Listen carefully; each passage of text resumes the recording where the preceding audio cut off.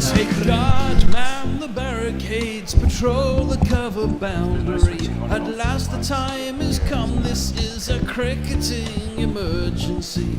Hear this call to arms for every cricket revolutionary. Take up your bats and stumps for the test match insurgency. At first they tried to silence us, but we would not be silenced.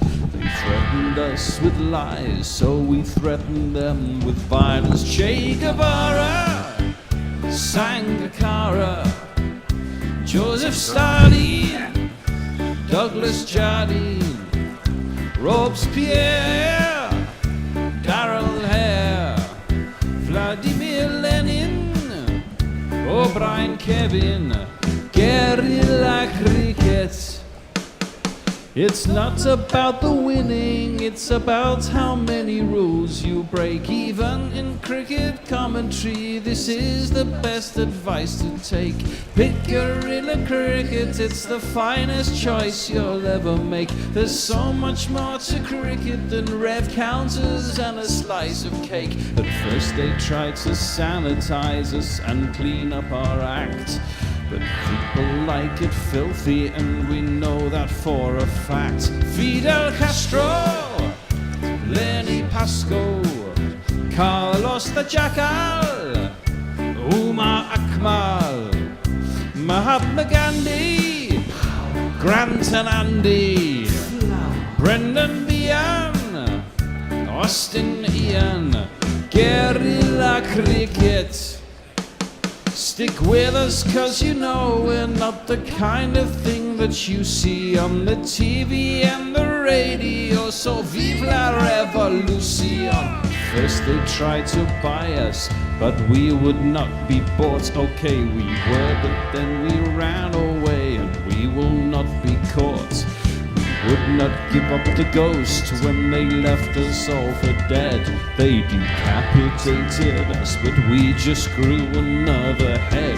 Chairman Mao, Jamie Howe, Ho Chi Minh, Asif Din, Václav Havel, Graham Saville, No Surrender, Percy Fender, Che Guevara, Sangakkara, Joseph Stalin, Douglas Jardine, Robespierre, Darrell Hare, Vladimir Lenin, O'Brien Kevin, guerrilla cricket. Good morning, good evening, good dawn, good dusk, wherever you are in the world. It's Guerrilla Cricket, and we're back. It's the World Test Championship Final.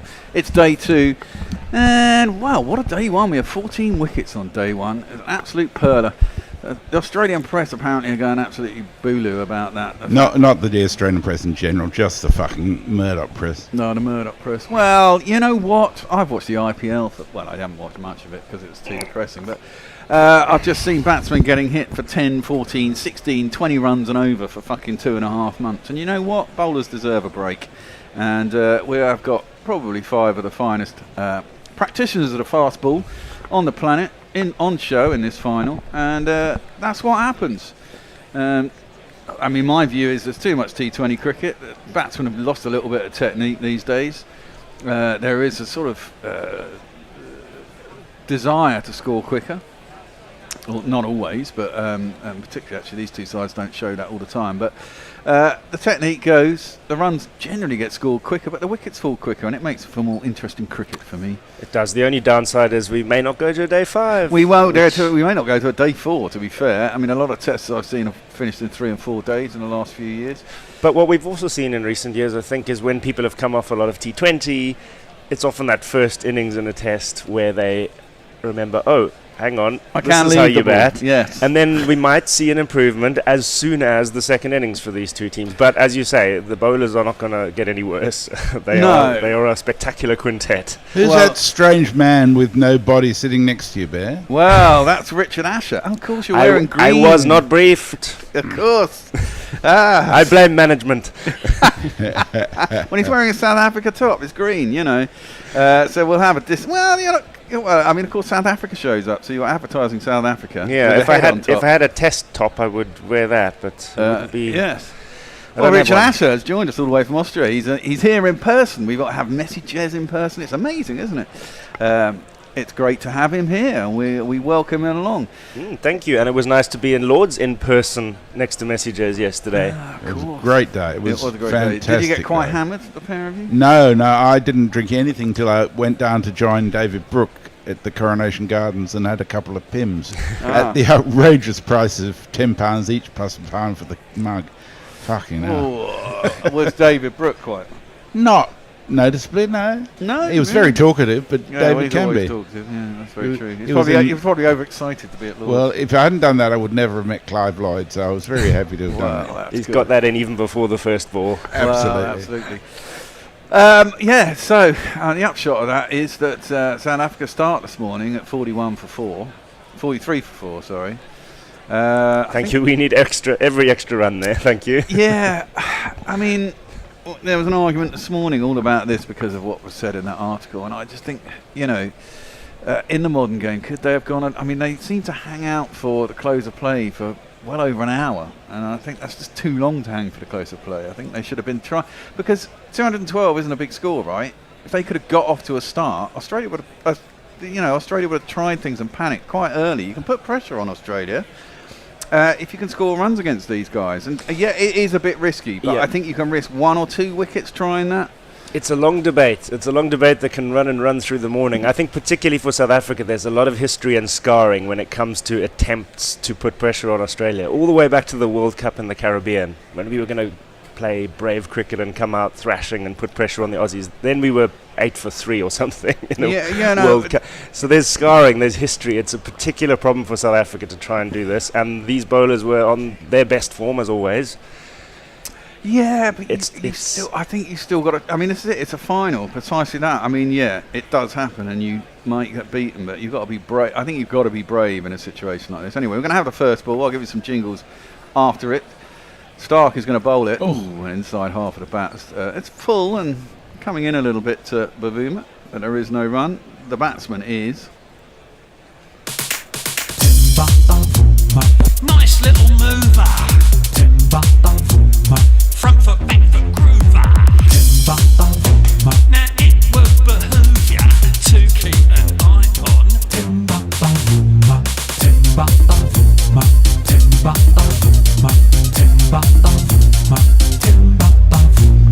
And the bowler is.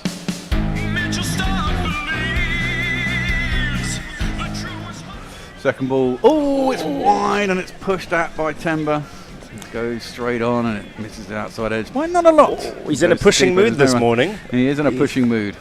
So he's been listening to the chat. Well, I think it's the start of a new day, isn't it? You've got to be positive. It only takes. I mean, look, Australia had 2 batsmen who got 60 and 70, and that's pretty much it. I mean, he's bowling a driving length, is old Stark, that's Yeah, for sure. well, but it's he you does need like- the footwork still. Does like to tempt, doesn't he? But the ball's now, what, 22 overs? I mean, they had 22 overs yesterday. 43 runs. Yeah. England would have been 80, 90, maybe for 4, 5 or 6, but then you're only 100 runs behind, That one is guided square, defended by Timber, out to point, and there is no run. I think I've got a bet hanging over from last night, under on the next wicket probably. Oh, really? Yeah, I got all 4, I think, yesterday. I must say it's nice being here, being able to hear the jingles. 'Cause when we come in remotely, we don't really hear them properly all the time. No. The full richness of the sound coming through my headphones, lovely. Well, yeah, you might like some, you might not like others. Yeah, it's a problem with Zoom. Lord's not full. Oh, Is the it? members, poor show. Yeah, Poor well, show. One seat full in the long room on the near Yeah. side. All the doddery old bastards. That one's straighter.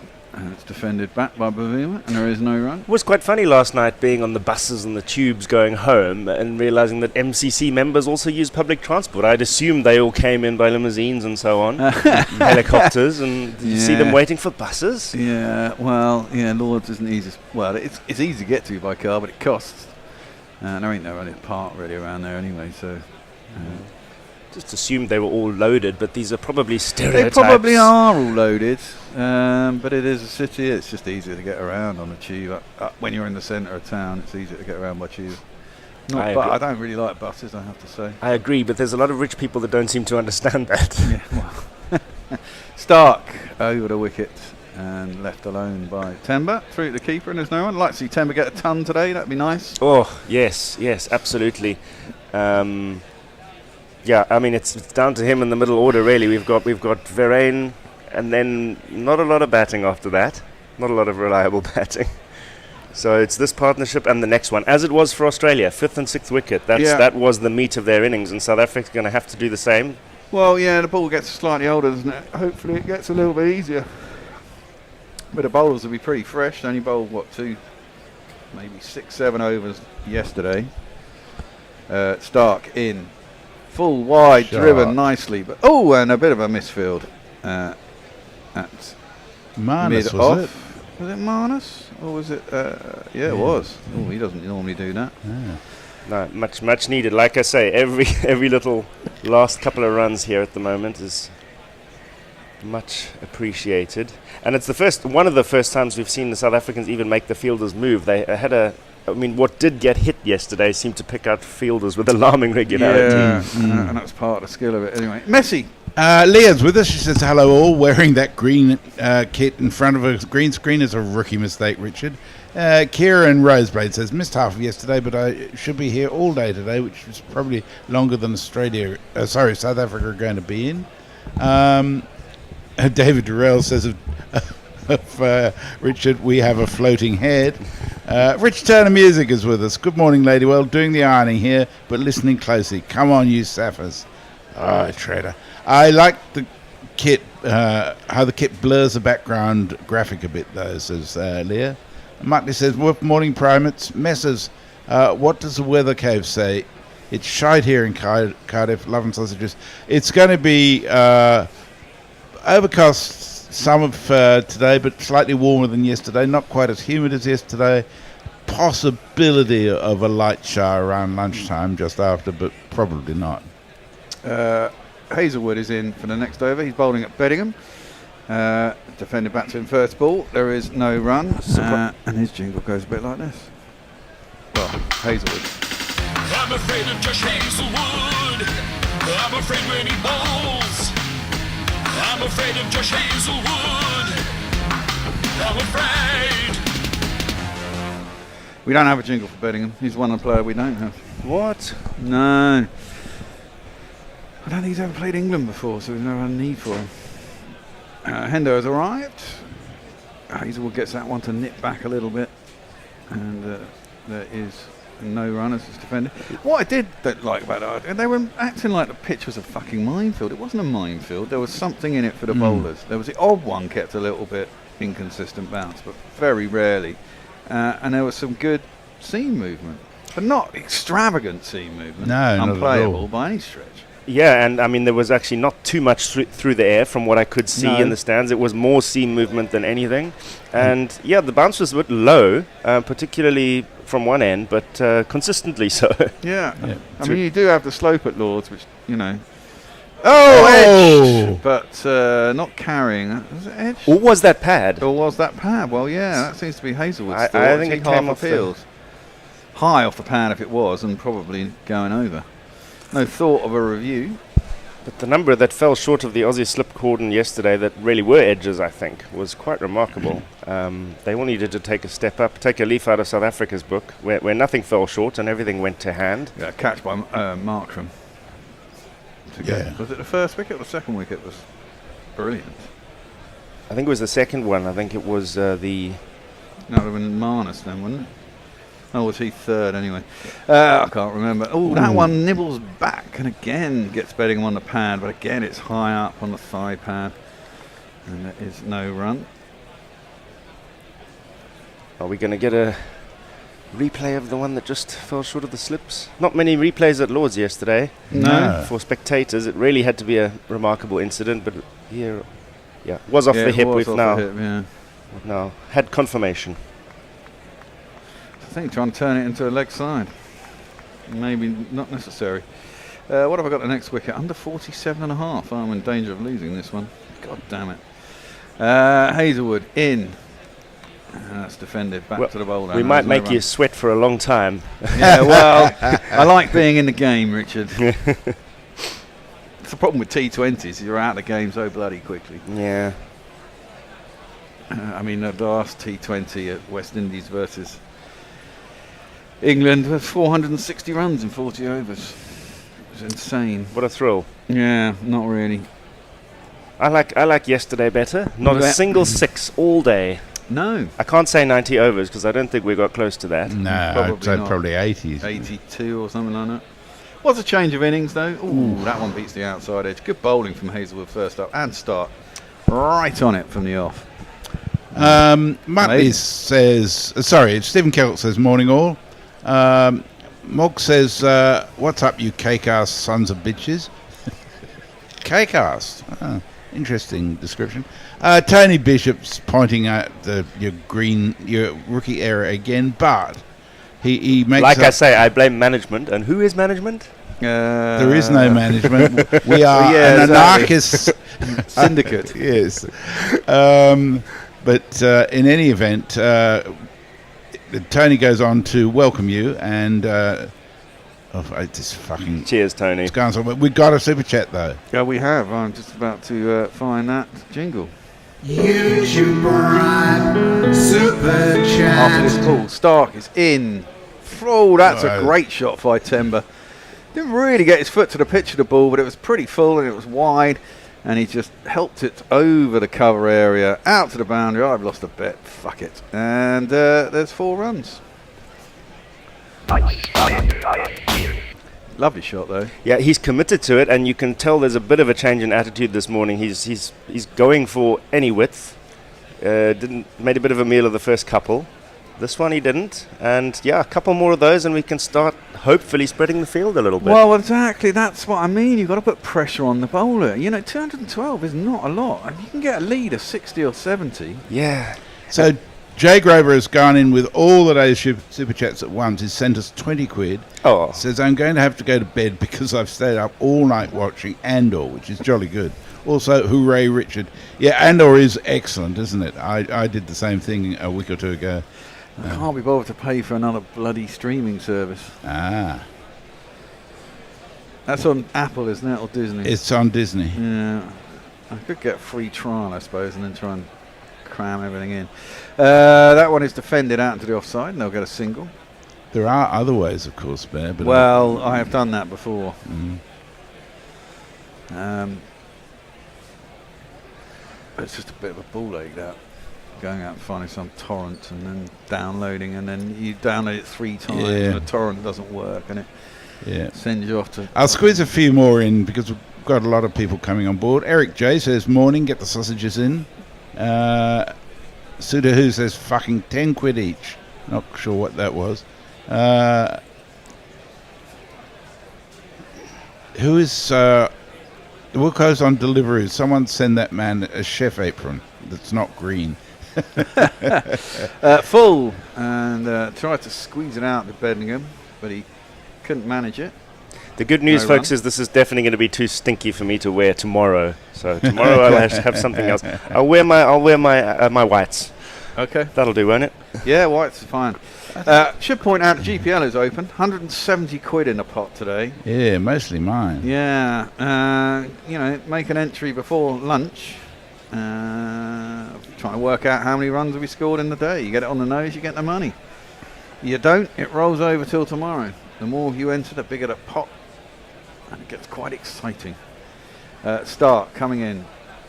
Bedingham pushes that out into the offside, gets himself a single to cover, and there is no run. And that brings him off the mark for the day after those 2 fours in the final over yesterday. I've got a lot of hopes on him today. Well, England wanted him for a little while, didn't they? What are those thoughts of it? I mean, when he's good, he looks really good. Yeah. Proper first-class cricketer. Oh. We just got to make the step up. Yeah. Not always that easy, but hey. Good day to do it. Indeed. Very much so. Oh, is this the field spreading? Or is this just third man going? that third A man little or bit. long They have on? taken a slip out, I think, and put him down to backward point, but deep, Yeah. almost all the way at half foot. Is that for a short wide one? They hope he cuts in the air. It's a bit of a random choice. Timber facing up. Start coming around the wickets. That'll be why. And it is, because they're going to throw it up wide outside the off stump. Well, this could lead to some runs being scored. It just beat that fielder that was moved out there. He did, but he was under control and it bounced well short of him anyway. Well placed, but tight. Yeah, when he did thrash it, he just played it on the up. He knew it was safe if he got it in front of square, and he timed it quite nicely. Raced out to the boundary, 4 more runs. It's Nissan She. It's Nissan She. Lovely shot. Yeah, Stark hasn't been targeting the stumps so much this morning, or his radar's off. But it's interesting because last night, the second half of the day, was all about targeting the stumps. It was indeed. Stark around the wicket. And that one is targeting the stumps. Oh, and he's lucky there. I think he just got a bit of inside edge. That was arrowing in, very full, almost Yorker length. A bit of inside edge onto pad from Timber. Ends up being a dot ball, but 10 off that over. 55 for 4. So my brain been a bit slow on the update today. The fucking 10 quid each was Sidhu talking about 10 quid for the Pims. And yes, Stephen Kelk, they were pint-sized Pims, but basically it's Alco Pop Pims, I reckon. Yeah, basically. The original Alco Pop. It's a bit too sweet, isn't it, really? I'd expect a yard for that price, says Sidhu, or at least a good whiskey for the other hand. Stephen Kelk says in Sheffield you can buy a brewery for that. Yeah, well. No sound here, says Nitin Deshpande. Is anybody else getting that? Maybe you have to turn it on YouTube. I'm pretty certain it's going out. Yeah. That one is played out through the covers. And there'll be a single.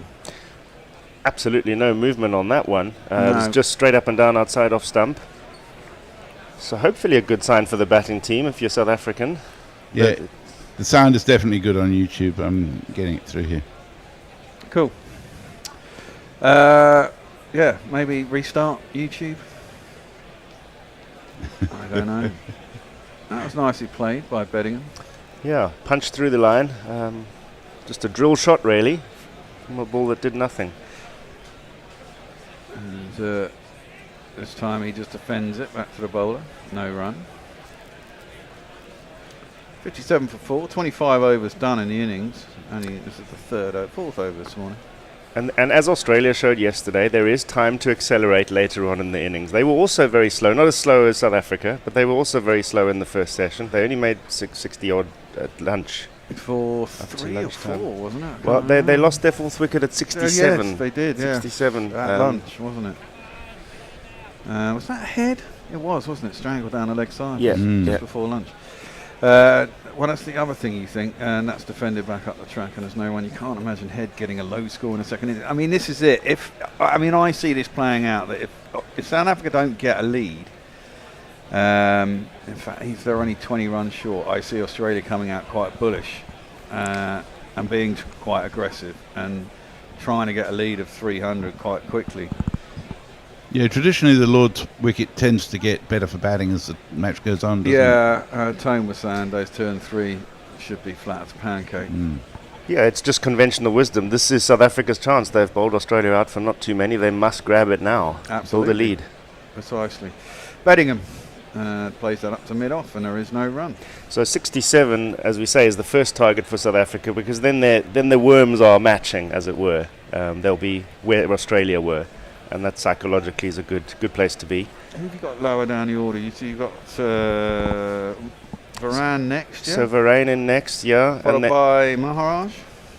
Yeah, then it's basically the bowlers Maharaj, Janssen. I'm not sure exactly what order they'll come in. Maharaj, Janssen, Janssen Rabada. probably before Maharaj, I thought, actually. In fact, Janssen's a Yeah. decent, handy bat. He is, he can. He's like Rabada. He can do a lot better than he has done.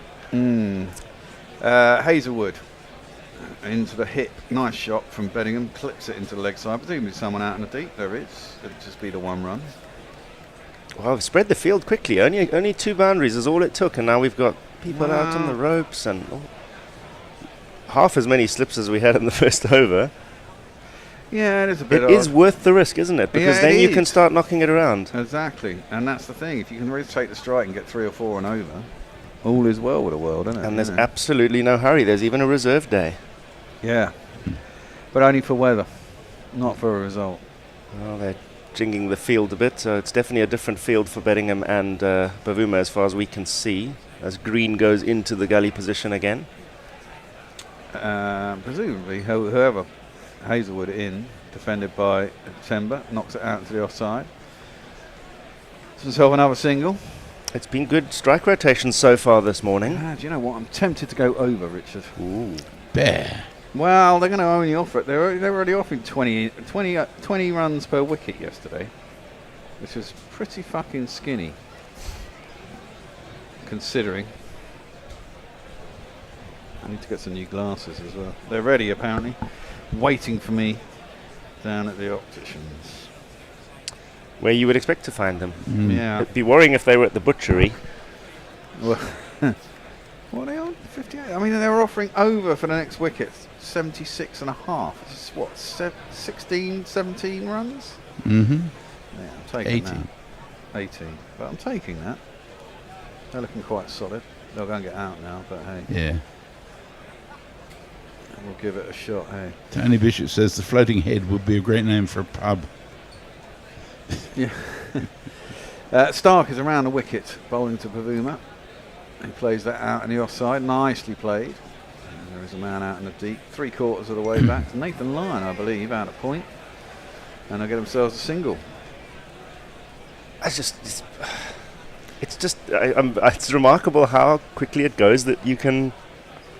I'm still kind of staggered, having sat through an hour and a half of South Africa blocking everything. Yeah. It literally took 2 boundaries this morning, and there's now singles everywhere. Yeah. That's Yeah. my point, and that's with an hour and a half yesterday to bat. They should have at least tried to put. Look, it's fine. You know, you lose a couple of wickets, and then the last half hour, you go, okay, we want these two to be there in the morning, and you kind of shut up shop. But to go out there and be, I mean, were they timid? I mean, I suppose the first wicket didn't take long to go, but I think you just got to try and put the pressure back on. Beddingham gets all out of shape. Thought that was going to be right in the slot for a drive, and then right at the last minute it tailed in a bit. Had to dig it out into the offside, and there is no run. Here, Kieran Roseblade says, I regularly pay more than £10 for a glass of wine, but it is a 750ml glass with a cork in the top. Yeah. You could also do that in Switzerland anytime you like, I'd imagine. For a glass, not a bottle. Yeah, Yes. Switzerland's bloody expensive. Isn't I it? refuse to go there.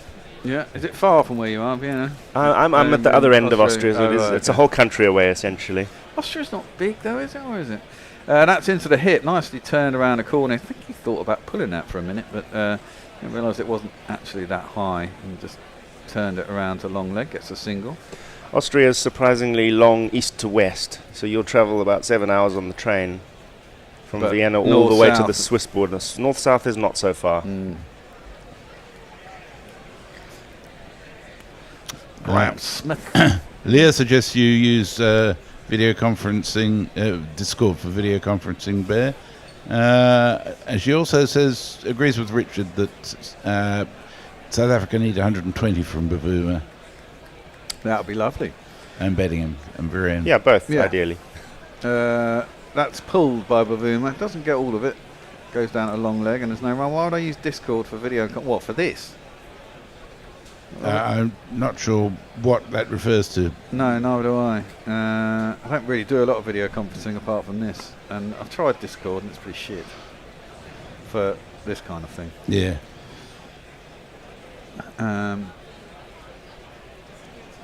Ideally, I'll be able to transmit the TV through something properly. We're just seeing here how Bavuma has profited from width this morning, offered mostly by Stark. If you want to keep him quiet, by the looks of it, do what Australia did yesterday evening and keep Hold it straight straight. on the stumps. Yeah. Well, exactly that. That's That's oh wow. That's a nice shot. But dangerous if he'd have missed it. Played right across his pad.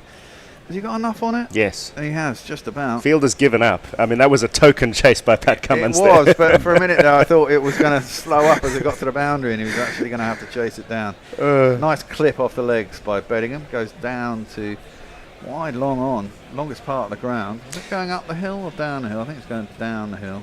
No, it's going up the hill. So it's 4 runs, whatever. Yeah. 1, 2, 3, 4. This is the thing with, Stark is always getting it up there looking for swing, which also means there's a chance for runs. Absolutely. If you don't miss it. Exactly that. Exactly that. We've had 3 boundaries from foolish Stark balls so far today. They scored they scored over 20 runs in these first, God knows. Well, we haven't even been on air for half an hour. They scored half as many runs as they did in a full hour and a half yesterday in 3 overs, 5 overs. And look at that, 66 for 4. Stark getting frustrated already with the bouncer on the last ball. Well, exactly. A very wasted one, miles over anybody's head.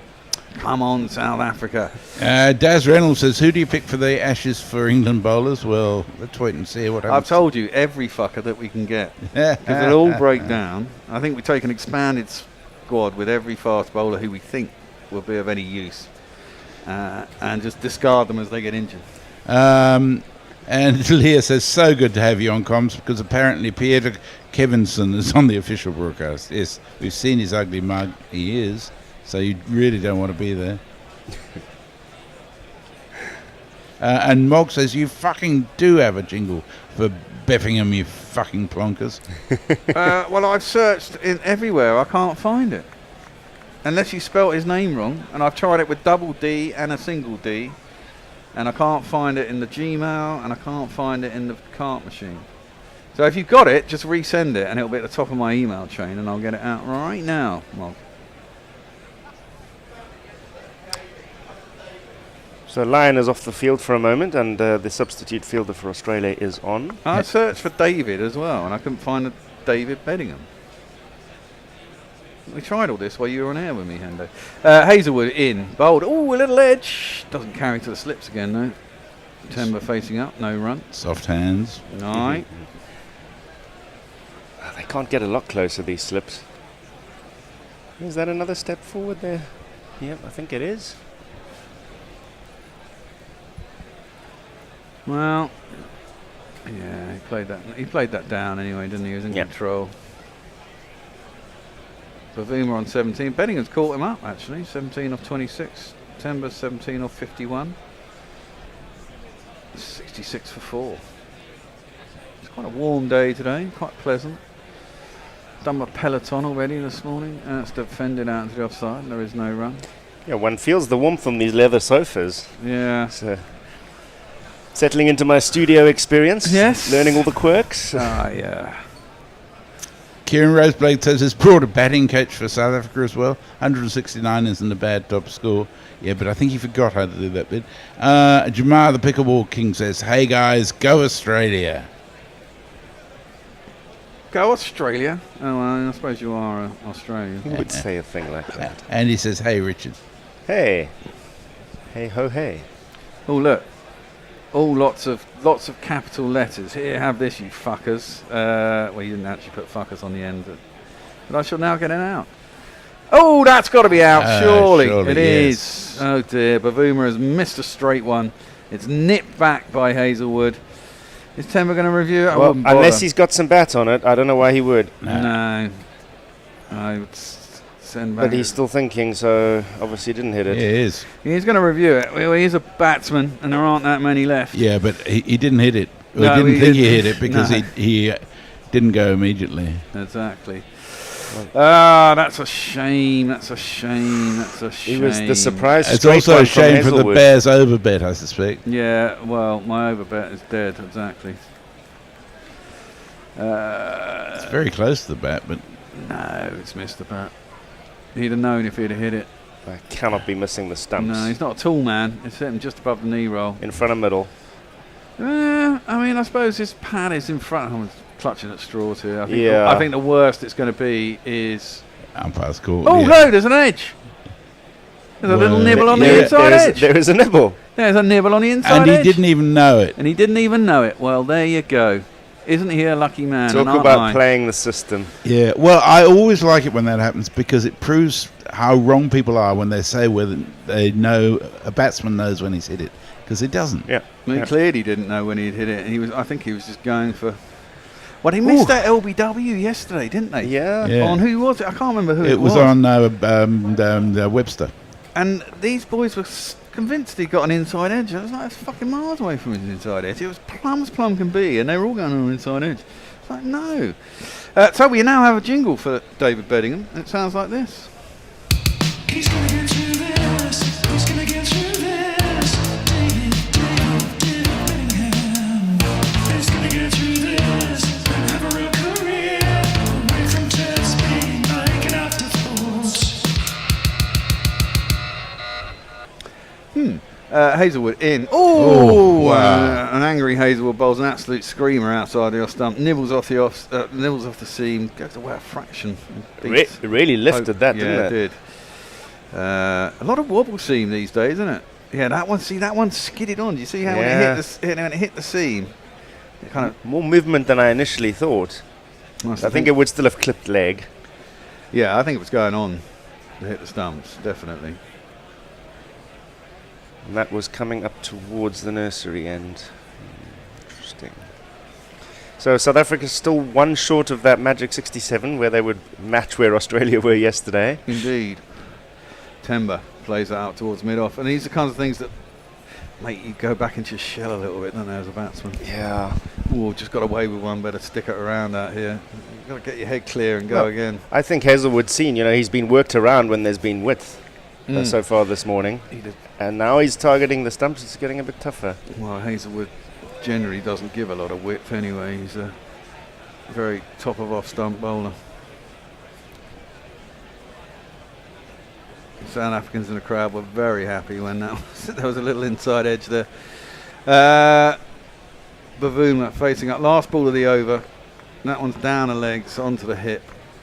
Don't think he got any bat on it. I think we're going to have a switcheroo. Do you want to let Cat in over there, Hendo? On your way in? I think you are. No, Cat's on ball by ball. A couple of messages. Leah says she doesn't rate Lion outside of Australia.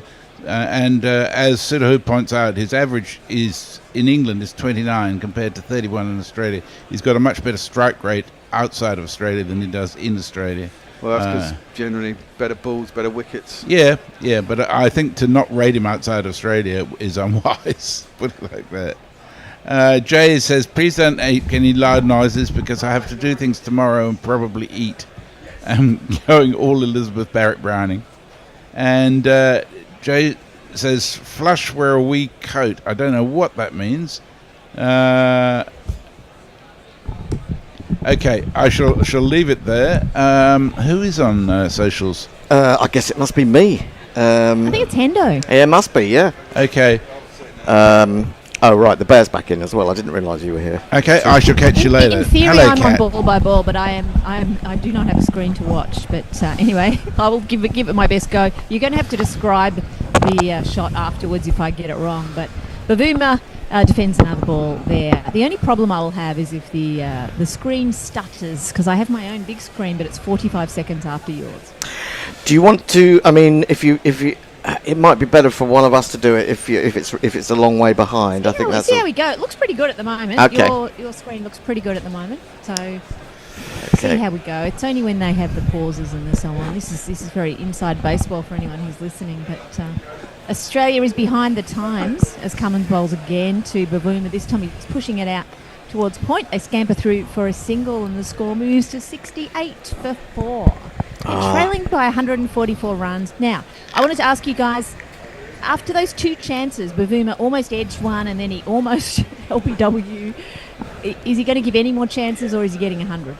Oh, I think it's a long way to go for him to get 100, and he's not a man who's turned a huge number of 50s into 100s. Let's get him to 50 first then. Yeah, well, let's get him to 50. I'm more confident he'll get 50 than 100. He's only got 2 test hundreds, hasn't he? No, he's got more than that now. Oh, has he? Or either that or he's out in the next over.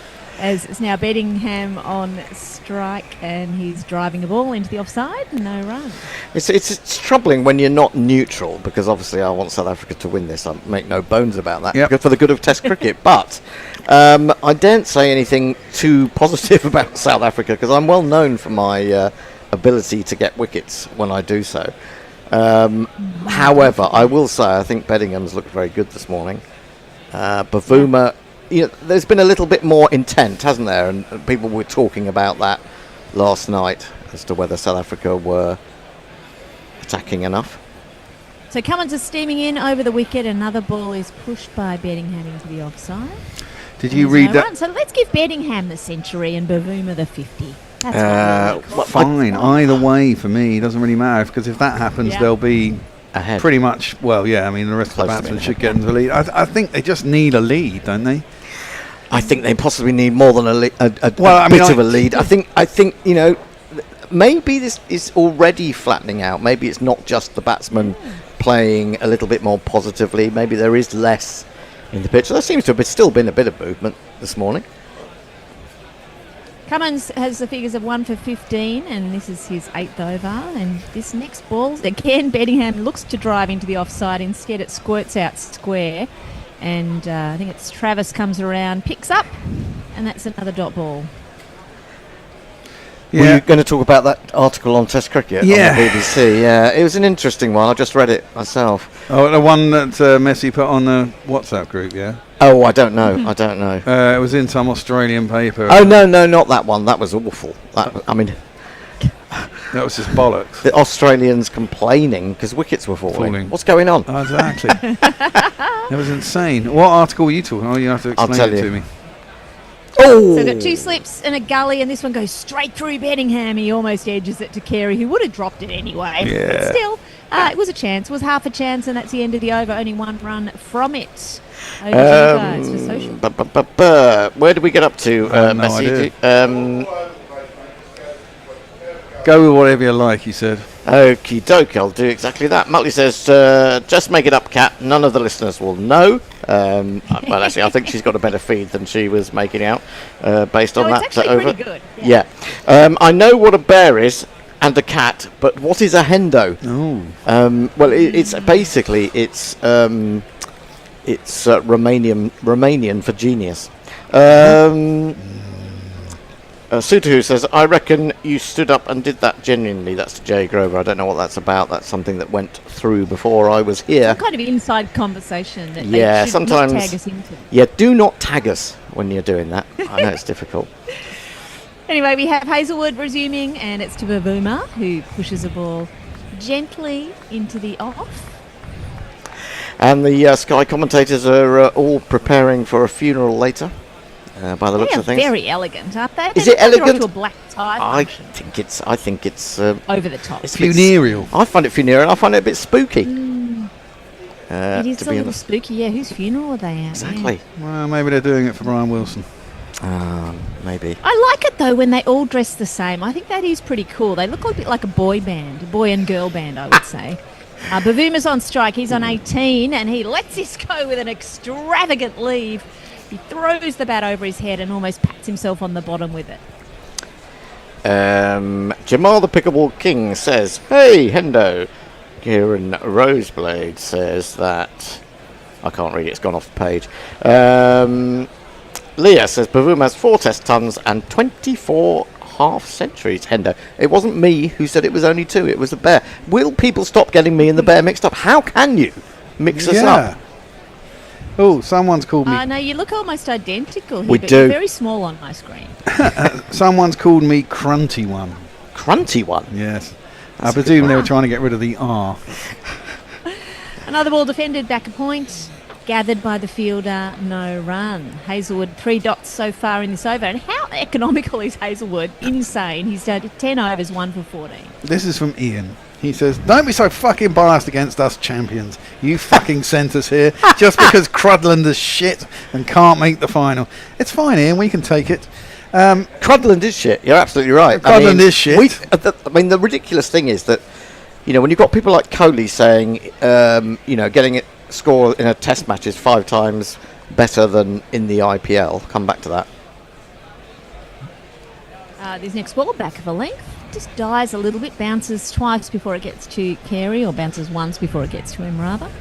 And there's not another run taken. When you've got Kohli saying things like that, I can't help thinking that England's approach with Stokes and McCullum kind of indicating that they weren't even thinking about the Test World Championship.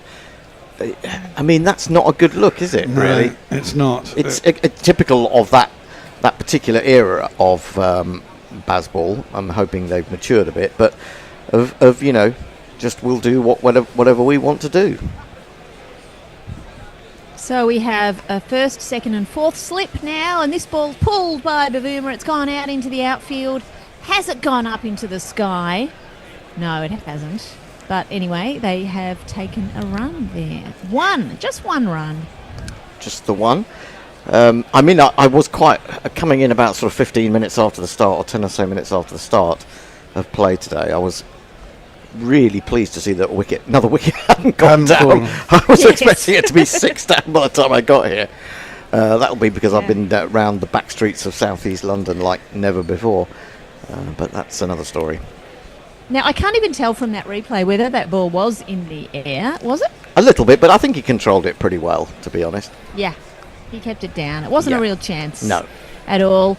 And this next one again, just actually a slower delivery from Hazelwood, defended to the onside. Bedingham on 17, Bavuma on 19, and South Africa 69 for 4 in the first innings, chasing Australia 212.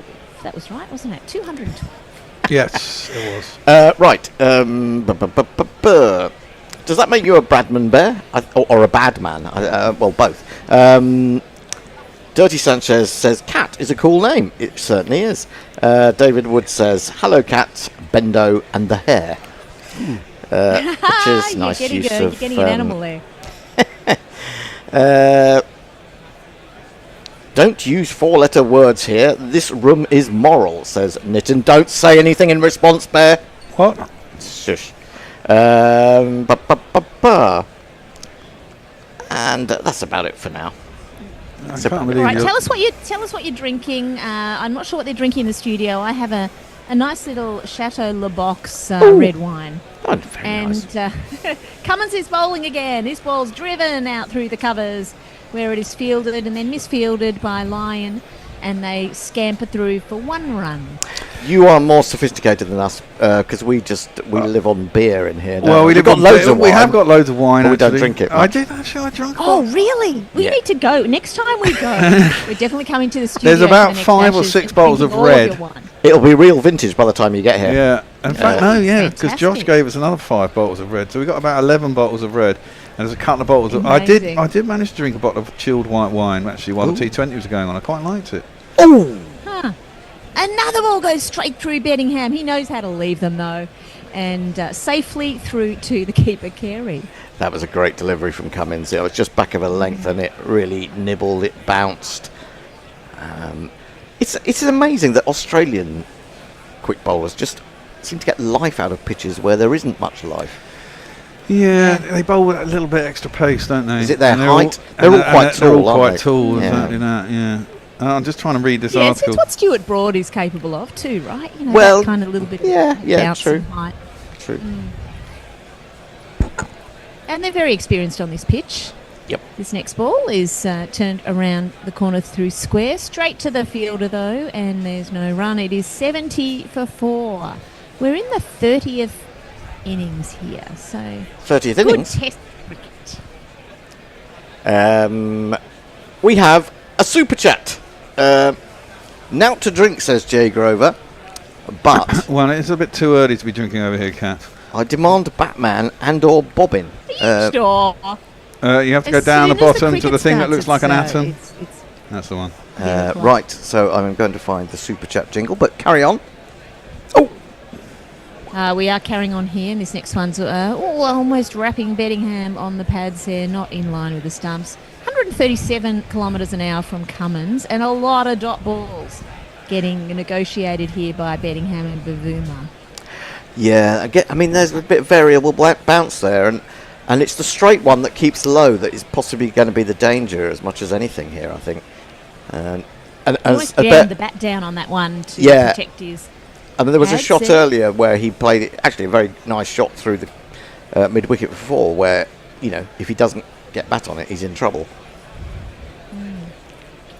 And this next ball, Fuller, and driven to mid-on, and there is no run. And that is the end of the over. 70 for 4. I'm afraid it isn't. There's one ball to go. Oh, one more to come. Okay. Yes. Went too early there. You did. So Beckham has the chance to take it from 1 run to 2, or maybe even more. Yes. I think this is absolutely fascinating cricket, isn't it? Wow. Didn't realise Stokes was on 2.47 mil a year as England captain. Yeah. And I couldn't see that at all because I had Cummins in sort of stop motion. You'll have to describe that one. Yeah, he just straightened it to Beddingham, got a bit of a leading edge out into the offside. But there is no run. Yes, now we have one of these. Super Chat Cash, Super Chat Cash, Super Chat Cash. It's Jago again, now to drink demand, Batman and or Bobbin, 5 whole pounds. Wonderful stuff from Oh, wonderful. Come on, Batman. Hang you on. had a super chat. Come here, Batman. Oh, God, I forgot who Batman is. Batman Batman and is Bobbin. almost our Money spinner. mascot, I guess. Yeah, Yes. absolutely. Here we are. Hello, Batman. He's asleep, though. He's not Oh, very- there he is. Hello. Oh, gorgeous. Good He's so boy. gorgeous. He's very cute, yeah. He really You're is. very cute, aren't you? A dog, and Bobbin's a, even a dog and a cuter. cat together. Hazelwood is bowling now. He bowls to Bavuma. He pushes the ball out backward a point. It's heading out towards third. It's still going, but the batters have stopped running, and they managed to get 2 out of that. So a bit of a difference to our regular dot balls lately. Yeah, it's a real struggle. I mean, although they haven't lost that wicket this morning, and they've added about 30 runs, to get to 72 has taken 31 overs. Mind you, that's not a problem. We've got loads and loads of time in this test match. We have indeed. Yeah, 6 full days, right? We've only got 16 wickets left in the match and 3.5 days. Hazelwood steams in, and another ball played out into the off. This time, no runs, and Hazelwood bowling there at 132 kilometres an hour. Actually, I got that wrong. 26. Bobbin's coming as well. Whoever did that super chat, thank you very much. But we're getting Bobbin too because she's right Oh, look at that. Hey, Hello, Bobbin. Batman and Bobbin. Bobbin. Great names. here. Good girl. And of course, if you miss seeing Batman and Bobbin, you have to give me another super chat once they've left my knee in order for them to come back. Exactly. How many sessions are you on for, Kat? I'm on for an hour. Oh, so good. you've got a Okay. bit of time. You've got to make the most. Got to make the most of it. I have to hold her very close to my head, otherwise she disappears into the Oh, the yeah. background. Another ball defended. Hazelwood is bowling beautifully, absolutely beautifully. Yeah, which makes it worth reading out this tweet from Joshua Letchford. Says, before the test, I know many gorillas felt South Africa had better bowling. It's definitely their strongest suit, but the Aussie attack is one of the best in test history, whereas our batting is a bit fragile. I think no, I would say that Australia have the better attack, but I think they are 2 strong attacks. Yeah. Almost comparable, but you would have to say that Australia's batting is much stronger than South Africa's. That's right, the bowling's pretty similar. Oh. This is a juicy half volley. It's driven beautifully by Bavuma. It's heading out towards a cover boundary, and he'll get 4 runs for that. Excellent. Now my innings going, great guns. I hit the ball, 4 runs. I hit the ball and it went for 4 runs. And Bavuma, I think I quite like this approach, not because he's really trying to take the game exactly to Australia, but when he plays that drives, he's making sure he lifts it up and over. So there's no. Well, he knows there's no one out there, right? Well, exactly. So he's not. He's making dead sure that even if it's not a full half volley, he's getting it away. And the next one's a bit of a tight leave on length, and that was nicely done because he's made his runs already from this over. And to get runs off Hazelwood, no mean feat. One ball to come in the over. Absolutely, absolutely. And the longer they attack, which is what they're going to do certainly, in this situation, the more that gives him the opportunity and the freedom to play those shots. And soon the bowlers will get a little bit tired, won't they? They were getting wickets regularly last night. South Africa weren't scoring. Well, it's all about wearing bowlers down, in my opinion. Slightly shorter delivery, not much bounce through to Carey as that one's left alone. 6 from the over, 76 for 4. Let me see. 2.47 mil a year sounds so low when compared to football as well. Yeah, well, it does, but it's quite a handy pay packet if you ask. Look, I tell you what, you give me 2.47 million a year, I'll be a very happy man. This is true, and this is about, when you're earning that sort of money, and if you can earn it for several years, you're never going to be poor, are you? No. Not unless you're really stupid. So, why do you need that extra, Exactly. 5 million? It's greedy, isn't it? It's greed, and it's greed. And when people say, "Oh, it's a short career," well, yes, it is a short career, but nothing's guaranteed in life, is it? 10 years times 2.4 mil. That's reasonable. Yeah, pretty good. Well, exactly. Well, let's put it this way. If you're on, Bettingham is facing Cummins now. He pushes the ball into the off, no run.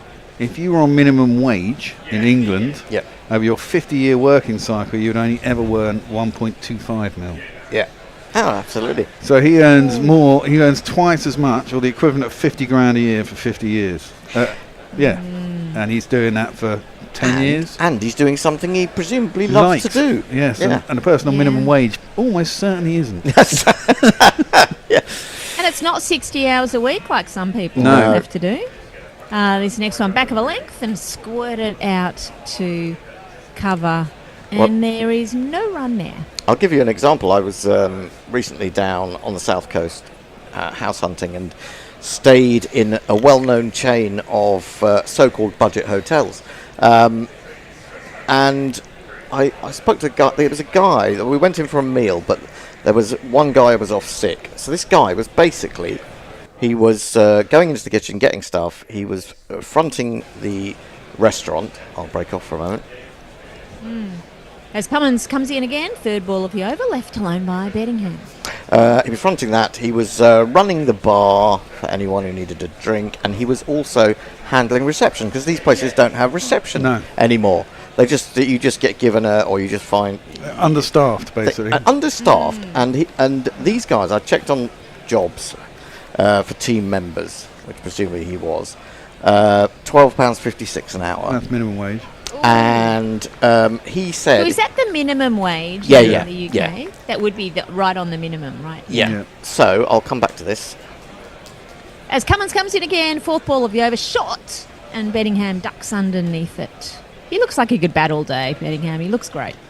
Famous loss. Oh, you can't be doing I that. truly believe Yeah, it. exactly.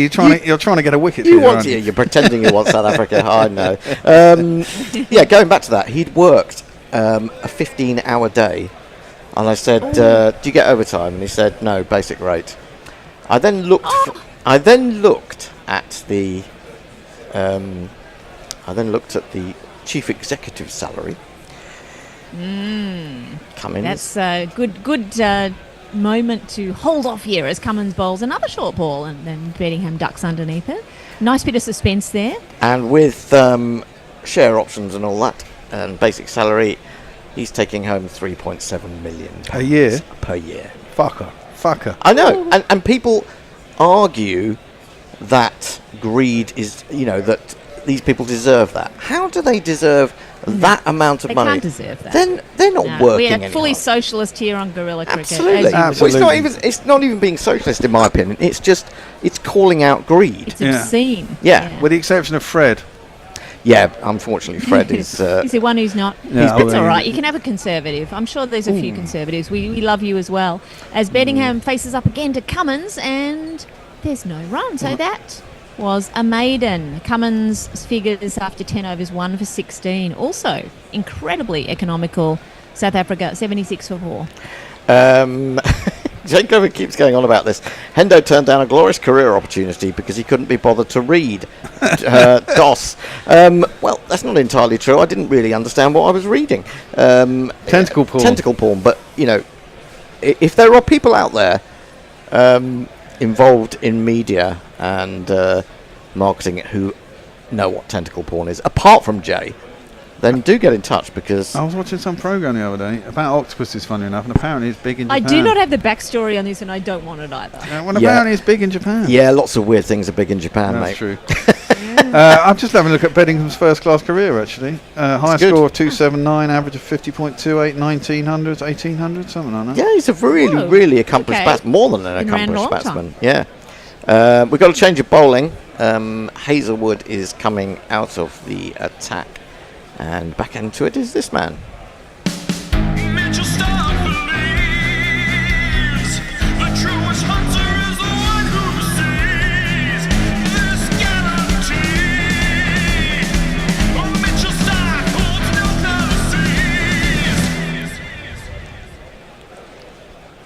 policies. Stark left arm over. He's angling the ball across Bavuma, who shoulders arms. And presumably Australia are desperately looking for a wicket here, aren't they? Because they haven't gone to Webster. They're basically going with the 3 frontline bowlers in rotation to try and break this stand.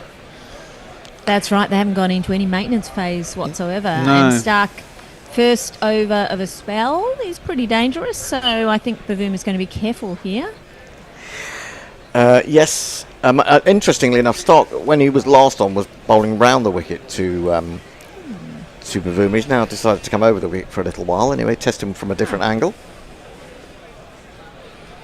His economy not quite as good, but still pretty good. And this one's full and driven. And it's driven remarkably all the way through the circle, all the way past the fielders, and all the way to the cover boundary. 4 runs for Bavuma. Lovely shot. And if you kids can't listen, then you bound to see the way you get shot for crossing a boundary, I didn't need to go over the top with that one because it was full enough to keep it on the ground. But it's beautiful.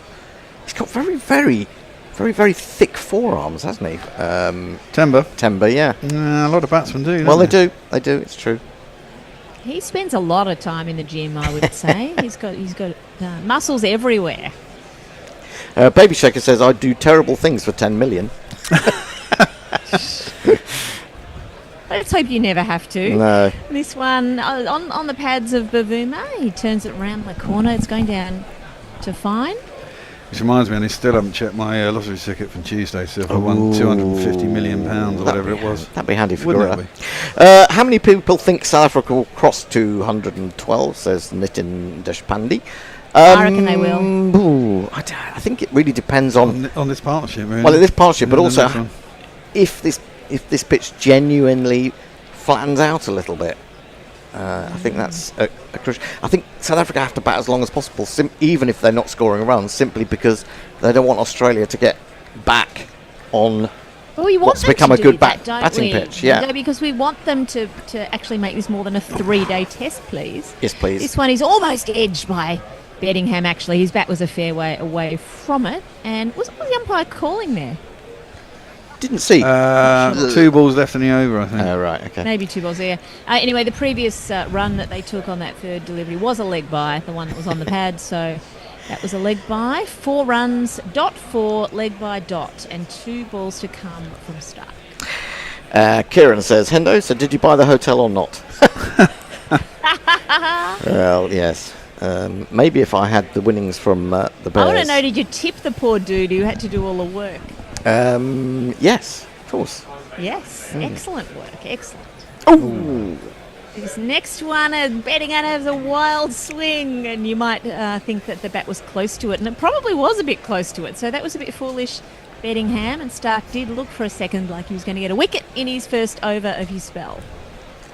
Yeah, anyway, through to the keeper. Oh yeah, it has done a little bit there, hasn't it? Even though it's angled across anyway, it's then nibbled. It's done a little bit, yeah. Swinging away from Beddingham, the right-hander. And Joshua Letchford says, I think they've got a chance, South Africa at 150. Yeah, of course they have. Australia's given them a chance by getting this terrible low score. And this next one, pitched on middle and defended by Beddingham. End of the over. Well, yeah, but the point is, 81 for 4. I mean, if you stick a side in, you do want to bowl them out for 250 or less. That's the whole point, isn't it? And, look, I mean, if they get another 31, once they get under 100 behind, you suddenly think, it's only double figures. It's not that far away, really. Anyway, over to you, Hendo. One of these. Super Chat Cash, Super Chat Cash, Super Chat Cash. This is $10 Australian for the man sometimes known as Mog, sometimes known as other things. If you were making north of 2 million quid a year, Bear, I'd expect a check or two for services to jingling to come my way. And that gets 3 thumbs up. Well, it will do. If I do, you will. But I'll be a hard driver if I'm doing that. I expect absolutely sumptuous production values if I'm paying. Actually, we can't be much harder drivers because, I mean, we ask them for jingles about 10 seconds before we need them. That is true. Nishish said... Oh, I'll come back to that. Oh, so we have Cummins, who's resuming, and he's bowling to Vavuma. Pushes a ball square, just in forward to square, and no run taken there. Nishish says, you know that the Hong Kong and Shanghai economy is more big than GBR. Well, that doesn't surprise me at all anymore. And Kieran says, that's because there is 1,000,000,023 people living there. Yes. Yeah, not on Hong Kong, but it is very highly packed, isn't it, Hong Kong? It's very tightly packed, but I mean, it comes under the Chinese economy, doesn't it? Well, it does now, yeah.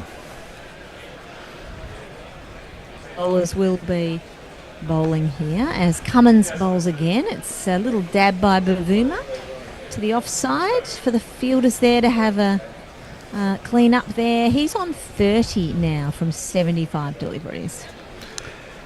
Oh yeah, China's the second biggest economy in the world now, isn't it? It's going to overtake. It's going to overtake the USA in the next 10, 15 years. That'll upset the Trumper. Oh, the Trumper will be dead. Well, I think with a bit of luck he will be.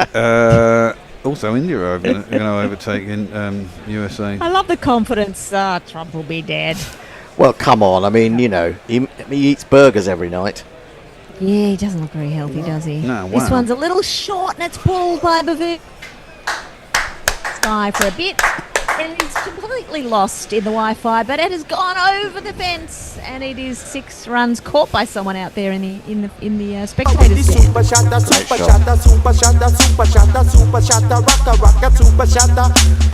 I always feel when that happens to an Australian bowler that you've got to be very careful as a batsman next ball. Oh, well taken! Well taken, that man.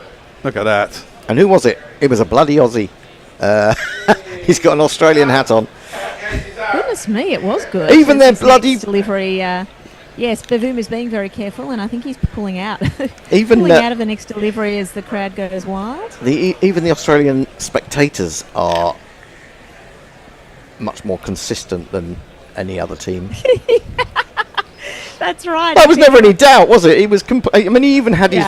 He was obviously listening to Guerrilla Cricket at the time because he's got a shirt on. He's got a stripy shirt on. He hasn't even got a T-shirt. Like, he's fully dressed to go to a business something.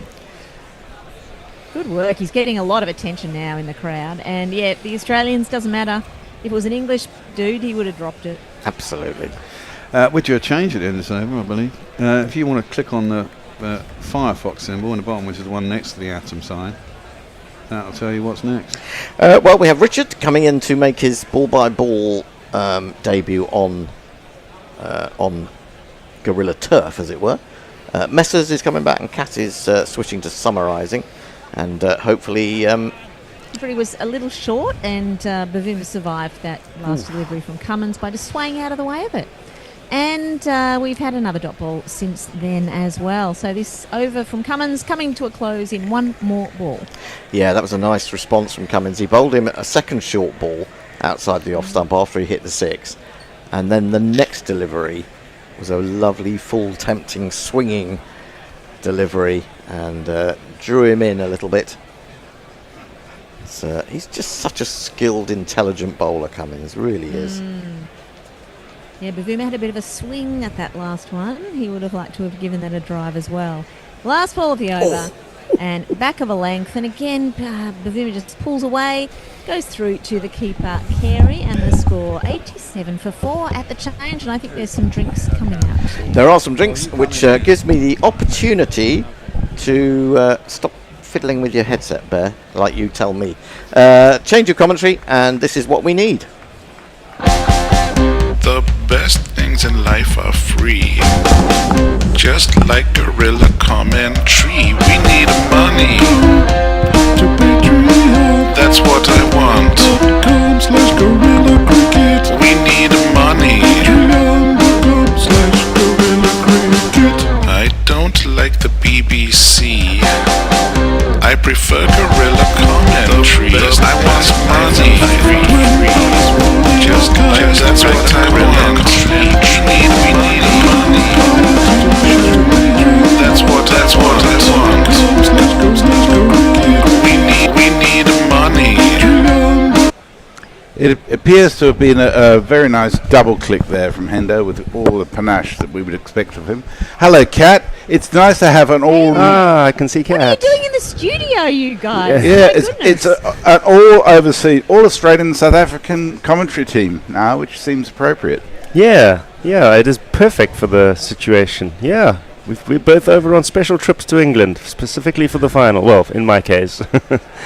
Yeah, Fantastic. nice And to see and you. what about you, Messrs? Who are you barracking for here? I'm barracking for Australian. I'm much more Australian than you are, Kat, even though you were born there. Yeah. So Wow. it's your camera might do with a little bit of adjustment. We're losing the top of your head, Kat.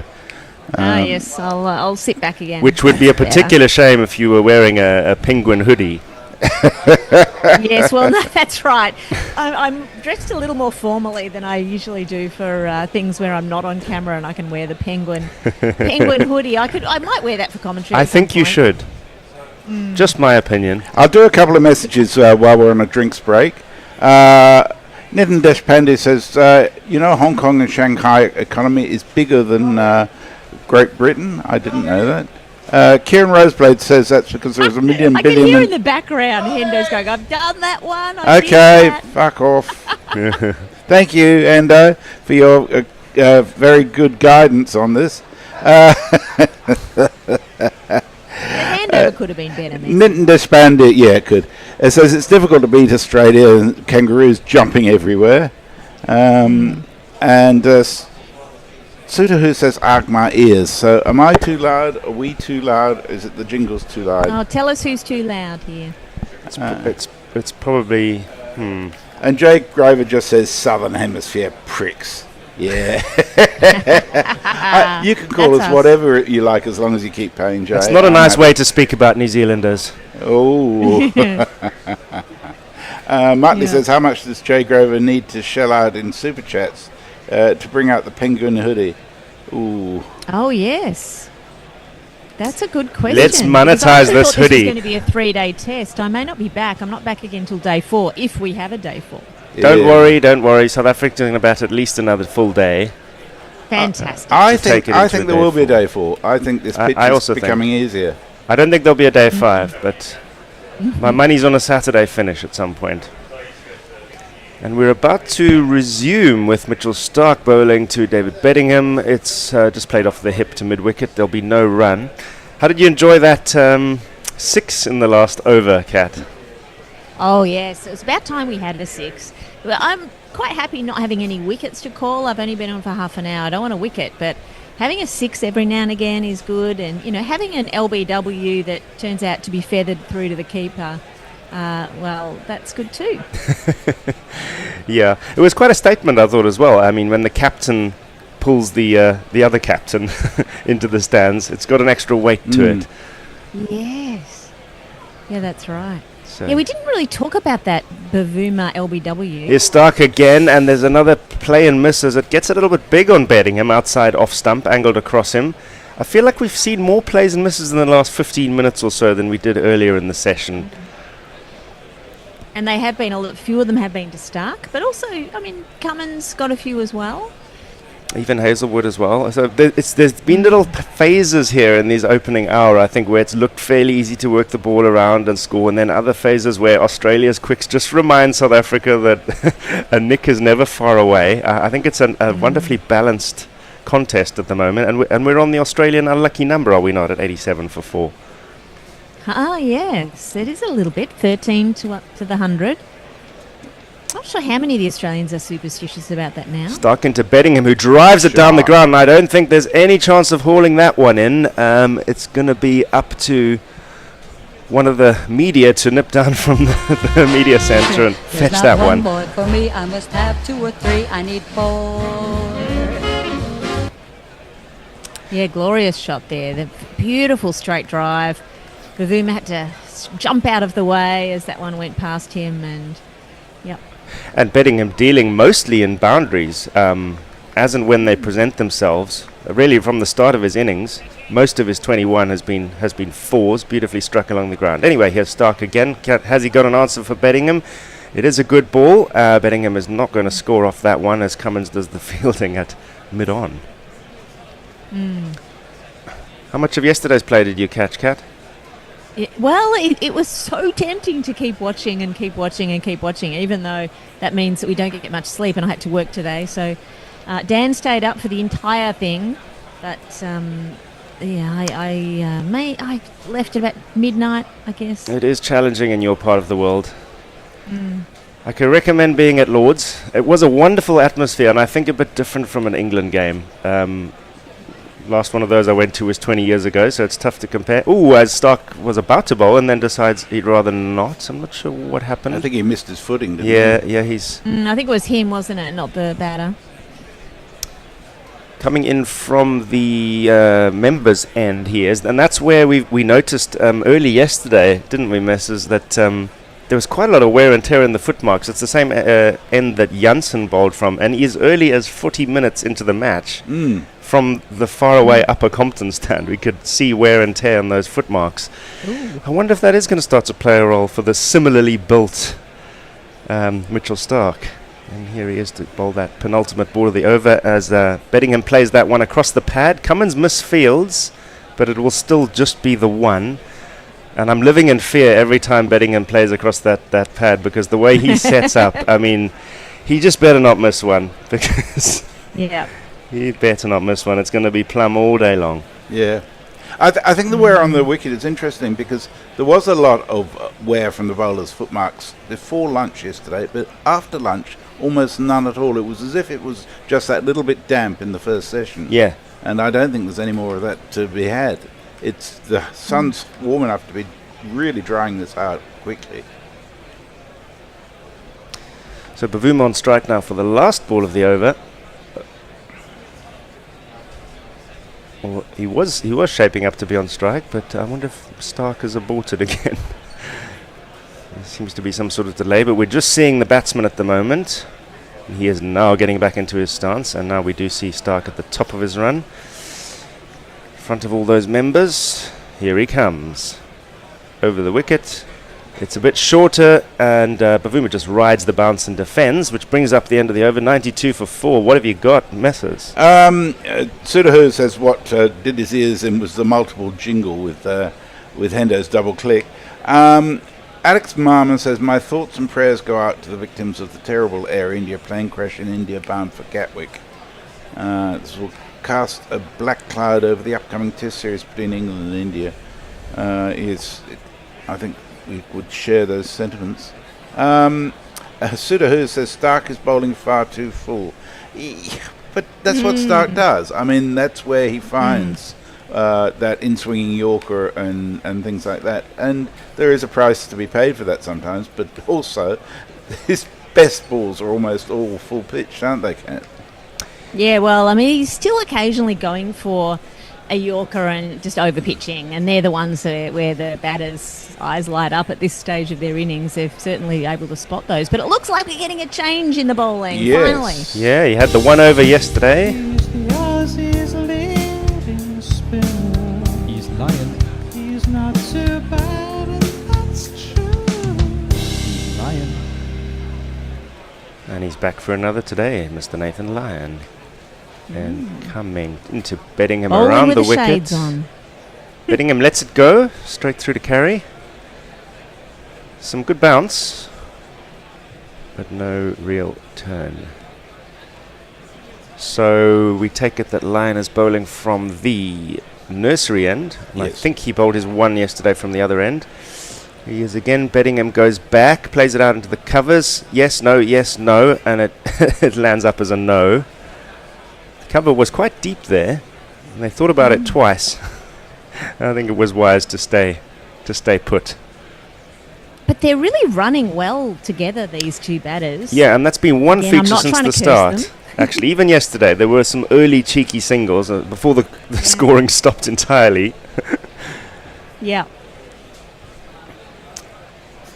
So he's got a slip and a short leg. there for Lyon as he's bowling. Here comes Lyon, and a short leg. Will he do the fielding on that? It's definitely not going to be a run either way. It's just prodded out towards short or square leg by Bedingham, who scratches out his mark once again. Puts the right foot in place, then the left. And he's ready for Lyon now. It's foolish this time from Lyon, and it's an easy dab down to long on, and they'll trot one single.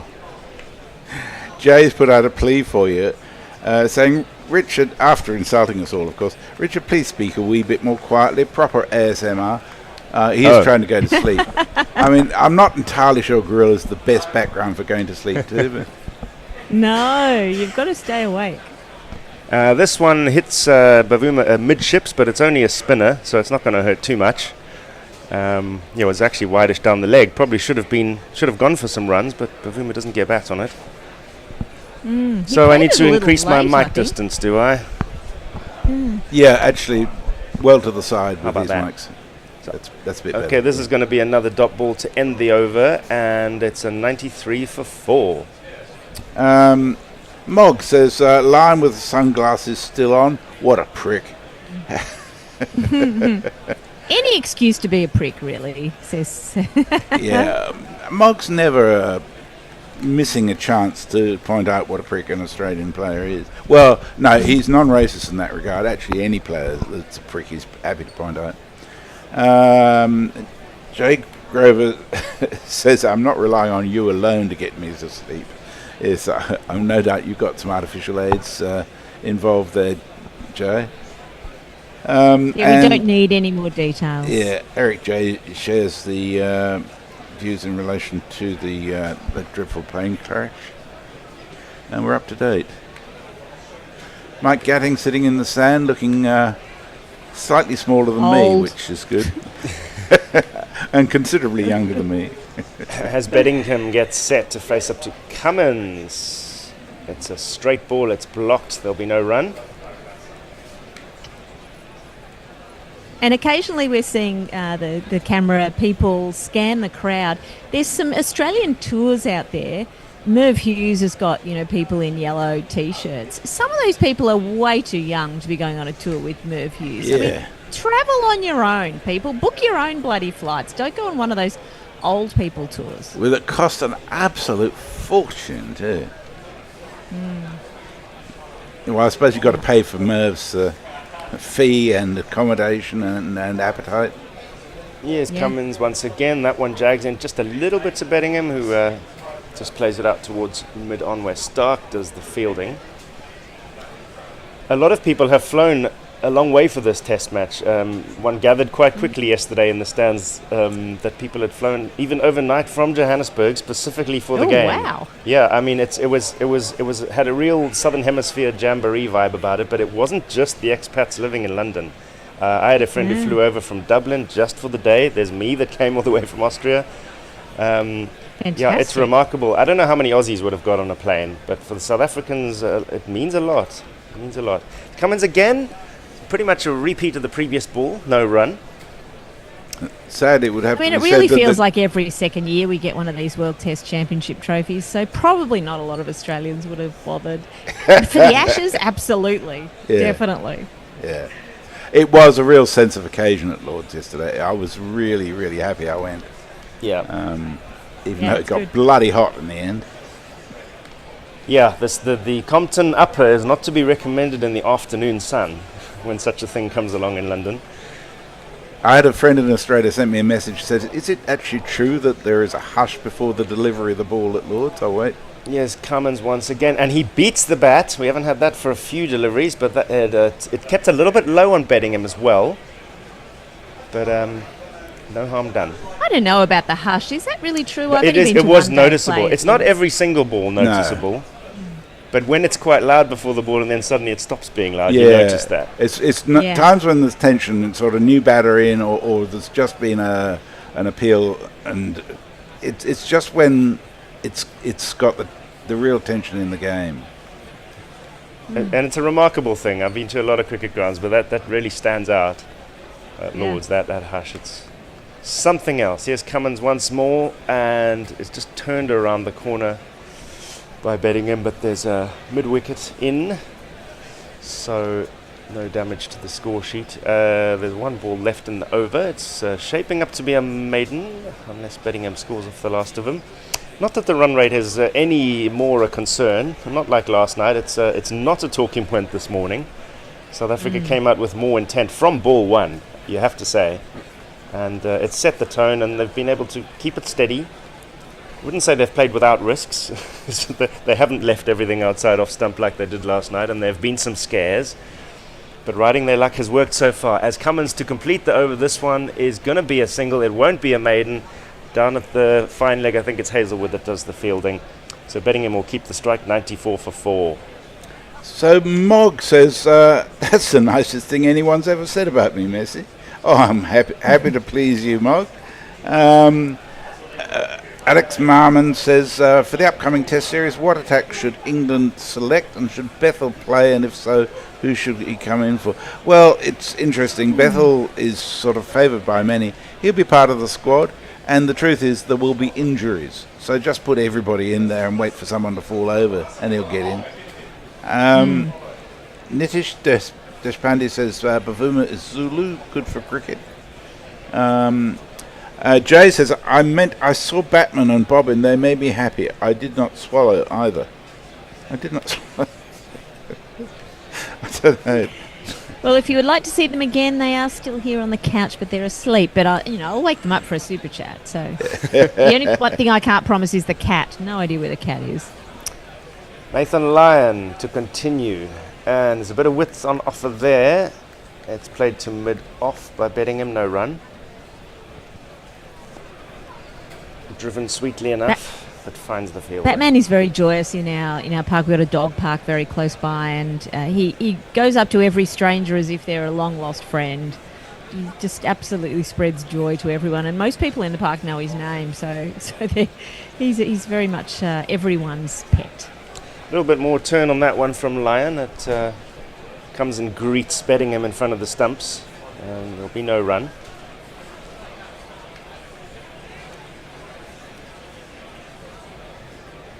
Similar delivery there as Beddingham manages to get a bit more on it, and it goes out to square leg, but there is Mitchell Stark to do the fielding. So where you were sitting yesterday, chaps, were you in the vicinity of the champagne corks popping, or that was definitely a sound I wasn't expecting, but it thing. This is Lyon once more. Oh, again he finds some turn. Beddingham goes back, just gets the bat down, and Steve Smith's appealing about something. No one else knows what he's on about. Let's have a look at this replay. So it's pitched quite a long way outside off, turns in front, and it hits the bat as far as I can see, and goes straight onto the ground in front of Beddingham. Who knows? Yep, this one is more convincingly defended by Beddingham off the back foot. There is no appeal from Steve Smith, or half appeal from Carey. I was assailed by the sound of Richard opening his 2 cans of cider rather than champagne corks. The maximum allowed. Yes, that's good. Beddingham goes back, plays this on the onside again, and again there's no run, so this one will be an over, a maiden over, beg your pardon, so the score remains 94 for 4. Eric J says, the one torture technique I would definitely not use on Jay is sleep deprivation. Suspension of alcohol allowance, maybe. Jay says it's been tried. Mick Kimming says, all I have to say is 6 World Cups, we're the Michael Jordan of cricket, and then an Australian flag. Sudahu says, bit Randor aggression, Mick. Need wicket as quickly as possible, says Nidin Deshpande. And Mick says, yeah, that's fair, actually.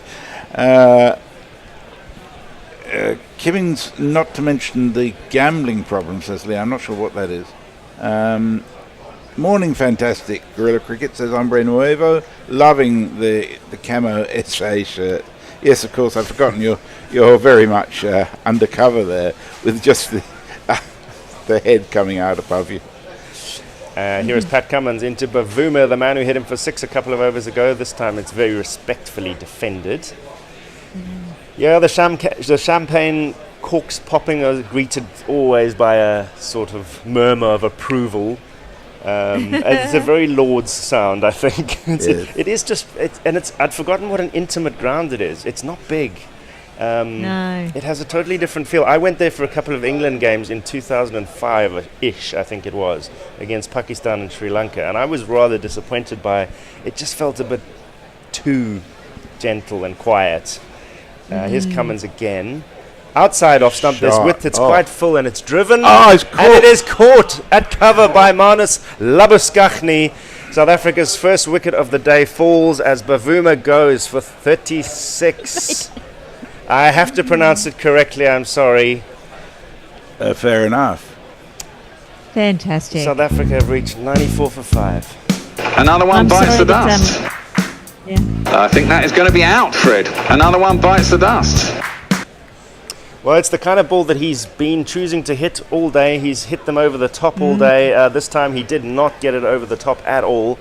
He got it to the right-hand side of Manus Labuschagne, who had to dive and react very quickly. It was job done. At first, I thought it wasn't in the air at all, and it was just a good stop. Probably played it a little bit too early and a little bit too low, did Bavuma. It was a very good catch by Manus, though. A great catch, yeah. I will say that the way things were shaping up last night, South Africa will take 94 for 5 after after more than an hour's play with both hands. But it will be down to Bedingham and Verreynne. The last two, I would say, recognised batters. So we have a jingle for our new batter coming in next.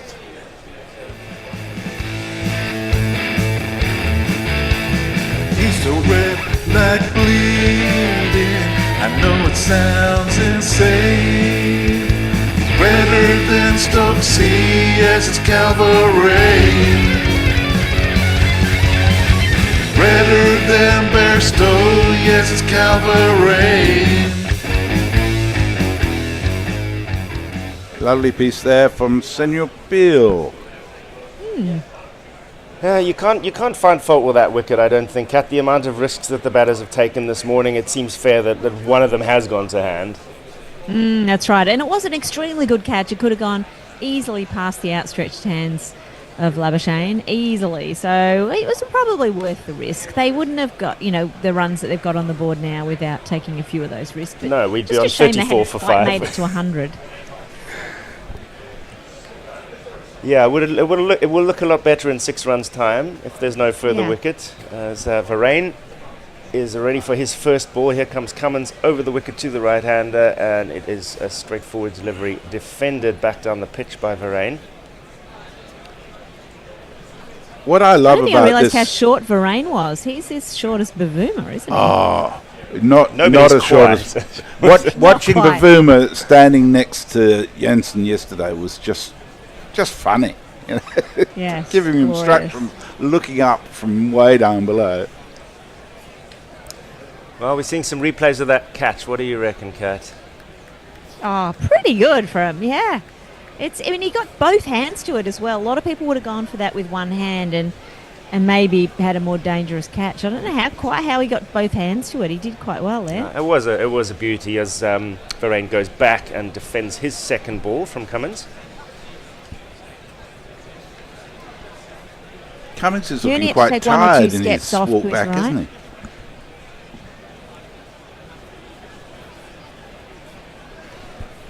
Well, it's a good enough catch to deserve. I think we're on about the 5th replay now of this one. Yeah. And it's also the first catch in front of the wicket of this entire Test match. As this one is driven along the ground. It is along the ground. Yes, it is. Good. To Labuschagne, who goes to ground to field it. But it's interesting how the wickets have developed in this game so far. So everything was caught behind the wicket yesterday until about halfway through the day when the second flurry of wickets began. And then almost everything was bowled. It was a strange day of two halves in that regard. There were LBW shouts, but nothing was given.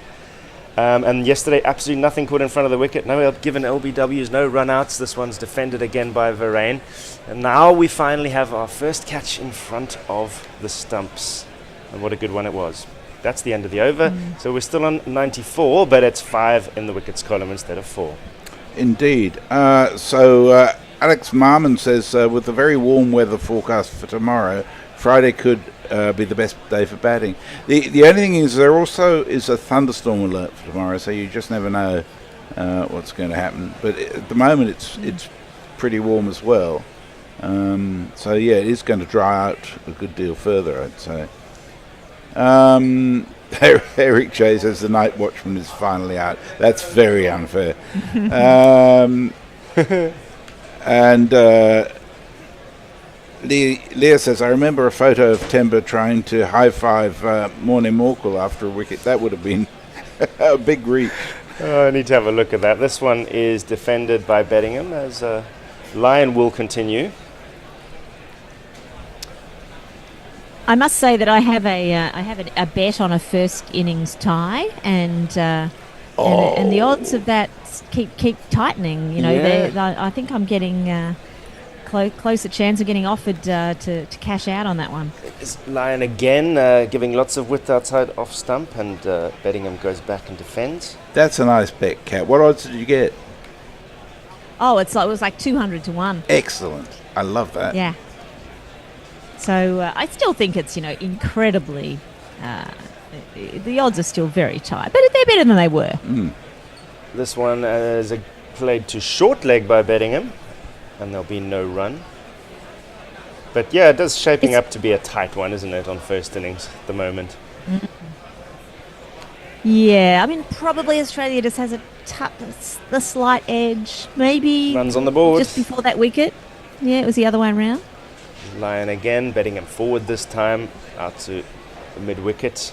And the runs have dried up at the moment. There are. But the other thing that's dried up is the ball. I mean, the ball is very, very well worn at this point. So the bowlers haven't got much. Beddingham goes back, and it's played into the onside, no run. He knows he's got a big job here. He's got a massive job here. He's got to stay around for big runs. The man who's not been in form and wasn't an automatic pick for this game, there's a big burden on his shoulders at this point. He has played out the maiden with another defensive shot, 94 for 5. And we're due a change. I'll just do a couple of messages while we're changing over. Your new crew is going to be the Bear is coming back, and we'll be summarising. Hendo will be on ball by ball, and Tom, who was with us yesterday, is in the studio. Will be on socials. So I shall get the fuck out of the way while Hendo sits down. Tom sits down, and thank you, Kat.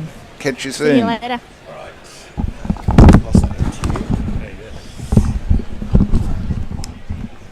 Well, that was a disappointment for Bavuma, but I think the Bear will help you out with that. And it's put the game back in the balance, I would say. South Africa had proceeded, not without the occasional alarm, but just beginning to put a really good partnership together. Here comes Cummins into Varane, and he goes across his crease and clips that from in front of his pad. Not exactly Steve Smith-like, straighter normally than Smith, who often likes to flick that one behind square. This one goes up to mid-on, and he's off the mark. Beddingham 24 from 72. The lead that Australia retain at the moment is 117. And Cummins, look at those figures. 2 for 24 into his 14th over. Welcome, Tom. Hello. Back. Welcome back. Thank you very much. Nice to be here again. It's good to have you. It's the Bear on my right. Yep. Who you may have heard from this morning. Now, Australia have got an on Hayden. Ooh. But it's not actually. It'd be funny if it was Matthew Hayden in his silly hat. Outside the off stump, Beddingham, I think, thought about the pull shot briefly, but then just dropped his wrists. And the ball didn't rise that high. went through to the keeper. It's Cameron Green who's got the enormous wingspan in that position. If you're wondering what the on-Hayden position is, it's just off to the right of the cut strip as you look at it. He's more or less in front of the non-striker, or at least where the non-striker likes to run. So very irritating for the non-striker, for sure. Well, Carverain's got 4 Test hundreds. He has. He's been a good player. This is guided out to a wideish mid-on. I guess having the on-Hayden is fairly straight. They put the orthodox mid-on a little bit wider. And that's what I like about the Australians. They're always thinking about what they can do next. I suppose it's not so difficult when you've got such able players who can operate to a plan as well. Anyway, Beddingham settles down, waits for Cummins, and is on to the front foot. He's just always probing. Cummins just outside off there, defended into the offside. 95 for 5. What did we start on? 43 for 4 this morning. GPL, have we had any GPLs? We have. I was just checking on Brainwaves. We've been in for 4. How long have we got? 22, 23 minutes? 23. No, sorry. It's 1 o'clock, so you've got 12:30. 12:30. So you've got nearly a half an hour to get onto the GPL. The Gorilla Prediction League, guesstimate how many runs you think we scored in the day in total. Cummins in 3 slips, waiting. He goes a little bit wider on the crease, and that doesn't really find the middle of the battle, though it is played back to the bowler. Seemed to maybe keep low, got it low down on the blade. The GPL, yes, the Gorilla Prediction League, you do that. Go to gorillacricket.com/competition, and you will be able to find the instructions on what you do. You pay us £1 for each guess, and if you get it on the nose at the end of the day, you get what's in the pot. What's in the pot, Bear? About £168. £168. This is tucked away to the on-Hayden. There is no run. So let's do some socials for the first time. Tom, on the socials. Yeah, no pressure. No pressure at all. In response to Cat's bet, Mick Cummings says, if only we bet on ourselves at cricket, we would all be rich. There's a couple of nice welcomes from me. My good friend Jay Grover saying hooray Tom, and Jamal, the pickleball king, saying hey Tom. I've gone contact lenses today to try and avoid any Napoleon Dynamite comparison. Apparently I can get contact lenses again now. Have you ever used them? I used to use them when I was young, when I played cricket. But then I found that actually, when I was batting, I had to keep blinking to keep them on the thing. And I also had, I couldn't get soft daily disposables in those days. So I had gas permeables, and I had them for about 3 years, and they were so covered in protein and shit, they were useless. Lyon is going to continue. Bowls to Varane, who gets a really big stride in, smothers any hint of turn. And back to the bowler it goes. There is no run. He's just conceded 2 from 4 overs, now into his 5th. Smith is at slip, as ever. There's a short square leg. And Varane advances and then tries to whip it through the onside. Doesn't really time the shot, and it's picked up at mid-wicket. I think by Bo Webster, who we haven't seen so far. It'd be interesting to see Duckett versus Lion this winter, right? Yeah. The Lion in Winter. That was a good film. Onto the back foot goes Varane, and there is no run as he defends. Yeah, it's tricky to. We were just talking off air, weren't we, about what's so good about Lion, as he's in, and Varane spots that to be a little bit short, goes back, tries to force, doesn't really get enough power or timing into the shot. Again, no run. It's the overspin that Lion gets, and it's so useful to have those guys at short square leg, maybe leg gully or a leg slip even. He's in again, tosses this one up. Varane is right forward again. Bat and pad, close together. We haven't seen that for a while. Old school. Old school cricket. But he gets that bounce, and if he gets it turning and bouncing into your hip, there's very few places that a batsman, if he's trying to defend, can go. It's almost like he has to give a catch to one of those guys, or at least create a chance. This is turned to mid-wicket again, and that is the end of a maiden. 95 for 5. Any more? Yes. In regard to Ben Duckett versus Lyon, Stephen Kelk says no comparison. Duckett is by far the better bowler. And Eric J says, once made the mistake of putting contact lenses in after handling super glue. Ooh, very daft. Yeah.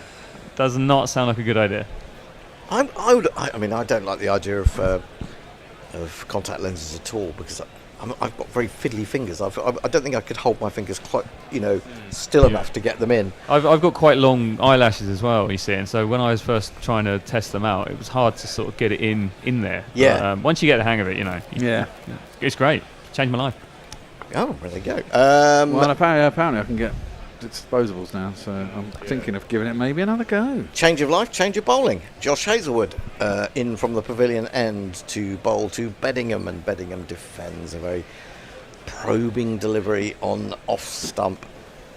Sometimes you feel like Australia actually do the basics very, very well indeed. More than sometimes. Sometimes they just bowl straight, don't they?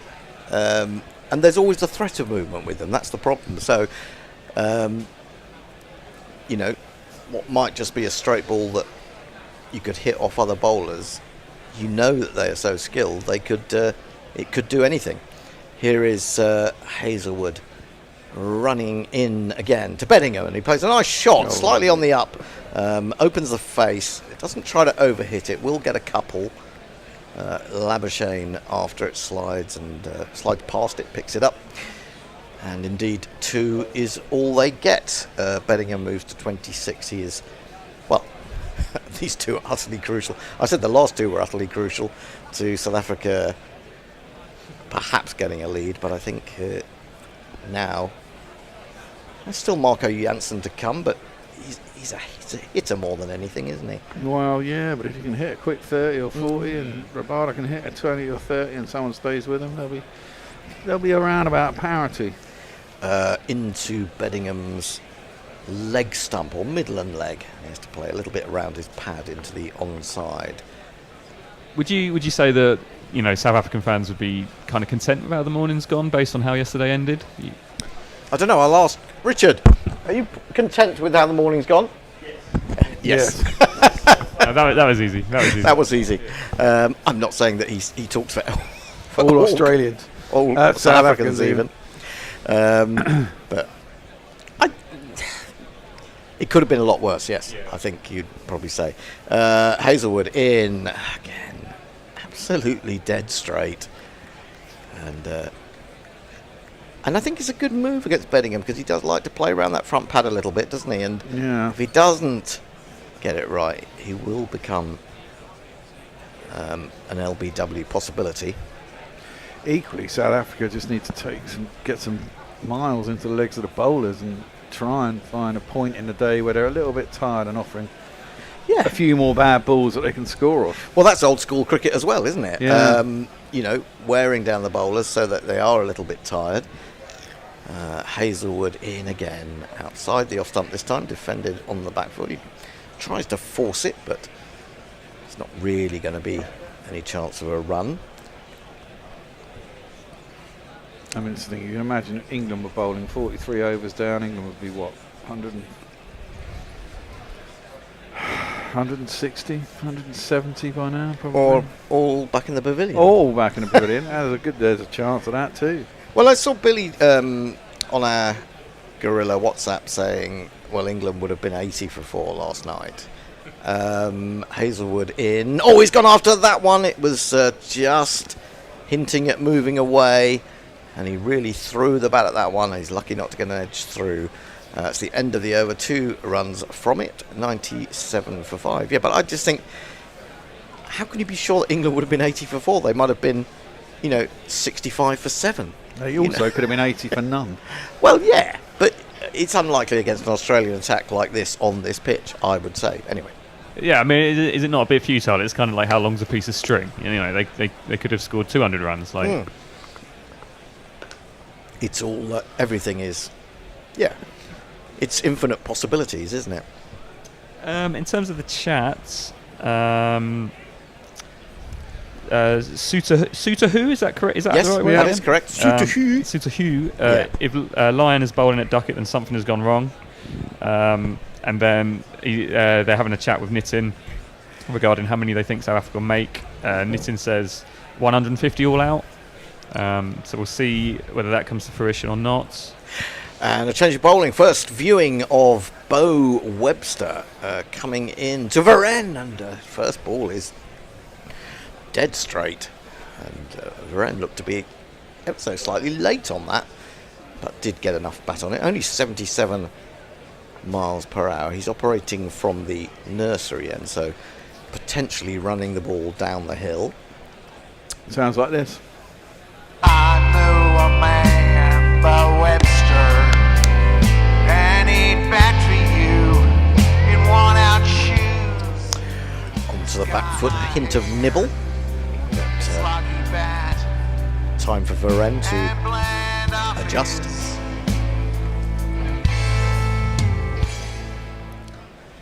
That's all a bit country. Yeah, it is. Bo, yeah, I suppose so. Duke, isn't it? He does sound until yesterday, wasn't it? He does sound like a country and western singer, doesn't he? Get him a cowboy hat like fucking Lehman and he'll be fine. Lehman? Well, what is it? Who is it? Hayden, that's it. outside the off stump, given a bit of width and chopped. It's almost as if Australia knew that he might bowl one there, and so Lyon is patrolling on the boundary edge. Just a single. What, is this the man you take your chance against? Well, that's maybe what Australia are hoping for. I mean, if you think about Aidan Markram coming on and getting rid of Steve Smith yesterday. Well, yeah, maybe you see an over and a bit first before going too hard, but the point being that, you know, he's the fourth, fifth bowler. Yeah, it's pretty useful though. Driven up to mid-off, who has to make some ground to his left, so Beddingham is able to get the single. He moves to 27. Varenne has 2, and South Africa are within a single of bringing up their 100. It is definitely greyer over Lords. It's a bit grey here in SE 13, and the wind appears to be getting up. There is a threat of the odd shower around about lunchtime, I believe. Webster in. Oh, he's round the edge. Oh, it's just short of the man. Diving across from second slip. It wouldn't carry probably to the first slip, and Smith thought, I've got to go for that, and he did, and he's now saying, oh, it dipped, so I couldn't get there. He's probably right. I can't say that there's a lot of movement there, can you? But no, it just, I guess maybe you just play down the wrong line. You expect the ball to do certain things. Varenne looks slightly relieved. Webster and again down the leg side, and he whips it on its way down to long leg, and we'll pick up another one. Again, a lot of wobble seam though, isn't it? Hardly anyone ever these days actually bowls with a seam prominent in one direction or another. Well, the South Africans are up. They all look like they're wearing Germany shirts. Anyway, that's strange. 100 is up for South Africa. They've lost 5 wickets. Yes, so Hendo, you're being called out by Stephen Kelk for not calling Stephen Smith, as the N is sacred, instead of just Steve Smith, whoever that is. I thought I did call him Stephen Smith. Apparently not. He's Piggy anyway. Indeed. And then Alex Marmon says, anything's possible. I remember listening to Guerrilla Cricket before the 2023 Ashes series when you were all predicting that Zach Crawley would flop, and he went on to be England's highest run scorer. Yeah, that was all basically one innings, wasn't it? I mean, I'm not knocking it. It was a great innings. God, he got 100. Was it 189? Wasn't it? In Old Trafford in a day or something. Yeah, I mean, it was a really good knock. Hazelwood in bowls to Varenne, who defends on the front foot into the covers. And then the lucky fuckers got away with it, didn't they? 3 days of fucking rain. That was our moral victory. I think it was 3 days of rain. It was wasn't 3 days of rain, yeah. The last 3 days pretty much got rained off, solid. Did they? Was that Edgbaston? No, Old Trafford. Oh, right. Oh, I was there at Edgbaston when it got all rained off the afternoon. Not. God, I don't remember it raining that much in that series. Yeah, it did. Because we didn't we make them follow on or something? I can't even remember what the situation was. But Marnus Labuschagne sort of saved them when we got a little bit of play maybe on day 3. Oh, he brings that one back into the rain, but it bounces a little bit too much and wraps him on the thigh pad. And he asks the fielder, can I just lean down and pass that to you? He says yes. And it's all very gentlemanly. 100 for 5. And you can look at this and say South Africa are going at a little over 2 runs per over. But to me, it's brilliant and fascinating Test cricket. Yeah, I mean these low-scoring games where every ball matters, they're great to watch, aren't they? And again, comes back into me. Again, he seems to be late, or maybe he's adjusted. Maybe he's good enough to do that, and he gets it off a semblance of a thick inside edge behind square. Travis Head goes around to his right to field. I know, that's right. So Australia got 317 in probably a day. England got 592 in just 107 overs, giving us a lead of 250 odd. And then Australia were 5 down or 4 down, and Lamana's got a ton, didn't he? And kind of saved the day. And then basically the rest of it was rained off. They ended up 214 for 5. So it couldn't have been 3 days that was rained off. It was probably maybe 2.5. 2.5, yeah, just a bit over. Here's Hazelwood then to Beddingham. Beddingham has been bedding in for the morning, and he plays this one up to mid-on. There is no run. 101 for 5. Ooh, they trail by Nelson. 111 behind. I don't think this pitch is doing quite as much. But I don't think so. But they really slowed down again now, haven't they? They've hardly scored any runs at all. Well, I mean, I think when you know that you're protecting the tail, to some extent that's bound to happen. Little bit of swing there for Hazelwood, only a smidgen, and Beddingham plays it defensively on the front foot. But you also have to move. Okay. The GPL is going to close in 10 minutes. There's £177 now on the line. Every pound that goes in adds 50p to the pot. Well, over £2 adds a pound, really. Or £2 for a pound, whatever you want. So get on it. Make your guesstimate. Here is Hazelwood to complete his 14th over. And to the back foot goes Beddingham, forcing, but not powerfully enough to get it through the infield. That's the end of the over, just the one from it. Beddingham 27, Varane 4, 101 for 5, and the cameras keep picking up a sort of darker looming cloud that is coming from what looks like behind the press centre at Lord's. They're making me feel doomed. Quite ominous, isn't it? It's quite ominous. They're trying to make us feel under threat. There is a band of rain, but it's supposed to be kind of west of London. But maybe that is northwest London. Yeah, but I mean, I thought it was a sort of a little bit further west, sort of, come up through Reading type thing. I thought it was supposed to be that far away, but weather can be contrary. It can indeed. Webster starts his second over, and Varane leaves it. He has a very overemphasised stride, Varane, I've noticed, and I always think this is going to. It's almost like he's trying to show how technically correct he is, but it seems to work for him, and he's as you say, he's got runs, and very useful runs from this position. Webster turns again. He's coming in from the nursery end. Another tall, strapping Australian, and gentle away swing. Nothing much, and Varane leaves this one. Goes for a little wander towards square leg. Yeah, I mean, I understand what you're saying, Hendo, and I can see them playing for lunch now. There's only 10 minutes left. At the end of the day, you've got to get runs to get near them. I mean, you can stay out there as long as you like. If you're not scoring any runs, you're not getting closer to the target, are you? And you're not getting closer to the point. I don't go with this argument that if you're not, it's not a case of scoring 100 or scoring nothing. I mean, you do tick the score along, even if it's at 2 and over. It's served Test cricket for a long time. I'm not saying that we should go back to those days exactly. This is nicely clipped through mid-wicket by Varane. He'll pick up 2. People talk about... Oh, it's a no ball as well. People talk about those sort of slower, quieter periods as if no runs at all are scored. And that can happen to a certain extent, but, there is a lack of patience in believing that you can go at 2 runs and over for a little while if you need to. This is chopped into the offside by Varane. Sets off quickly, but he won't get anything more than 1. There's a happy medium between Bazball and complete lack of movement. Yeah, I don't mind it at all. Like you say, they're picking up 1s, 2s and over. They're still definitely in this match. I think it's actually more interesting to see them play this way because it's about a test of nerve. And okay, a few lovely, glorious, glamorous shots can make you feel great.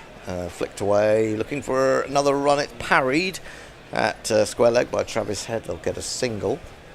But I think there's not only... I was talking last night about how the modern game has lost...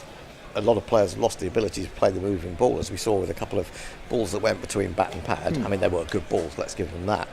But also, I think that players have lost that kind of steely resolve, that sense of very much sticking with it, knowing that they haven't put runs on the board. That's all about temperament, and we used to talk about temperament a lot. This is forced up to mid-off. There's no run. Well, there are a few. Well, this is it. This is why players like Root and Kane Williamson stand out, don't they? They've got the ability to stalk quick, but they certainly do have the temperament. They are the players who, when they need to sit in, they sit in, and they're capable of doing it. It does seem to me that there are fewer players capable of that. Yeah, definitely. That's because they play too much short-form cricket. Yeah, really. I think it is. 2 slips in the gully. In comes Webster. Final ball of the over. Forced off the back foot nicely by Varane.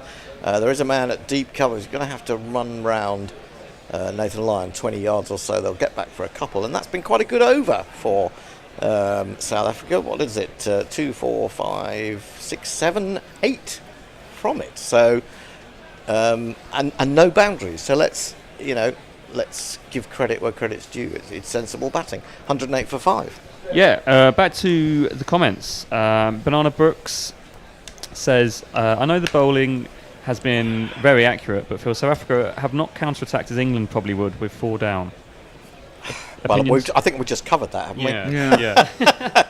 Yeah. Is it other teams do play other ways? I'm quite happy with the way England do it. Yesterday, Smith got to a 50 from 70, 80 balls. Hazelwood starting a new over. Sun breaks through again, pulled by Bedingham down to deep backward square, long leg for another single. Jay Grover has paid £2. Yeah. Tom, slap Hendo. You mean Hendo's right, is what you mean? If I'm happy to be slapped. Super chat. I'm happy to be slapped because I talk sense. If talking sense means being slapped, bring it on. 109 for 5, Bedingham to 29 from 89. And of course, Smith, he got to 50, and 36 of those runs had come in boundaries.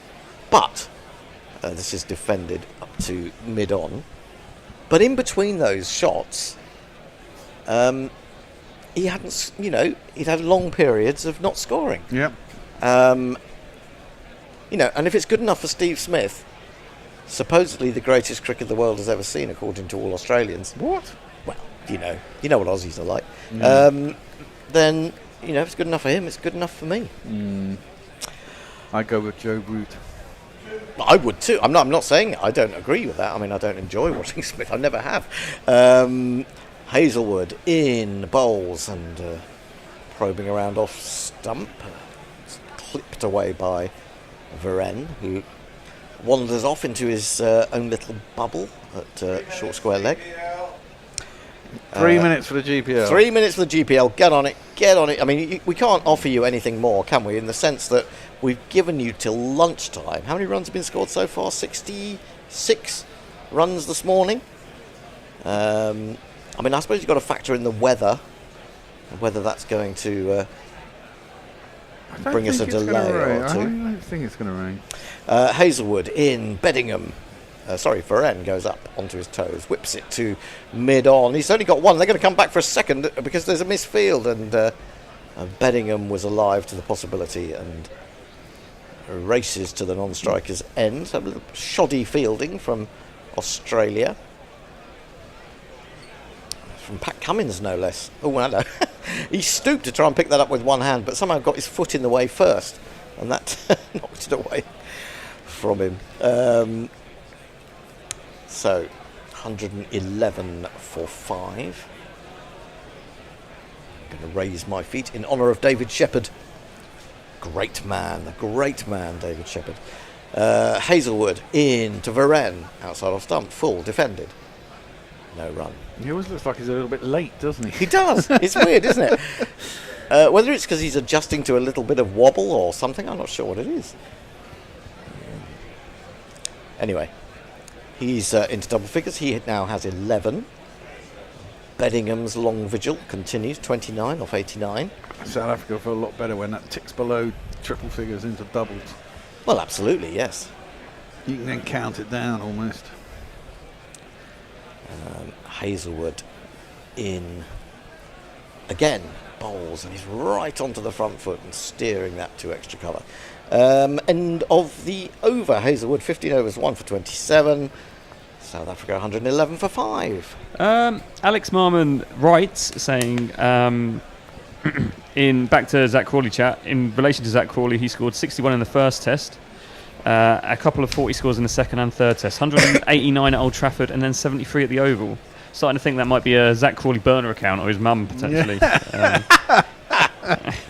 Well, I'm interested, isn't it? I mean, Crawley is one of these figures. He does fuck all, it seems to me, and especially the early county season. We always castigate him, then comes in. I mean, it's Zimbabwe, but he still scored a ton. It's going to be interesting to see how he goes against Zimbabwe. I've got a funny feeling that he'll quite like Australia. He's a big, tall man with a big, tall reach, and he likes pace on the ball.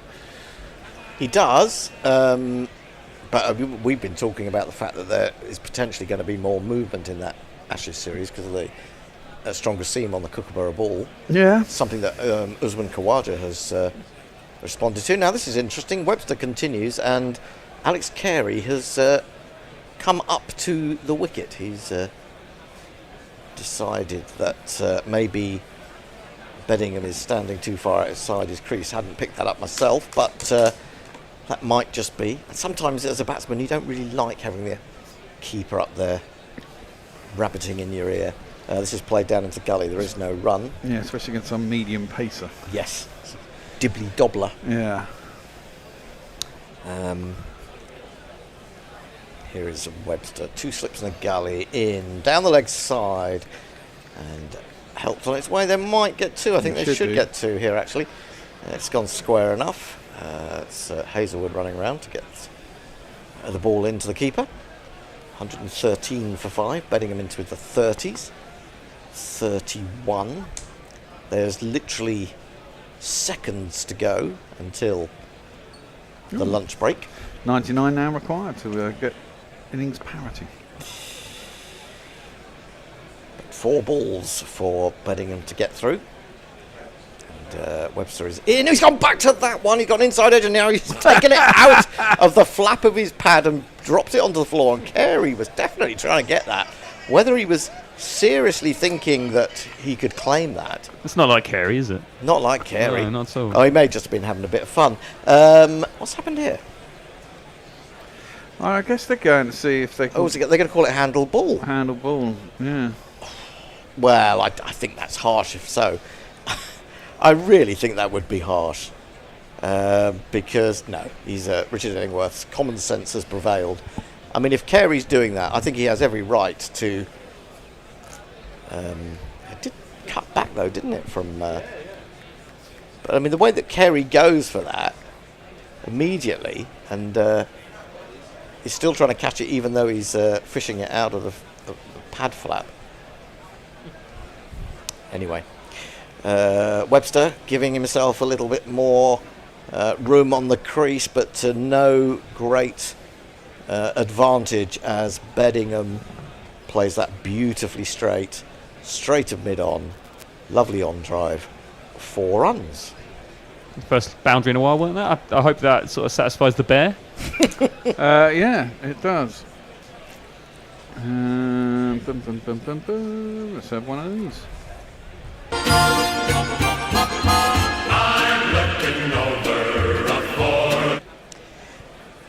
Webster again into Beddingham. Very exact forward defensive on this occasion. He's got one more ball to survive. It's wobbled around in there quite a long time. I mean, ultimately he has to do that, doesn't he? He has to reach in there to take it out with his hand. Yeah, I'm not sure what else he was meant to do, really. He's meant to use his mouth. Yeah. So that would be. I mean, yes, it just stayed in there a long while. Yeah, it wasn't going to go on its own, I don't think, was it? No, it wasn't. Well, everyone's smiling about it. Now there's a loopy ball, maybe a tempter, and Beddingham is tempted. Another boundary. Put it away beautifully through extra cover. 4 more. What a way to finish the session. You can talk over 12 now. Wow, I will do. Beddingham moves on to 39. 10 runs off that over. 8 runs off the previous over, I think it was. So there you go. 18 runs to finish the session. Or maybe it was the third from last that they got that 8. Beddingham goes off. He survived and played 1 or 2 really nice shots. 39 from 95. Varenne 11 off 30. The 1 wicket to fall this morning is that of the captain, Temba Bavuma, who'd been playing pretty well, and then was just tempted by one and drove it slightly uppishly. I mean, he had been driving uppishly, deliberately so, but this was one he was trying to keep down but didn't quite manage to, and it was a really good diving catch at extra cover by Marnus Labuschagne, who of course is an absolutely wonderful fielder. Applause for the South Africans though. So they've added 57, 78 in that session for the loss of Bavuma. I mean, I hesitate to say it's South Africa's session, but I suppose it is. It could have been a lot worse. Yeah, I think they did quite well, really. You know, for 1 wicket. The way they ended yesterday, there was a few people suggesting they might not even make 3 figures. I might have been amongst them. Yeah, yeah. But no, I think they batted well. They have indeed, and of course, but you can't sort of take things as read, because if you remember, Australia fell apart after tea yesterday, and I think it was Carey's rather loose reverse sweep that started that collapse, and they went for 192 for 5 to 212 all out. Well, South Africa are 121 for 5. Definitely looks more gloomy at Lords, I have to say, as the camera pulls back. Markram for a duck, Rickleton 16, Mulder 6, Bavuma 36, Stubbs 2, Beddingham 39 not out, Varenne 11 not out, Janssen, Maharaj, Rabada, Ngidi to come. 49 overs bowled, 11 extras. We will be back in about half an hour, 35 minutes. The bear is going to race to the computer to put on a don't put on the, I mean, there's not much point in putting on the preview of the test match from a week ago, because it's all unfolding in front of us. So maybe we'll find something else. I'm sure we haven't played Annie's book launch enough yet, so maybe we can put that on. Stark 2 for 38, Hazelwood 1 for 27, 2 for 24 to Cummins. I think has bowled absolutely beautifully this morning. Let's hope you've all got your GPL guesses in. 78 runs scored in the morning session from 27 overs, a little bit better than South Africa managed before lunch yesterday. Are you ready to go, Bear? Yep, he's ready to go. We'll be back in half an hour. Cheers.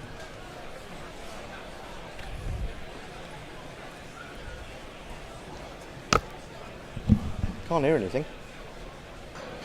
I think, and then Dan. That's yeah. our sort of, that's our Why team of 11. Why Dan? Okay, Dan, because he loved cricket so much, he started. Because his Annie would not be here were it not indirectly. Yeah. for What, that. he started his own test match sofa? Yeah. Did he name check anyone else, or did he just say it was me? Oh no, No, he does talk about a lot. You know, he talks about a lot of people. You're included in that chapter, You are, there. Ben. If you don't And- know our story, it is worth saying that chapter's a very good one to read for a potty and a pretty evenly balanced. Yeah. History of why we're here today. I will be the judge of that. I might have to Yeah. read that chapter especially. do it because it's. I mean, Dan is. You know, he didn't sort of sit there going, "Oh, this is my story." He was very much sort of he was pushing the whole gorilla thing and making errors and just how he was very Dan and he was wonderful actually to talk to and really interesting. He's such a raconteur. Witchy, as I recall. Well, there was a few things. Well, of course, he was my captain for. Yes. On my team for a good 10 years, I think he talks about that. Yeah. It's in the book. I mean, there was a couple of things as well in that chapter that struck me. One was apparently he'd been placed in detention by Nigel Farage, which again is one of those. In the middle of this quite serious thing, suddenly this throwaway fact. You're like, oh, fuck, what? Say that again. Yeah. Yes, well, of course, yeah, Farage, a wanker, Which is I an thought- old Duddish boy, isn't he? Yeah. And you also, and I thought, well, apart from obviously, the understatement of that first sentence about, there may be an element of extrovert about. But you then talk about contradiction. You liken him to Oliver Cromwell, who is the least extroverted and most puritanical person ever. And I thought, what's he got? So you're going to have to explain to me, Annie, how did you get from this extrovert to Oliver Cromwell and somehow link it back to Dan Norcross? That's the only bit in the book where I got a bit lost. I can't remember my thinking there. But it was near the end. I think it was to do with he was doing his own thing, fighting against the establishment. crowd. Yeah, the establishment. Yeah.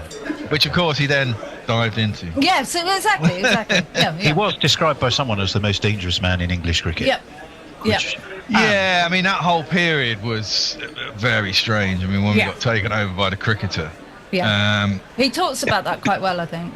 Yeah, I mean, my view of that, my view is that I got no bad feelings towards Dan. We're still good friends, but I personally, I thought he stitched us all up royally. Right. For his own benefit, really, because he was the only one who got paid, essentially. And actually, the cricketer wouldn't really deal with any of us either. It was everything went through Dan, and we were kind of just like offhandedly put aside. Didn't help that Andy Afford was a complete, my words, wanker. I can't stand the guy. He's such an arrogant fucking idiot. And he didn't really understand what we were trying to do, and it was a really bad deal. And the point was that we did have a deal lined up with what was Now the Night Watchman and Spin and all that back in the day. And the guy who ran that had been on the show quite a few times, and he actually really liked us and really got it.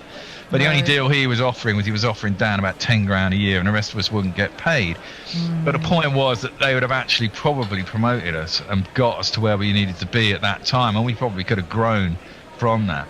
And then there was the Jonathan Agnew stuff, and all that came out. All of which is recounted. I you get do that. need to have a good read of the chapter. You I'll need bring to it have a in for read, and this you can, afternoon. If I'm coming to see, I'm going to see you Thursday, whatever. Yeah. If you need me to hold your poll while you screw it in, whatever it is you needed me to go to the studio for this afternoon, I'll bring the book. I'll have it with me just in case. It is it's described as uplifting and joyous. Stephen Chalk said that. Joyous was another word used, as he said, by Gideon Haigh in his review of it. I mean, it is a beautiful read. It's life affirming and fascinating if you love cricket, but also very varied. I mean, I've got friends that have read it that don't understand cricket at all, and they get it's about people rather than just cricket, really. So it's that's the good thing. It's quite flexible. So if you have it, it's Fairfield Books. Cricket Changed My Life. 11 personal journeys. It's at all good bookstores. You will find it. You will And find the bad ones. good book. Well, Everywhere. And Amazon. Where are you black market ranked on Amazon? copies. I've no idea. I don't look at Amazon, so I've no idea. Okay. I buy everything from fucking Do you remember Amazon. dodgy videos? Well- We used to get dodgy videos that, being copied off copies. People are buying photocopies in markets as Yeah. being sold as the The original bad version. bookshops. Yeah. The videos filmed from the Available at back, all bad bookshops. the videos Under the filmed from the counter. back of the Chinese cinema. Yeah. But it on has our torrents. endorsement, and not just because it's St. Annie, but because it is a crackingly good read. So Thank you. there you go. There you go. Right, shall we talk about... Well, we are, as you've probably heard, about to go back to start our venture in our new, spanking new studio. It literally is brand new. The Bear is still putting in poles to hang lights from 2 days Trying to get before. up green screens, and I still got to plug up all the computers and the audio. But we're on air on Thursday. But assuming that actually goes okay. You can do it, Bear. Oh, I if can do anyone it. can. The plugging up, I'm not really worried about. It'll take a good 3 or 4 hours, but it's not. It's getting everything else ready, really. Yeah. Assuming and hoping that goes okay, we're going to be covering England and Zimbabwe. In fact, I'm sure probably by the time you listen to this, it may very well be during lunch of England and Zimbabwe. Although it's of course the international cricket season about to start, and the weather's about to change, and it might well rain. Yeah. It's due Isn't to it? rain. Yeah, it's due to rain on Saturday. Yeah. Well, It'll probably be over by then, though. Well, okay, let's start there then. Okay. Yeah, the form book. Well, let's face it, England's most recent form has not been It's brilliant been summer. but- dreadful. Yeah. Yeah, it's all been white ball, really, though, hasn't it? I mean, Yeah, last 2 Test series. Reverse in Pakistan, won in New Zealand, but lost the last Test. And if you look at Zimbabwe, what have they got? They've won one. They beat Bangladesh away, didn't their they? last 8, but they did win in Bangladesh. They haven't been to England for in about April. 20 odd years, have they? 2000, exactly 2003. I Something think. like that, Peace streak and the flowers probably back then, wasn't it? That's exactly the era that you're Peace Streak and the Flowers. That sounds like a band, doesn't It's it? great. It's a real sort of psychedelic late 70s band. That isn't it? was Heat probably Streak the and Flowers. best team they've ever had, isn't it? Really? I mean, if you look at it, I mean, it wasn't a bad team. They had a couple of weak links back in those days, but it was pretty competent. Yeah. Pretty much downhill since then. Your business is going places with 3 Business. Enjoy business class roaming, whether you're video calling from Vienna or networking in Naples. With our summer offer, get unlimited plans with EU roaming from just £9 a month, increasing to £9.50 in April 2026 and £10 in April 2027. Search 3 Business. From £9 per SIM when you buy 20 plus SIMs on a 24-month plan, excluding 20% VAT, unlimited UK only. Fair use policy applies on Go Roam destinations. Terms apply. But do we? I mean, yes. So the form book, 100% says it should be a walk in the park or along the Trent for England. But I just think they might have enough about them. I mean, yeah, they lost to the professional county cricketers team, but it went the full 4 days, and they had players who did make decent scores in that. I am fascinated, not just because of his name, and there are some wonderful names I've got to say in the Zimbabwe team, but our friend Blessing Musrabani, 6'8" of him, he has got 3 6-fers in a row in recent games. Now, the thought of him and his influences, it won't surprise you, Annie, he puts down to as being Curtly Ambrose and Courtney Walsh. He's listed in Cricket Info as being 6'6", but he insists he's 6'8". I wouldn't bloody argue with him, I've got to be honest. I would never reach. In fact, if the Bear had him this afternoon, he definitely won't need me to hole in a seam. It'd be very handy by the sound of it. Yeah, exactly. Well, he's over here. Why didn't you ask him? I'll just give him a quick call. Hey, Blessing. Blessing, you're not, bit of light exercise before Thursday's game. What was that? There's some gorgeous stat. I've got to find it now. First player to get 3 6-fers in a row since I think George Lohman at the turn of the century, and somebody else. It is an absolutely fascinating stat. But you can't remember it exactly.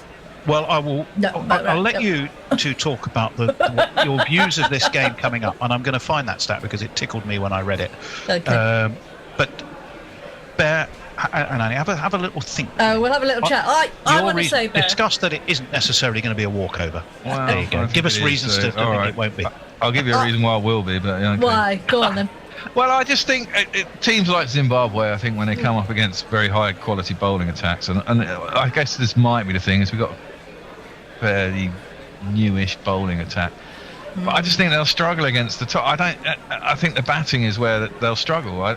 They may well be able to compete with a little bit of bowling. Bowling. I mean, I don't know much about their bowling. I don't know how fast Blessing bowls and stuff, and you don't necessarily need to do really, really pacey. But again, it's the competition against really top level competition. Yeah, it does make a difference. Yeah. It makes a massive difference. We've seen it with other teams that come over here. Teams struggle against the moving ball. It's going to be a duke, so they probably won't play much against that. I don't know what they use in Zimbabwe, to be fair. But, you just think that if, for example, I mean, I see if England win the toss, they'll bowl. And if they bowl and they get 2 or 3 quick wickets, and I can quite happily see Zimbabwe being about 20 Who for are 3 the or 4. bowlers in the side? They've got Sam Cook, haven't they? They got Sam Cook. I'm interested to see him. He will play. Yeah, I hope he does, because I think that's a really good opportunity for him. Gus Atkinson will be back. Yeah, well, yeah, he looked good against Somerset. We've got, what's his name? Our spinner. What's his name? Bashir. That's it, show him. Who hasn't played for Somerset this season? Well, of course. I mean, this is the Isn't thing, he on isn't loan, it? Annie? I thought he'd been sent off somewhere He went else. on loan to Glamorgan for a couple of, but he was back, a month ago. Hasn't played. Hasn't played. I mean, he's a bit of a. Right, here we go. I found you right, this amazing stat. This amazing stat. Yeah, here it is. In the first 3 innings, so in 4 Test appearances in 2025, he's taken 26 wickets at 18.5. In the first 3 of those matches, he claimed 6 for 95 against Afghanistan, 7 for 58 against Ireland in Bulawayo, and 6 for 37. This is a quick bowler in Bangladesh. 6 for 73 against Bangladesh in Sylhet, making him the first pace bowler to take hauls of 6 wickets plus wickets in 3 consecutive tests since Malcolm Marshall in 1988. And who was Malcolm Marshall playing against? It wasn't Afghanistan, Ireland and Bangladesh. All right. The only other quick bowlers to achieve that feat It's are still Imran Khan, an achievement. It's still an achievement. George Lohman, who of course played for England, and Tom Richardson, which must have been again late 19th century. So I think I think they've got 1 or 2 quite interesting players when you look down that Zimbabwe lineup. You've got Craig Irvin, who's been around for forever. Didn't have a great game against the professional cricket select team. Brian Bennett, I think, did make a few runs and took some wickets. You've got Ben Curran playing for them. Yeah, no, that's interesting, isn't it? I'd like to see how he gets on. Yeah, I think Nick Welch definitely made a few runs. He made 87, I think, if I look down that list. It's good to see, isn't it, that we're playing Zimbabwe, but why just 1 test and why 4 days? I mean, that's an interesting question. It's probably what do you reckon to that? Well, it's just a stop, isn't it, to the international cricket community? Probably. Haven't played them for exactly that, however many years. Or is it just commercial realism? We did it to Ireland, don't forget, at Lords. Yes. Yeah. And Ireland in return said, we're much more focused on the World T20 and we don't see this as particularly a high-profile game anyway. And then got tonked. I'm sure Zimbabwe do, and I think they'll, playing at Lords is always, highlight for a lot of people in their international cricket careers. And there's no reason why we shouldn't play them, but I mean, this is the problem with the World Test Championship, isn't it? I mean, if you've got 11 teams and you're never playing against anything, is it really a championship? It's the big question. It's all going to be supposedly changed, but now we've got the BCCI in charge of world cricket, essentially, at the ICC, and who knows what the fuck will happen. I feel like I'm in a time warp, Annie, every time I sit at this bar in the Bishop and Bear. Yep. Well, somehow at some point we'll get the back to ICC that comes very on. that very Wow, subject. I mean, it's getting worse, isn't it? I mean, Jay Sharp in charge of the ICC, and someone else from the BCCI has taken up the commercial role or something, as far as I can see. I can't remember who it is, but it seems that way.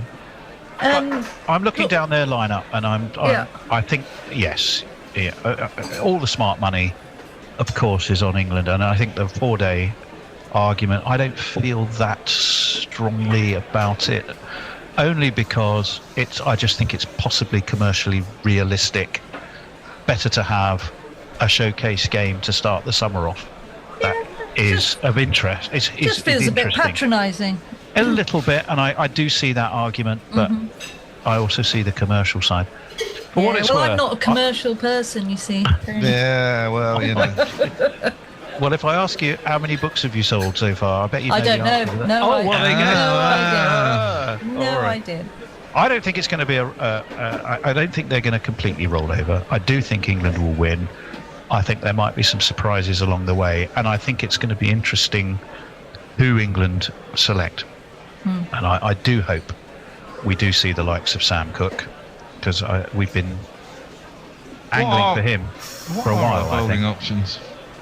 Well, we'll have a look, shall we? Yeah, that's what I was just about to go. What I want to know is whether James Rew's going to play. I doubt it very much. Ooh, James I'd Rew. quite like to see him. I mean, shouldn't they try some of these? Oh, yeah, well, I would have thought so, but I mean, he's in the squad, but have a look at the squad. Well, that's exactly what I'm literally about to have a look at.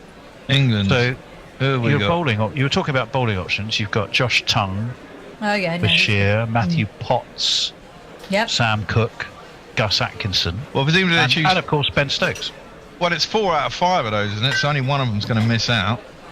I hope it's not Sam Cook. I really hope it's not. I hope it's not Sam Cook. For me, that'll be between Potts and Cook, won't it? Really? I think Josh Tongue with a pace, they'll go for him. Well, Potts has had his chance. Let's give Sam Cook a chance. Well, that's what I mean, but I kind of feel a bit bad for Potts because he hasn't done that bad when he's been in the side recently. But he always seems to be a nearly man.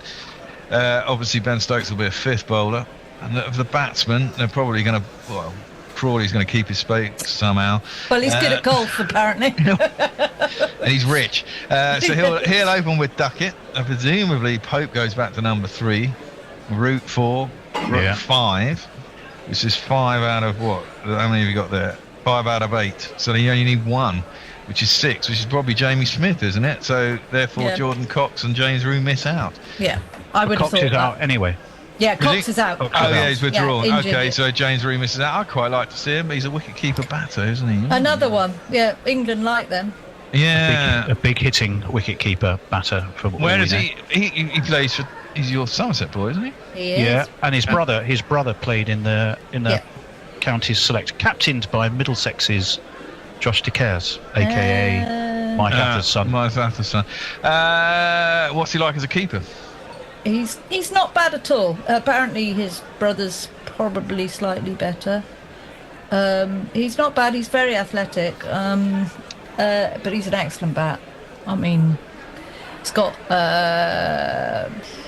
5? He's got 10 centuries already, and he's only 21. Yeah, that's pretty good. I'd quite like to see it. I'd quite like to have a look at him. I mean, it does give you an opportunity to give some of these guys a go, doesn't it, against a team like that? I mean, the bowling. When you look at that bowling attack, it's bloody inexperienced, really. Yeah, it is really. Yeah. Well, yeah. Interestingly, I saw an argument that possibly don't yet discount a potential Jimmy Anderson return. yes, I saw that. Yeah. No fucking no. He got a couple of wickets yesterday, didn't he? But I'm not sure. What I do think is encouraging, Annie, is that someone like Sam Cook, for so long, it's all been about pace and bounce, and he's sharp, but he's not super quick, is he, Sam Cook? So for so long the argument's been it doesn't really matter what you do in county cricket as long as you're fast. It's are we able to hone you to bowl quickly in Australia?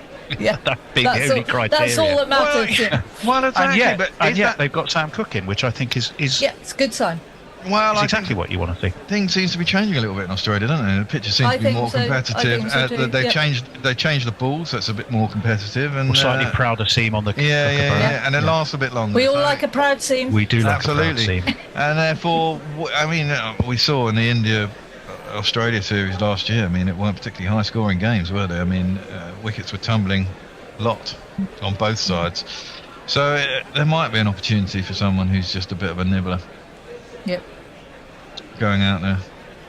Well, so we are going to be on air anyway, don't forget. Hopefully. Yes. Bang, well, hopefully. Yeah, well, hopefully, yeah. We get on air because of the bear or not, brackets, but I'm pretty sure confident we are. If we can't get hold of Bear, he's under a pole somewhere. He's under a pole. Yes. We were going to talk about a few other things, but I think we're going to time will have beaten us, so it is time to call last orders. Annie would have drunk probably her 4th or 5th rum by now. Yeah, it was good. I've just been refilling them without telling her. Nice island, this one, isn't it? It is. I'm going for a swim now. It's going to be fun. There was something else I was going to say, but it's gone out of my head. So, yes. Annie, have you been, very quickly, Annie, you've been keeping up your Somerset duties?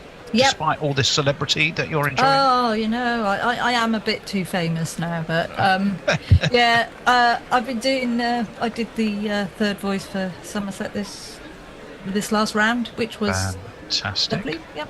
Very good. Unfortunately, I haven't been going to Middlesex, and I've been missing it. I am going to go to the Kane Williamson press conference, though. Get a chance to meet Kane. Yeah. My guerrilla cricket guy, so I'm going to do that. Great. Next week. Good move. Otherwise, circumstances have kept me out the game for a little while, but hopefully I will be working my way back. Good. We will see you for sure on Thursday. Annie, it has been a delight well, it's always a delight to have you either on the show or in the pub. Are you going to mosey into the studio at any point this summer? I really, really hope so. I don't know at the moment, but yeah, I mean, I should imagine I will at some point. It's a bit mad. Cricket season is just ridiculously busy. Wow, yeah. And far too short. Far too short, yeah. Far too much going on into. And we're all getting questionnaires as to try to change it a bit. I don't know, I've certainly got my Middlesex one, which I've got to say was structured to. We want this. Yeah, essentially, it didn't leave you a lot of options of how to answer them. There's that's another time, but there's lots going on. Another discussion, because I did see. I'm sure you touched on that with our friend Mr. Philby as a point of view. But however, I did, yes. For now, we're going to love you and leave you, Annie. It's been a delight. Bear, it's lovely to see you, and thanks for all the rum. That's a pleasure. Thanks for all the rum, and thanks for writing the book. Yes. And you're on air with us on Thursday anyway. Yes. Bear will have read it by then, so I can talk to him about it. Yes. I've read maybe some of it. Quick, duck! Oh, sorry, that was a pig. Nearly just flew over my head. Not a duck. Right, Not a okay. duck, no. We got to run. Okay. See you soon. See you all later. Bye. Bye. And don't forget you can Patreon us at patreon.com/Gorilla Cricket if you really like us, because that's always helpful. Revolutionary cricket commentary.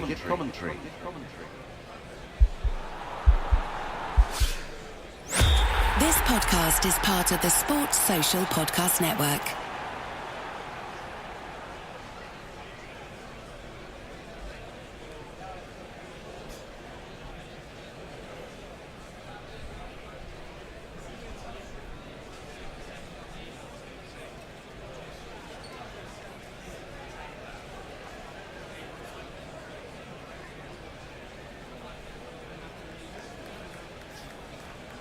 And thanks again to our partners, HSBC, who are proud to sponsor Journey Springs.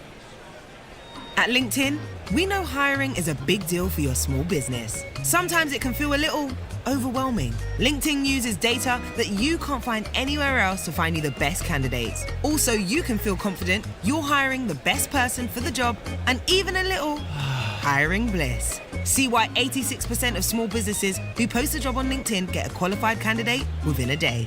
Post a job for free at linkedin.com/agree. LinkedIn, your next great hire is here. Get into your body's vitals with the Vitals app on Apple Watch.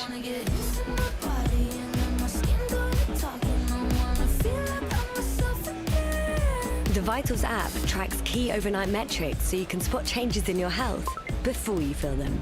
The Vitals app on Apple Watch. Requires iPhone XS or later for general wellness purposes and not intended for medical use.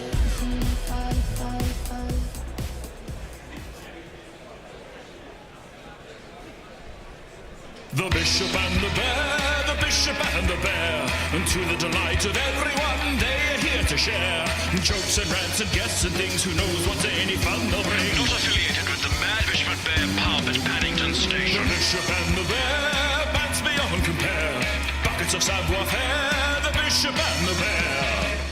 Welcome back to the Bishop and Bear. We are sort of in the middle of the white ball series between England and West Indies, which England, of course, have wrapped up the ODIs and the T20s, probably in lots of rain, about to start.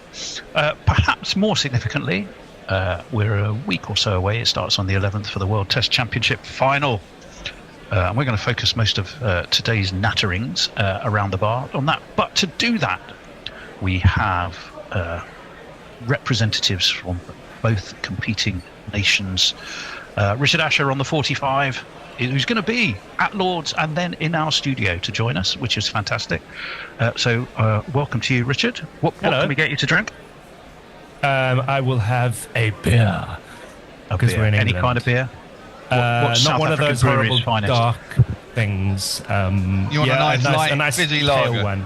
Yeah. Oh, right. Okay. All right. Well, we can get you one of those coming up. And travelled here overnight. So much so that she's dressed in her pyjamas all the way from Melbourne. is the inimitable Kat. Hello, Kat. Hello again. Hey How are there. you? Hi, Tony. Hello, Richard. G'day, Bear. And I can tell you what I would like to drink. It is, in fact, what I am drinking, being still in a different time zone. I haven't quite adjusted to England time. I'm actually drinking rooibos tea, which I feel is a bit of a traitorous move because this is, of course, South African tea. Oh, that's interesting. Good on you, Kat. Good on you. Well, obviously, we've also got a barbecue going in the pub garden as well. So we've got springbok, shrimp, kangaroo, and You mean a braai? and biltong. Braai or barbecue, whichever you want to call it. Yeah. Yeah. If Right. it's done properly, it's a braai. It's if you say so. Right, that's the word I was Right. thinking of. If it's done Aussie style, it's a barbecue. It is. Put another Yeah. shrimp Or just on a the barbie. Barbie, you're absolutely right. Okay, so obviously, and our landlord is here as ever, who's feeling quite pleased with himself because the studio is up, running, and humming with minimal mishap so far. Bear, is it fair to say? It is fair to say, yeah.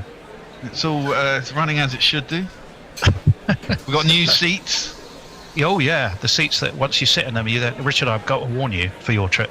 They're comfy. You might want to arrive at least 20 minutes to half an hour early because that's how long it takes to get from the front of the chair to the back. Well, you to don't want say to miss that the you toss sit anyway. back deep in them would be an understatement. Right. So, first interesting question: who of us genuinely understands the format and how it works that has got these teams to the final? Can I say something about the format? All Yeah. I understand is that it doesn't matter what the format is, England will complain about it. That's all I know. I wasn't going to complain. Feisty. It wasn't going to be a complaint. It's Well, I'm complaining. I'm complaining about fucking the overrate nonsense, especially after the Ashes last year. 2-2 series, we ended up 40 points less than the Aussies. Outrageous it was. It was outrageous. Well, Yeah, well, I love the overrate thing because it brings strategy into what would otherwise just be a game of skill and strength, right? So it Well, brings yes. But strategy into it. the crazy thing about it is if you don't bat, what was it? If you don't bat 80 overs or you bat over 80 overs, which because Australia kept batting over 80 overs, so our overrate kept getting done, and we of course bat like crazy men, and I never batted 80 overs, and so it didn't matter to the Aussies, even though both teams were getting fined for overrates. The whole thing it's a bit crazy, and I kind of agree that if you're going to have a points contest, you should really get rid of that.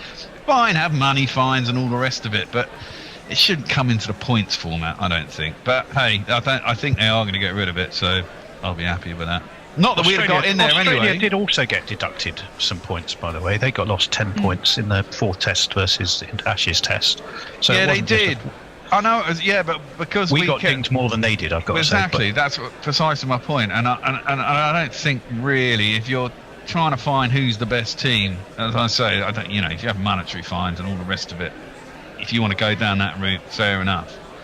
But the points fine seem a bit ridiculous. You're trying to find the best teams and then considering tests don't rarely last 5 days. Let's be honest. A fast game's a good game. Come on, Exactly. the best team is the one that could get the overs done. They should just do it like well, the women. no, I mean, if you have look, fair enough. If it ends up being a draw, then maybe there could be something in there. But I mean, if both teams are done at the end of day 4 and the game is done, then why? Who gives a shit, really? Well, I can tell you, interestingly enough, just so you do know. Well, one thing that I found out. The idea for a World Test Championship was apparently first mooted in 1996 by Bear, and they all enjoy this, none other than Clive Lloyd. Excellent. And then it got batted backwards and forwards, where it came down to either keeping the Champions Trophy or playing the World Test Championship over what would have been a 4-year rather than a 2-year cycle. And they tossed it backwards and forwards for all kind of reasons and eventually came to a conclusion about how to do it. Well, I like that 4-year thing, actually. As one of the points I've been thinking about in the last couple of days, if we talk about how to improve that format. Obviously, the biggest issue with it, apart from people not being able to understand, is not everybody plays everybody, which is a fundamental flaw if you're going to have a league. And it's never going to work over 2 years, especially if the IPL is going to gobble up half of every year, which seems to be the trend. But if you did it over 3 years or even 4 years, because like if you want to give an event credibility, a 4-year cycle has something to be said for it, because then you're in Olympics and World Cup League. 4 years. It's a proper World Cup. And it allows enough time for series between all the top nations, and maybe even series that are longer than just 2 tests. Well, this is the thing, isn't it? They're trying to bring it in that the minimum series should be 3 tests for the next. And I think that would be a very good thing. That would be a very good thing. Obviously, you can have more, but a minimum of 3 would be good. But I'm still banging on for the Bears idea, and whether it's 8 teams or 4 teams, but you have it in. You'd have it all in one country at one time, wouldn't you? I would have, even if it's just the last 4 teams or the top 4 teams. You have a little tournament over a couple of months. You know, you can get 6 tests in, and the winning side. Right. Wouldn't it just? But I mean, the winning. If you have a minimum of 3 tests in a series, you can play 3 tests in a month quite happily for the semi-finals, and then the final will be a 3-test series over the last 2 months. I mean, I originally said let's have the top 8 teams. You can have an entire summer in England, say, or whenever in India. But I also think it should not always be in England. I love the idea of this Test final, for example, being played on a fucking Bunsen burner in India. Would be hilarious, would it not? I mean, it is time for Lords to get one. 2013, by the way, was supposed to have been when a final would have been at Lords for the World Test Championship, but they delayed it, and decided to reinstitute the Champions Trophy instead, which is why the Champions Trophy was played in England at that particular year. But I got to admit, I don't know about you, but I love the idea of I mean, it's all about, timing and other commitments and too much cricket, which you hear all the time. But the thought that you dedicate a full summer in one country, which would then be a touring summer for others, and, I'd play the games. It doesn't matter if some of the tests are played simultaneously. That would be great, if it was Australia and you had one test going on in Brisbane, another in Adelaide, and one in Perth. That'd be fantastic. It would be great. And the thing is, if it was played on a month basis, I mean, there are enough days in a month, for example, for 2 games to be staggered just 4 or 5 days apart. You could still. I mean, these days you could pick which channels you wanted to watch them on, so choose the one you wanted to watch. If you think about watching golf, for example, you never follow 2 golfers or the Ryder Cup or whatever it is. You never follow the same golfer all the way round. You always jump to where the action is. That would be a different way of watching it, particularly as it got to the sharper end of the tournament. I'm kind of all for it.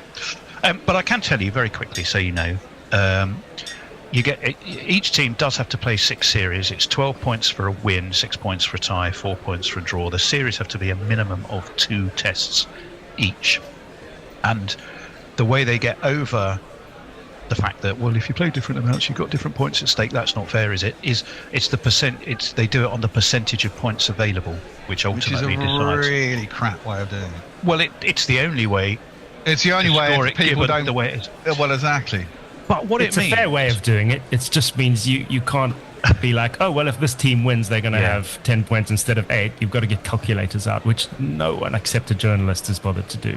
But here is the one that I think Cat, Bear and I are going to throw at Richard. although we are happy that South Africa are there, and let's be fair, I think it will be a great final. I've got to be honest. But it's fantastic when we don't have India or England. It would have been even better if there was no Australia. Great when the top three don't, the big three don't make it. It's so funny. Well, I can tell you. Yeah, I agree with that. So it all started, didn't it, after the 2023 win for Australia at the Oval over India. Since then, England, by the way, have played 24 tests, including 5 test series against Australia, India, then West Indies, Sri Lanka, Pakistan and New Zealand were all 3. That's their 24. Australia have played 19 tests, so they've obviously played 5 against England. Pakistan, West Indies, New Zealand, India also 5, and Sri Lanka. So that made up their 19. South Africa, Richard, have played 12. So they played heaps less. Okay, they had a tricky 2 against India, but they were at home, not away. So played on South African wickets. Then they've played 2-game series against New Zealand, West Indies, Bangladesh, Sri Lanka, Pakistan. In all honesty, that's a bit like getting to the FA Cup final by only playing teams in the conference apart from one series. That seems a bit of an unfair situation, doesn't it? Discuss. On one level, yes. You have already referenced my key point I was going to make was that we did play India in this cycle. Yes, South African wickets, but let's not forget India have won all over the world, including Australia in recent years on multiple occasions. They have never been able to conquer South Africa. So that is one little feather in the cap that I think really does mean something. Yeah, there's a certain justice, I think, actually, in at least one team squeezing in, if you want to call it that, with a minimal amount of tests, which is, if the fat cat powers that be, I mean the big 3, England, India, or Australia, want to earn lots and lots of money by playing each other all the time, which makes it harder series for them to win, then there's got to be a flip side to that. They've left teams like South Africa, also New Zealand, West Indies, and so on, out in the cold as far as the fixture list is concerned. But they are taking percentage points off each other while they earn lots and lots of money playing each other. And that allows one of the, let's say, smaller nations to get into the final. And from a cricket geopolitical perspective, I think there's a certain justice in that. I do agree with that. That's very well argued. You've earned yourself another pint on the house. Yes. They're all on the house anyway. But Sri Lanka could have squeezed in as well, couldn't they, if they'd have beaten New Zealand away or something like that, It would be better if we didn't have to talk about cricket geopolitics, I will add. Like, if we could just have this as a I'd say there's one... never talk about money, would be lovely. Because I think there's kind of 2 overweight cats and then there's one super fat cat. Hang on. I think you've got to pick your words a bit more carefully on this around this particular bar. Well, yeah. Well, the super fat cat is obviously fucking India, and now they have Jay Shah in charge of the ICC. Are you putting some other stooge in charge of marketing or something as well? I mean, they're basically taking all the top positions of the ICC. A bit of a joke. It's a glorified event organizer. You know how I feel about the ICC, but that's another story. Yeah, exactly. Did you? Well, okay. However, they've got there. I think Austria. It'd be great if Austria did. I was thinking where you live, Australia. Yes, greetings from Austria, as it happens. Sitting in Vienna right now. Yeah, wouldn't it be great if some more interesting countries came into the pool so that we could travel to some other places? I mean, we're sick of travelling to the same countries to watch cricket. Let's get some other countries into the mix. So. Broadening the amount of countries that play Test cricket is a guerrilla fundamental mission. That's why one of the reasons we do what we do, and we do it for free. Yeah. I mean, we could go anyway now, and watch the lesser matches. Now, okay, so here's my next question, and then we'll really get into the meat and potatoes of what's going to Can't we just talk about the next round of the World Test Championship and just ignore the current one? I'd love to talk about the next one that England's going to win, instead of talking about South Africa and Australia. Well, England winning it is interesting. Did you know, both of you, that this is not the first Test match between Australia and South Africa at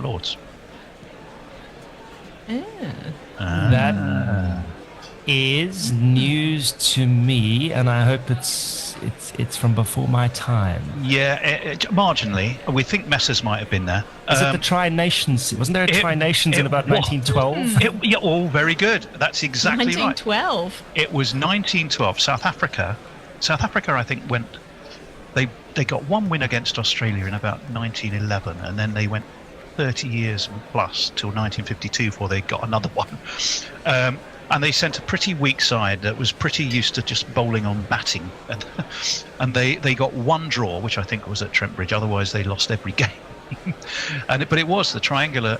Australia won by 10 wickets, but it something does for mean them to hang their hats on, I guess. Well, absolutely, yeah. They won by 10 wickets. Herbie Taylor got 93 though for South Africa, and Sid Pegler took 4 for 79. For Australia, the stars were Ron Bardsley, who is a name you may well know, 164, and Jimmy Matthews got 4 for 29. I won't go into any more detail on that.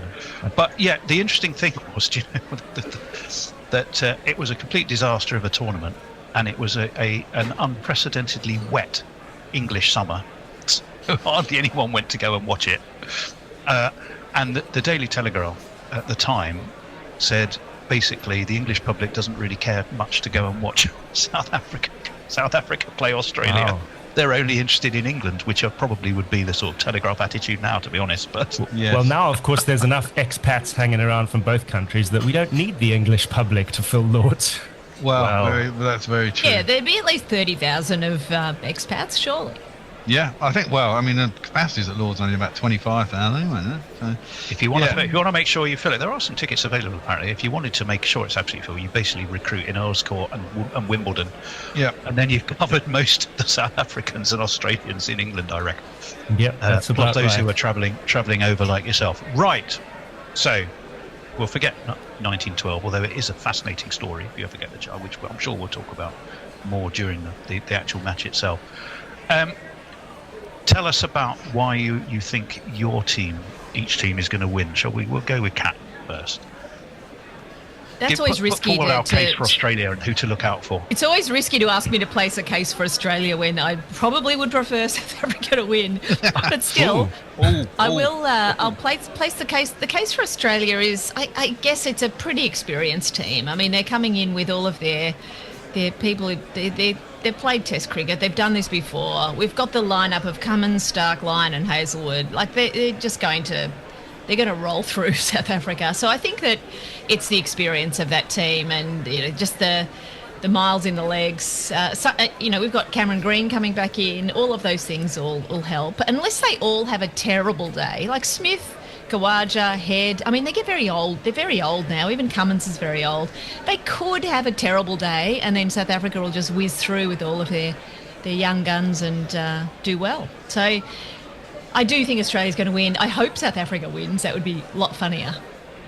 Yeah, I mean, the only players... You had 2 players, Australia, in the IPL final, Hazelwood and Joss English, and even then there's sufficient recovery and travel time and the like. 4 overs Hazelwood had to bowl, didn't he? Yeah, he had to bowl. I mean, the IPL tournament is long, and it was sort of weirdly interrupted as well this year.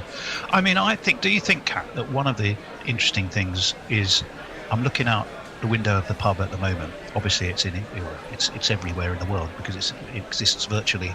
But my particular part of it is in England. It's pissing with rain, and it's likely to be for most of this week. And I believe it's 10:30 starts. Now, I've seen a lot of cricket at Lord's, and 10:30 starts quite often means the ball. They always say it's a look up, not look down wicket at Lord's. If Pat Cummins wins the toss, do you think he'll see if he can get amongst them early? I can't hear anything back. Hello. Well, welcome back. Hello. Welcome back. We welcome you all to Lord's, where we just had a slight delay for a bit of drizzle. But things are about to resume in bright sunshine now. And Pat Cummins is going to resume after a magnificent morning, wouldn't you say? Yes, it's very interesting. I'll give the session to South Africa. Oh yes. Although, I just think the bowling attack and the pitch just changed quite a bit more than everyone was expecting from overnight. So, start of the day I was expecting a 3-day test series. Yeah, still could like be. We'll at least get day 4 if rain doesn't interfere any further. We would hope for 4 days. I would certainly hope for 4 days. Varane, it is to face the first ball of the afternoon. He dabs the ball into the offside. It's probing around the top of off where bowlers are always meant to be. And there is no run. The bear is back. And there are some jingles. Should we do some jingles? Yeah, go for it. He's so red like bleeding. I know it sounds insane. Redder than Stokesy, yes, it's Calvary. Redder than Bairstow, yes, it's Calvary. And he gets, a freebie there outside the off stump, nice and full, drivable, but he just closes the face as he tries to execute the shot, and that loses all timing and impetus. And there is no run as the ball runs slowly out on the offside. 121 for 5. It's getting quite hot in here today. It's getting very hot in here now. It's getting hot in here, so keep up. As I said, that's what people were singing, so keep on all your clothes. This one comes back into Varane, and he plays it in that time-honoured fashion of looking as if he's a little bit late on the ball, but successfully getting it into the onside. And there is... I would prefer some of that heat you guys have to be coming my way. My house is about 5 degrees at the moment. Really? Where are you? Yep. Melbourne. You're another Melbourneian. Do you have central heating in Melbourne? You would have thought, wouldn't you? I don't know. Some places you don't. Like when I go to Kenya, there's never any heating.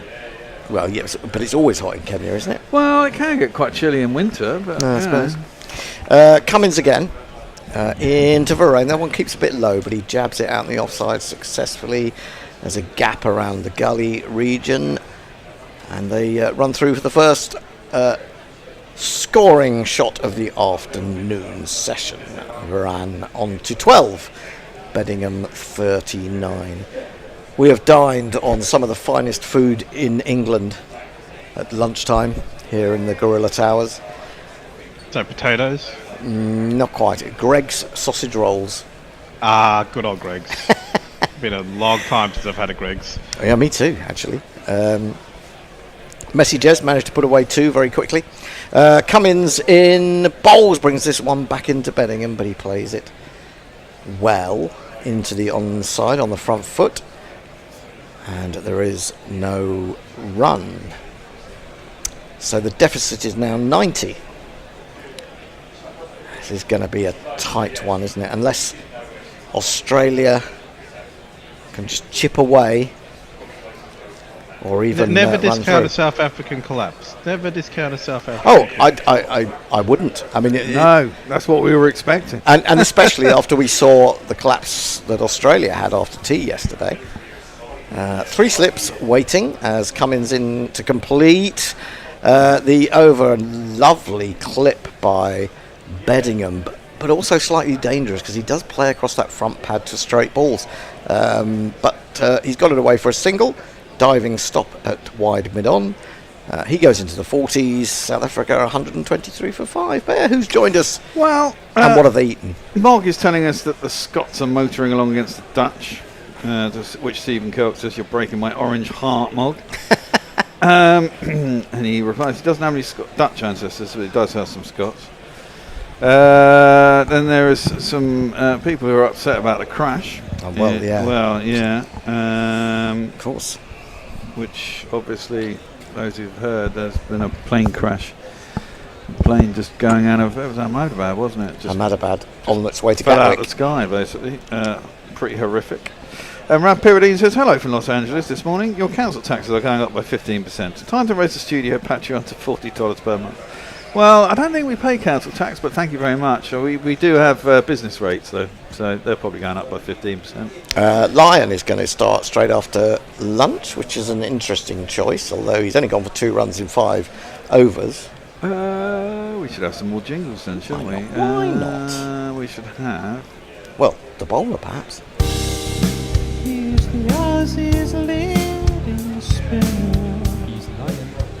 He's just whipped back to him.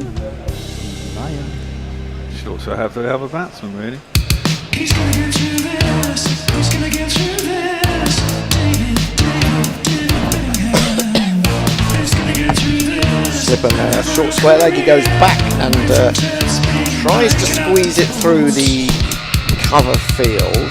Diving stop from Labuschagne to his left, but still they have time for the single. Maybe a little bit annoyed because he really deliberately placed that, and if he'd just got a bit more power on it, it might have raced away to the boundary. But Labuschagne is one of the very best in the field.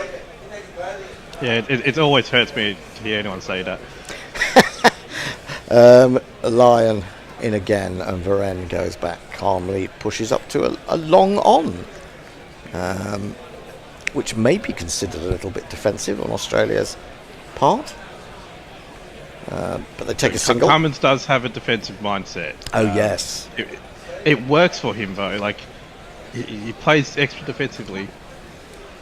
This is flatter and punched by Beddingham up towards mid-on. He's annoyed that he didn't get more into that shot. Yeah, I mean, I remember when Ben Stokes was going batshit crazy at Lords in 2023, as Lion is in, and this is flicked to mid-wicket, end of the over, just 2 runs from it. Yeah, of course, at one point he had everyone on the boundary, didn't he, when Stokes was going nutty. But yeah, which seemed, it kind of, even though England lost that test, it seemed, I'll go back at it and it'll annoy all Australians. Like, and how did they lose when everyone's on the boundary? Like it's like, well, what I was going to say, plays defensively and he makes it work. And he but I was going to say that in some ways I felt like it was a moral victory, and I know that the phrase will annoy Australians. I felt it was a moral victory to have 9 boundary riders in a test match. Was that the one where we were down to 9 wickets and he was just trying to fly everywhere? Basically, Did he get a ton in the end? No, I can't remember. He nearly got one or just over. Can't remember now. Anyway, it's going to be Cummins again to continue. 125 for 5.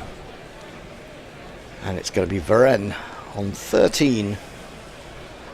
They trail by 87 and he's on 13. That could be, I don't know. That's all a bit spooky. He's brought him to his. He's brought him to his to his knees. That delivery shot back and bounced on him and hit him in the mid. I'm going to say it to annoy Gary. The mid drift.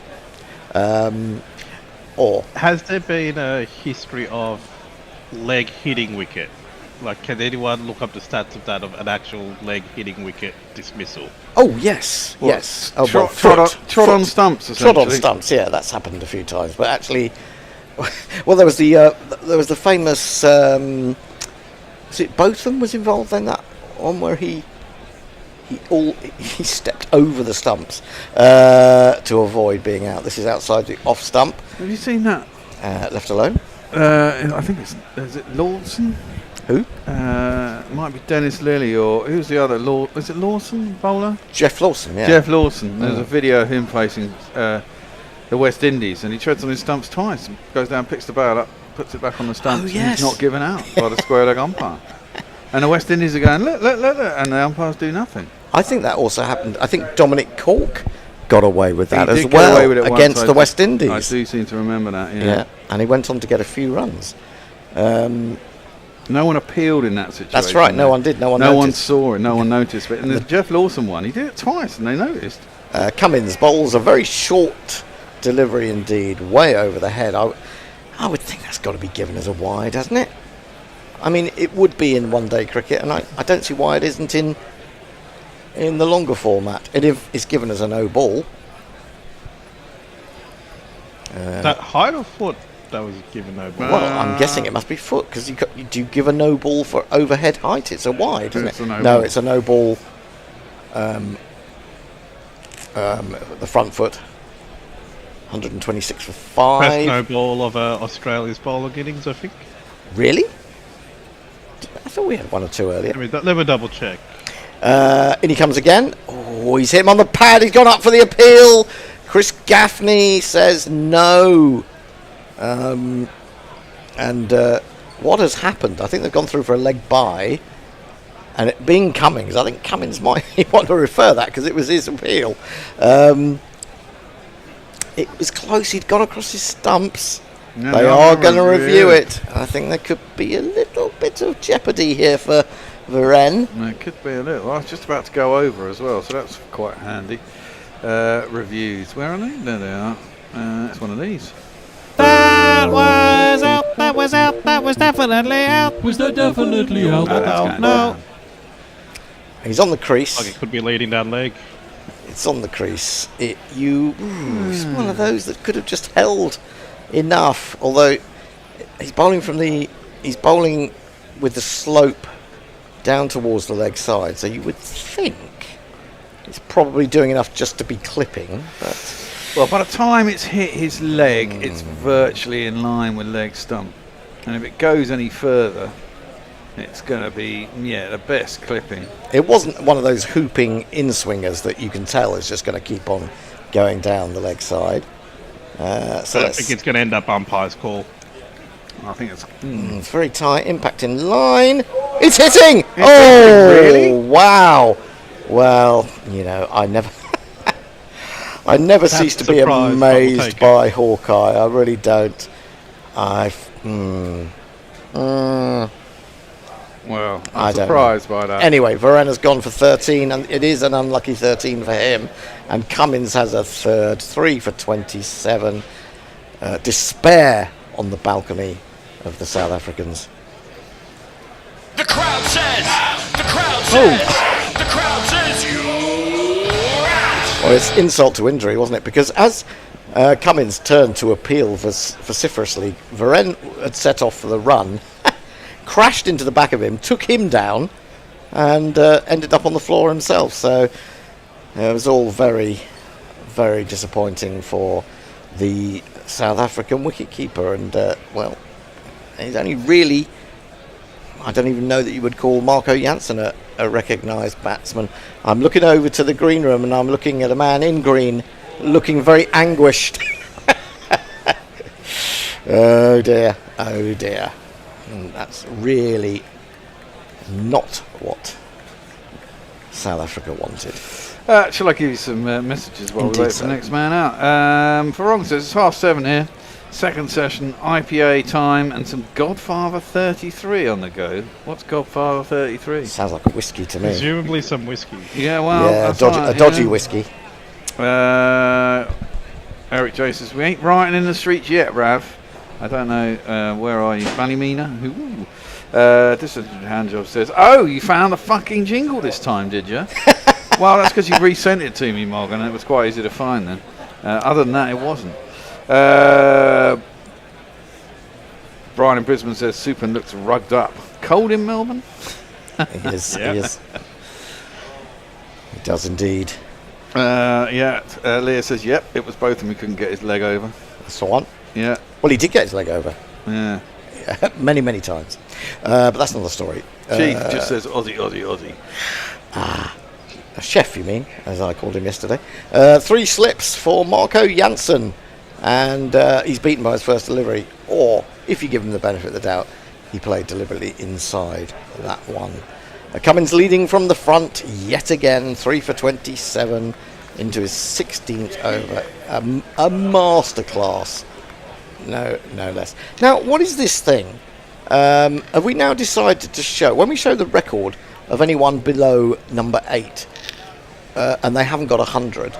We're showing the number of 50s they have in Test cricket and the number of 30s. Oh, what? Yeah, it happened yesterday. I saw it yesterday. Oh, this must be a new ICC thing. Because the IPL... don't matter. The IPL had 30s, didn't it? Cummins bowls again, beats Marco Jansen. And this is going to be a struggle for South Africa. What does Bedingham do? Bedingham hasn't looked settled. He's been there for 100 deliveries, but he's still nervous when he's playing his shots. Yeah, and I suppose that one of the things, when we were talking at that collision, it's a cracker. It's a brilliant collision, especially in slow motion. But yeah, if he's going at that rate but he loses players at the other end, then that is an argument for going quicker, I suppose, or trying to. Cummins into Janssen, he's chipped back a catch, and he's gone. Horrible shot, and 2 wickets in the over. South Africa are imploding straight after lunch. Cummins has a 4th. They are 126 for 7. Poor old Temba, he's just burying his head in his hands. Another one bites the dust.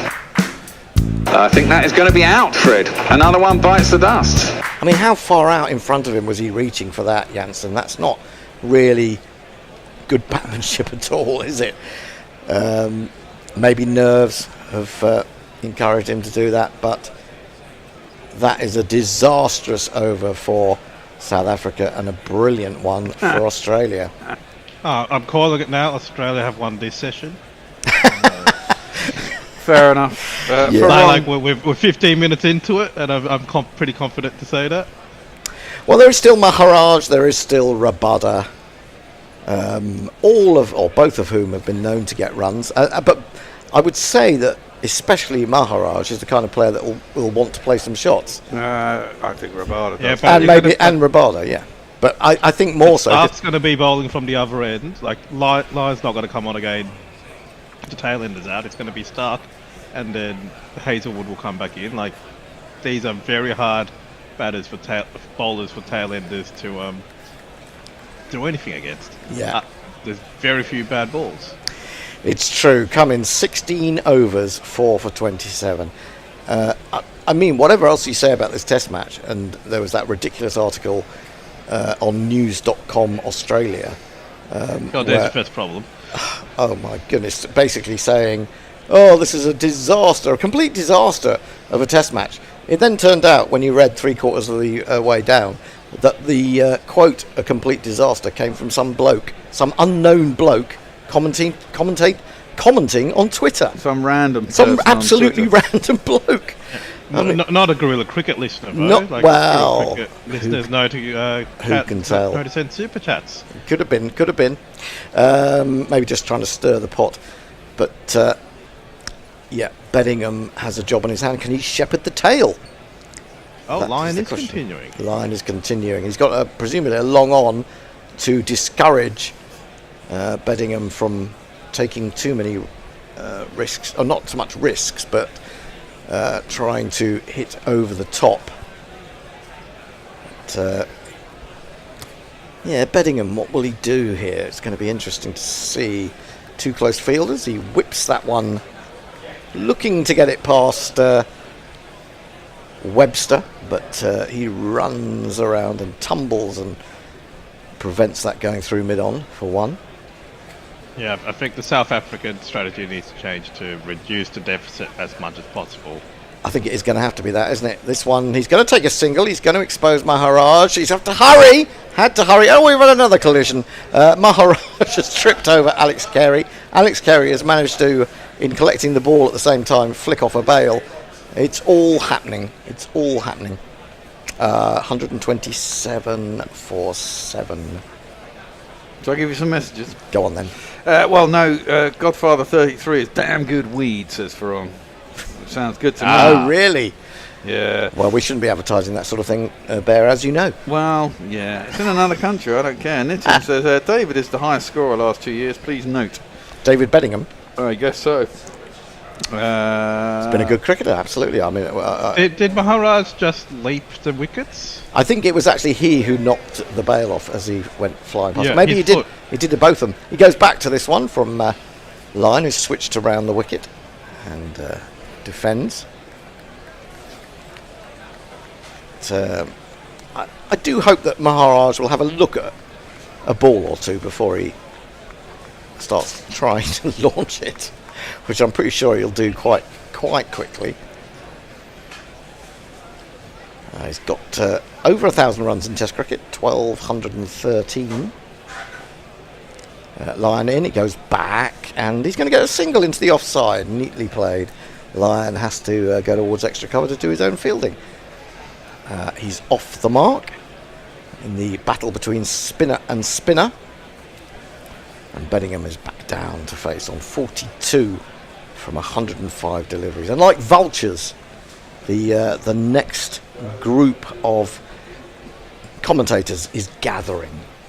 I'm going to pick the bones out of us two. And this is flicked away by Bedingham. He's going to take another single. Nicely done. He will keep the strike. At the end of that over, South Africa are 129 for 7. Bedingham 43. Maharaj 1. Who's on the ball by ball next? Is it Richard? Richard is going to come and preside over yet another South African disaster. Why not play a jingle while we're waiting there to ask people to bring us some money, or people get into position? That would be quite good. The best things in life are free. Just like Gorilla Commentary, we need money to Patreon. That's what I want. .com/Gorilla Cricket. We need money. Patreon.com/Gorilla Cricket. I don't like the BBC. I prefer Gorilla Commentary. We're back. We are back indeed, and David Bedingham has an even bigger job to do now. At 129 for 7, he's got to deal with Pat Cummins. Just plays him out into the covers there for no run. The deficit still 83 to Australia's 212 from yesterday. And my lunch is not going down so well. After that over from Pat Cummins with a double strike, things look a bit different now, and we've had the first significant change of momentum on day 2, I would say. We do have to share with our listeners, though, the joy of the man living in Austria being able to eat Greggs for lunch. Here's Cummins again, who certainly didn't have Greggs in the Lord's long room. And he's going to conceded 1 run as, there's not a lot of fielders out on the leg side, so not particularly convincing shot from Bedingham. Earns him 1, takes him to 44. Well, I mean, Beddingham's doing a similar role to what Webster did, isn't it? I don't think he's been particularly convincing, and nor was Webster, and yet there were a fair few runs involved. But he's absolutely vital at the moment for South Africa to get anything close to Australia's score. Yeah, I think he's been more convincing than Webster, but I guess I might be biased. He's certainly been good at putting the bad ball away. Yes. And he's got his fair share of those, even last night in that last over. I think there'll be more bad balls bowled by the Australians today than there were yesterday until those last 2 balls all day, yeah. So here comes Pat Cummins once again to Maharaj this time. It's very full and squeezed out by the South African. Yeah, Beddingham's managed to finish the last session yesterday and the morning session today with a boundary. So if he could be around at the end of this session and then strike a 4 on the way into tea, I think he would definitely take that right now. I'd bet, yes. And they're still only about 2.5 and over, aren't they, South Africa? That's where they've fallen behind to a certain extent. Here's Cummins once more as 3 slips go down. It's defended out into the offside by Maharaj, who is so far showing restraint. What are we saying then as a good South Africa score from here then? We've had a couple of sort of estimations. Steve Chilton says he's had 175 yesterday, but it could be a bit short now. I mean, I'm not sure what you think about that. Well, I think if they get to 180, they'll be doing pretty well, to be honest. The dream is, of course, parity. It feels like it'll be a huge lost opportunity if they can't get it. Anyway, here's Cummins once more, shorter, and Maharaj has to duck. Carey does the tidying up behind the stumps. Haven't seen an awful lot of short stuff in the match so far. They've been used very sparingly, the bouncers. Slowish pitch. Not a lot of carry, but one of the short balls did end up disappearing into the stands when Temba Bavuma hooked Pat Cummins for 6. Although a short ball to Temba Bavuma isn't necessarily a short ball to many other batsmen. So Travis Head is fielding on the square leg boundary with pads on under his trousers. They're the ones he'd wear at short leg, which looks a bit odd. What a multitasker. Pat Cummins again to complete the over. This is full outside off stump. There's a gentle drive from Maharaj. There's not going to be a run there, and that's the end of the over. So we're a 1-3-0 for 7. On the YouTube comments, nice to see my Bohemian shirt get some recognition from Pirate Badshah, as you can see. I have a very tenuous link to them. My mum's Irish, and I really like a pint of Guinness, so I had to get the shirt. Is that a football club or an Irish Gaelic football club? Yeah, it's an Irish soccer club, yeah. Well, you and I both have Irish mothers and a liking for Guinness, so we have that in common, Tom. Nothing else on the socials? Not so much, no. It can happen. Well, just a reminder that if you would like to support us, particularly during this coming summer when we've got a series coming up, Lion around the wicket. It's cutaways. There's a bit of width offered to Beddingham. They'll trot through for a single. If you go to patreon.com/Guerrilla Cricket, you can choose one of several levels of support for us, each of which entitles you to membership of our Discord channel, which is a fun place to be. And you'll help keep us on the air, because it's quite an expensive operation for us at the moment. Not that anybody gets paid, but it's expensive. Line to continue straight at this time, down leg side in fact, but Maharaj can't quite get any power into the shot around the corner. He'll stay where he is. Yeah, I've gained a new appreciation for the money that is required to keep this thing going, having visited the studio for the first time today and seen all the machines that do not look cheap. Lion once again draws a defensive shot from Maharaj. Will stay on 1. Balanced by the commentators who are all very cheap.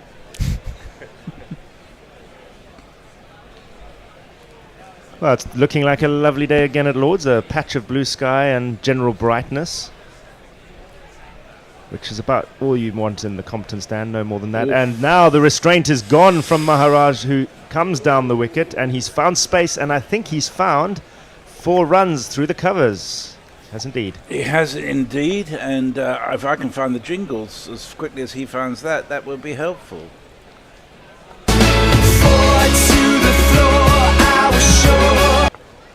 That was a very, well, in my view, I think Lion will be really happy that he's played that shot. Uppish, almost a very thick outside edge, but he managed to get it away. Yeah. But it brings him into the game. And it wasn't the classic come down the wicket and hit the bowler over his head. It was come down the wicket and hit it over the covers with not a great deal of power. So we're playing again. He goes back this time and defends. And he got enough on it, but it didn't exactly race off the blade, that one. Luckily there was no one out there. He would have known that. Yeah, he wanted it over long off, didn't he? And he goes back again. This one keeps pretty low from Lion, but it strikes the bat, not the pad, so that's the end of the over. And I think there's some socials, because I heard some snickering next to me. Yeah, so for anyone not here yesterday, Kieran was offering me his pregnant cousin's hand in marriage, and he's asked me, have I had a change of heart, have I thought about it again. I do have a girlfriend of 9 years and 6 months, I think, so I might have to turn her down. Well, you do know you're 3rd cab off the rank as far as Kieran's concerned. Yeah, you're starting to feel less special after hearing how many times and how many lads he's offered a hand to. But oh dear! I noticed Perko just says putting the common back in commentators. Thank you, Perko. I think that's spot on, mate. Cummins to continue into Beddingham. It's short to Beddingham. Has a half a go at pulling that, but in the end it goes through to the keeper. Just noticed old Marnus sending subtle non-verbal sledges to the batters by practicing his strokes as if he's about to be heading out into the middle within the next 20 minutes. Sorry, Kieran's making us both laugh, mate. Give it a go. Yeah, she's definitely older than 9 years and 2 months. Don't worry about that, Kieran.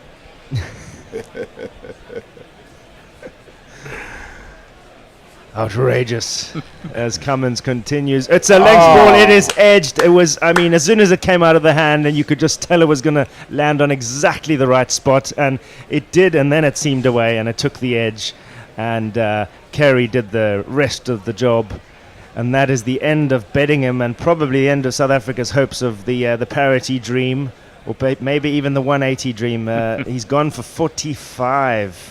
The first thing that strikes me about that was fantastic delivery, and it brings up, of course, a fiver for the Australian captain. Indeed it does. On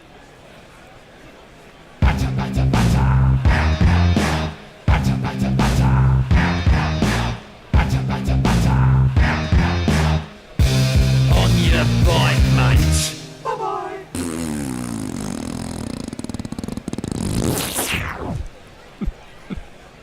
Couple of really top wickets in that haul of 5 so far for Cummins. I think that might be definitely one of his favourites. Yeah. It was it just cut, not too much, but enough to get a decent edge. And Carey took a decent catch, although fairly regulation, low down to his right, which was better than his performance yesterday, as I recall. Nitin is reminding everyone that he said 150. Oh, smart ass. Yeah. Yeah. I think you should also mention that Kieran is deeply offended, but his cousin is not so easily offended, being low maintenance and good to look at. Those aren't his words, but those of Auto Trader magazine. Kieran, you're close to the boundary, right? You really are. Skating on thin ice. Now, ironically enough, the man who scored a fiver yesterday, a 5-fer, apologies, Kagiso Rabada, has been brought to the wicket by the 5th wicket for Pat Cummins. Do we have a bit of KG music? What's his name? He's a high roller, rock and roller, scariest, deadliest, killingest bowler. He can sink your oats like the Spanish Armada. No one faster, no one harder. What's his name? What's his name? Tell me, what's his name? KG. Very special jingle from Men with Ven, recorded in conjunction with some of our former colleagues from Guerrilla Cricket South Africa in Johannesburg. Oh, lovely. And they were chanting his name yesterday in the stands, weren't they, Messers? Certainly were. KG was coming for us. Yeah, there were a couple of different chants, and it didn't sound. It sounded more like Newlands than Lords. He would have enjoyed yesterday, but it'll be the back of his mind now as he sets up to take on Cummins. It's a short ball, and it only wraps Rabada on the body as he makes a fairly half-hearted attempt to get it away on the leg side. Oh, 135 for 8. Yeah, Cummins, he just is a superb bowler. One of the things I really like about this is that he has proved that a bowler can captain the side and still continue to be a great bowler. He's managed himself really well in that regard. Yeah, very much an exception to the rule. Yeah. There. And this one is just defended off the back foot by Rabada. He could maybe be the first of more. Well, not the first. No, not the first. Yeah. That is true. Richie Beno did a pretty decent job as a bowler skippering. Or I suppose all-rounder, you might say. He is just in that situation in Australia where you can almost be a test specialist, and the bowlers are so well managed that you can nominate a captain who is a bowler and be reasonably certain he isn't going to be breaking down injured all the time. It's another short one, and it strikes Rabada on the body, right? Or was that on the... I thought that was on the side of the helmet. Yeah, I think that was the helmet. On the side of the helmet. He's still standing. He's giving the thumbs up. Isn't there a mandatory count of 10 while they do so all a concussion check to come or anything like that? Well, Cummins is stalking back to his mark, last I saw. We'll get another look at it now, and it got him on the shoulder, in fact. Oh, right. Yeah, it did get him on the shoulder. Oh. Good call. And we saw, was it Mana struck on the shoulder yesterday? Yeah. And then next ball out, he nicked off. So what is Rabada going to do next ball? Oh, he's going to get struck again. Or was that a replay? It almost looked very similar, didn't it? Looked very similar, but I think it was... Did it go off his bat into his body? Genuinely a repeat. It's the end of the over. 135 for 8. I don't know when we're going to get a replay on that one, but I guess we can get some social in as the medical staff are now heading out. Yeah, so Steve Chilton, he's already looking forward to the Aussies batting. He says that they'll have to sort out their opening batsman before the Ashes.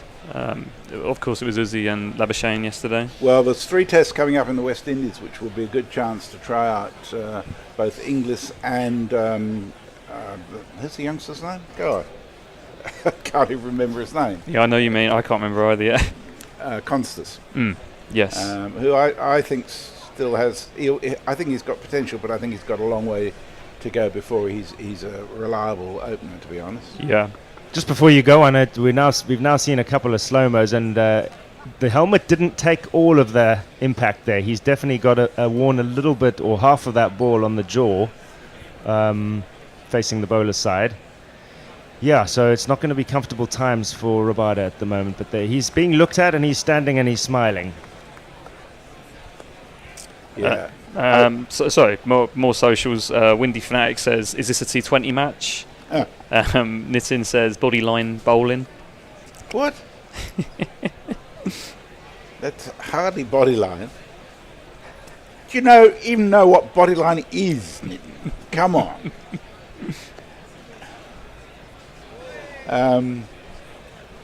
It's actually brilliant bowling, I think. Yeah, he has just turned up the aggression as soon as Rabada's come to the crease. We've seen a steady increase in the number of short deliveries over the last 10 or 20 balls, led by Cummins, who has just been sensational since lunch. I mean, he was good before lunch as well. As always, in that channel, and you're never quite sure if it's going to nip slightly away. be the one that straightens, or it's gonna keep holding its line. Chief says time to injure their best bowler.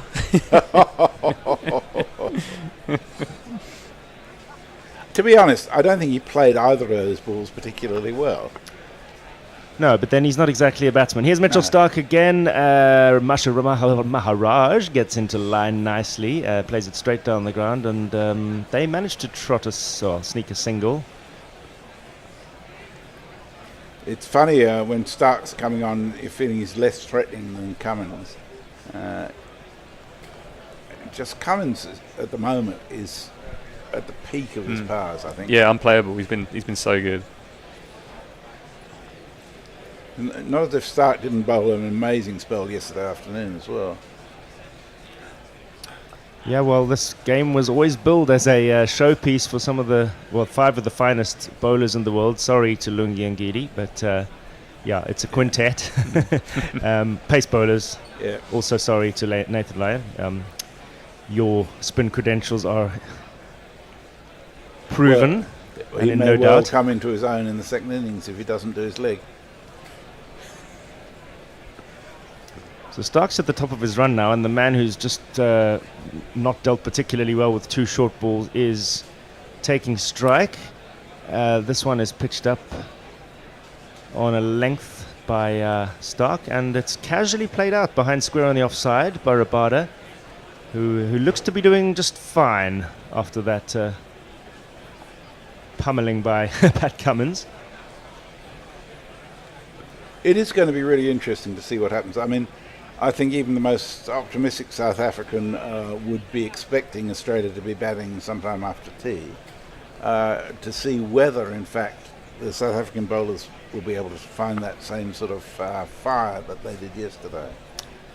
Yeah, there's the motivation factor as well, because they might be thinking in the back of their minds, well, why bother if the batting is going to let us down again in the 4th innings. There's a wild flay from Maharaj to a wide one from Stark. He misses it and it bounces a couple of times before it reaches Carey.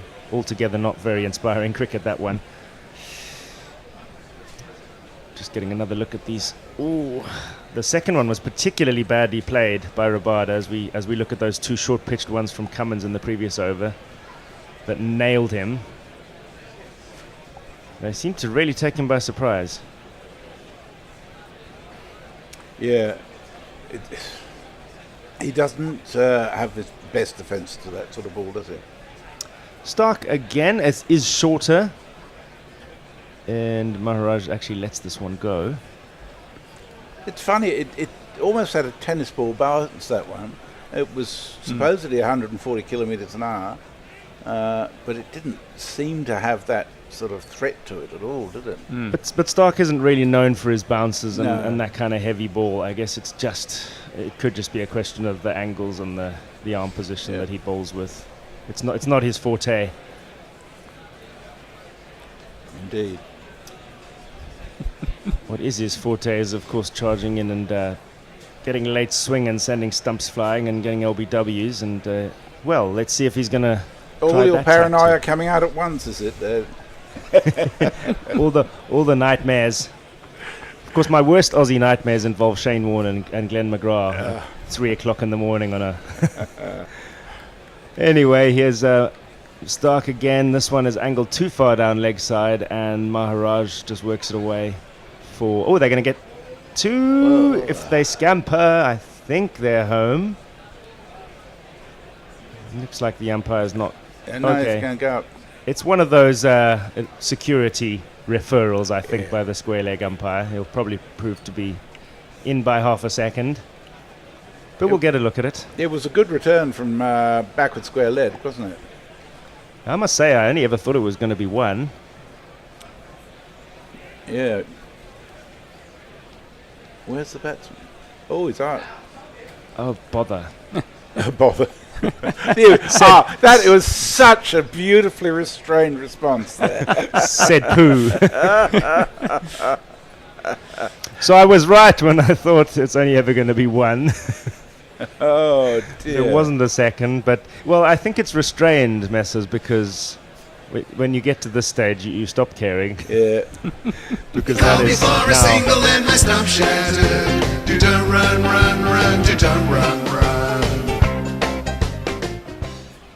Yeah, that was poor calling, wasn't it, and running. That is now... Isn't that 9 wickets down? It is. I don't know why they haven't updated the scorecard. Only Lungi Ngidi is to come.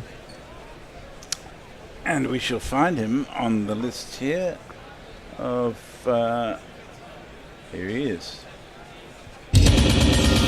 Domination's the name of the game. In cricket or life, they're both just the same. So go get the guy who can turn the day. Let's play Lungi Ngidi. Let's play Lungi Ngidi. Are you down for Lungi Ngidi? Well, so we're not even halfway through the afternoon session and looking pretty close to the end for South Africa's first innings.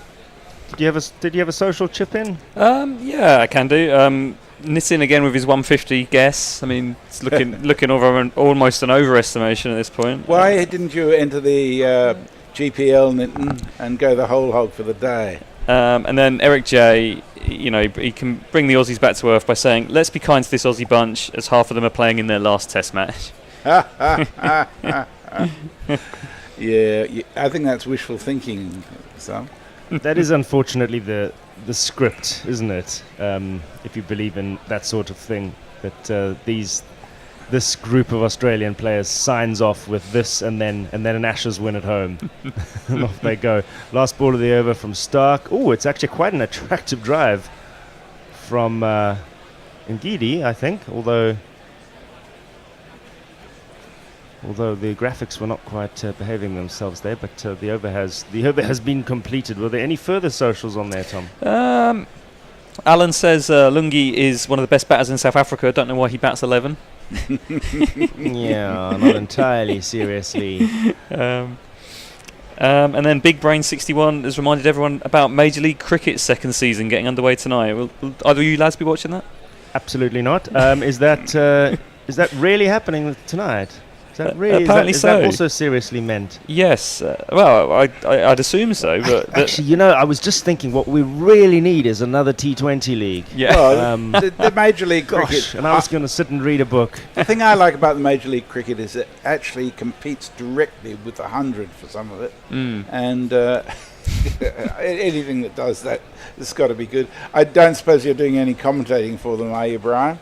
Good to have you on board, by the way. Big Brain 61 is Brian Barish, who is the AFL USA media manager and commentator extraordinaire. So he's done commentary with us as well.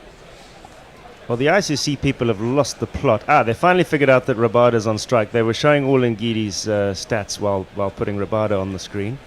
But they've sorted it all out now, having cocked up the end of the previous over. We Gorillas are, of course, on top of all these things. A Cummins short, and it's pulled away by Kagiso Rabada, and it is, of course, caught in the deep. Sorry about by that. Bo Webster. And that will be the end of the innings. That was quite exciting, wasn't it, for half a second? It was. Camera zoomed out. I thought it was a 6. Although KG's standing his ground, and there's at least a soft signal of out being given. And they're going to have a look at the grounding, I imagine, as it was Webster coming in from the boundary there in the deep and diving forward, I think. There'll just be a question as to whether he got his hands under it, of course. It looked like a soccer goalkeeper facing a penalty before he took off. Then he took off, and it what a good take, wasn't it? looks perfectly clean from behind, although we can't entirely see the hands. I don't think the hands barely touched the ground themselves, but there's no doubt it was a proper catch. Rabada's decided that will do. He's seen enough. He was out. So South Africa's innings has come to an end. 74 runs behind that of Australia's. They've added just about 100 today for the loss of a further 6 wickets, 138 all out. Positives there, hard to find. Let's say, well bowled Pat Cummins. Indeed. Six wickets with some, quite frankly, beautiful bowling. Very few bad balls. And he just leads his team in a way that's setting an example that's hard not to be inspired by. Yeah, South Africa, for their part, I mean, they did come out with more intent this morning from the very, very beginning. But now, of course, the question will again go back to last night. Could they have been 80 for 4 instead of 30 for 4? Because if there were another 50 runs on this, scored by proper batsmen taking a little more calculated risks yesterday evening. But they could have been 40 for 6. It's always ifs and buts. But I do feel against this attack there is a strong argument that you've got to put some pressure on the bowling. Yes. And this morning, it's all ifs and buts really, because at lunch today it looked like that was a good decision last night. But the batsmen are there to score runs at the same time. They are specialists there to score runs, and a couple of wickets then, once they haven't set a very meaty foundation, leaves the non-batsman exposed. Yeah, I mean, it was in the afternoon session, that over where Cummings took the 2 wickets, that just changed it completely, didn't it? We were chatting at lunch about how the morning was really South Africa's, and they ended up batting quite well, only losing 1 wicket. But yeah, it just all changed that over after lunch. It's very similar to the impact that Rabada had yesterday in terms of that collapse at the end of the Australian innings, isn't it? Yeah. Very, very similar. Yeah, and so much down to Cummins. I think Hazelwood was actually fairly ordinary today, and probably one of the easier guys to work around and score off. He didn't seem to trouble the batsman too much as a general rule, and Stark has also had better days with the bat.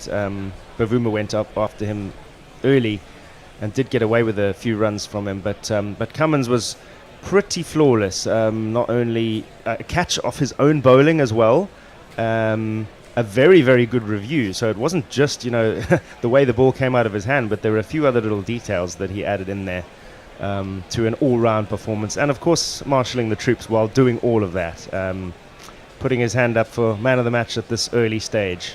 Yep. We're about to do a change. Hendo is going to come in on ball by ball. Richard's going to be on the socials. And it's not Fred with us?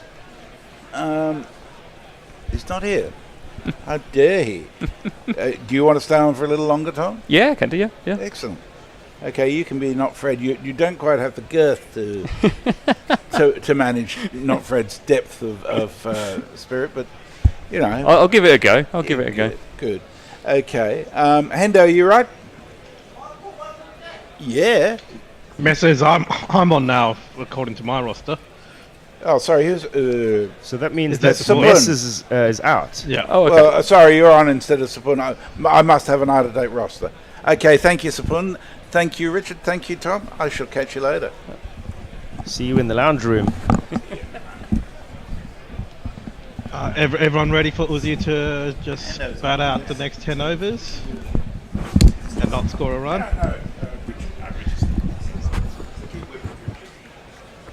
Hello. Oh, so Sapun's on, right? We haven't met before. Greetings. Greetings. I'm a little bit confused as to who's doing what, but I'll keep on chattering away.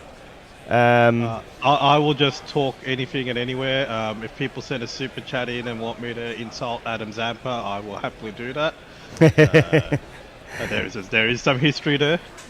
Very, very good, Me yeah. and Adam Zampa that he is not aware of. So what do you make of the demolition job since lunch? I knew it was going to be a bowler's day. The first session made me think, okay, there's a bit of it's looking like it's a bit better to bat, and then I think Cummins is just, like Messi said, he's led the attack, and he's just, what is it, 6 for 28? I think his final figures were. Definitely got 6 for. Yeah, 6 for 28. So that demolishes Rabada's 5 for 58, I think. So, yeah, just sticking to your plans and just doing what you need to, and just making sure like you've got no wasted deliveries. Very, very few bad balls. So it's very impressed with what Cummins has done. I think they only need another 100 runs to win the game. We'll see if they just decide to bat as much as they can just to rub it in. Oh, I think they will, won't they? I mean, they won't. I mean, they won't necessarily bat massively long, but I think they will grind South Africa down. I mean, it's going to be harder for South Africa the longer they stay out in the field, isn't it? And I think, unfortunately, South Africa, who had such a great day yesterday, well, first 2/3 of the day, really, it's going to be so much harder for them to come back now, even if they take wickets early. They've lost that impetus, haven't they? They built a bit of it before lunch, and it's just gone horribly wrong since. And I was expecting halfway through session 3 for the innings change to happen, and then South Africa would have the setting sun and low light and all of that coming into play to just make things tricky for Australia. But middle of the day, and it's presumably sunny right now. It is, yeah. Well, it is in SE13, yeah. Yeah, it's never so much fun going out to bowl with this kind of deficit, and just having the wind taken out of their sails so quickly after lunch, and knowing that, you know, what do you want to chase at Lords? We're going to have to roll Australia for 130, 40. Yeah, I mean, that gives them a chance, but I still wouldn't expect them to win that. That's the problem. It would be a tough chase. Yeah. Unfortunately, the batting has just not quite reached the peaks of Australia. I mean, South Africa's peaks, Bavuma with 36, betting him with 45. Australia's peaks were 66 for Smith and 72 for Webster. That adds up to a large chunk of the difference.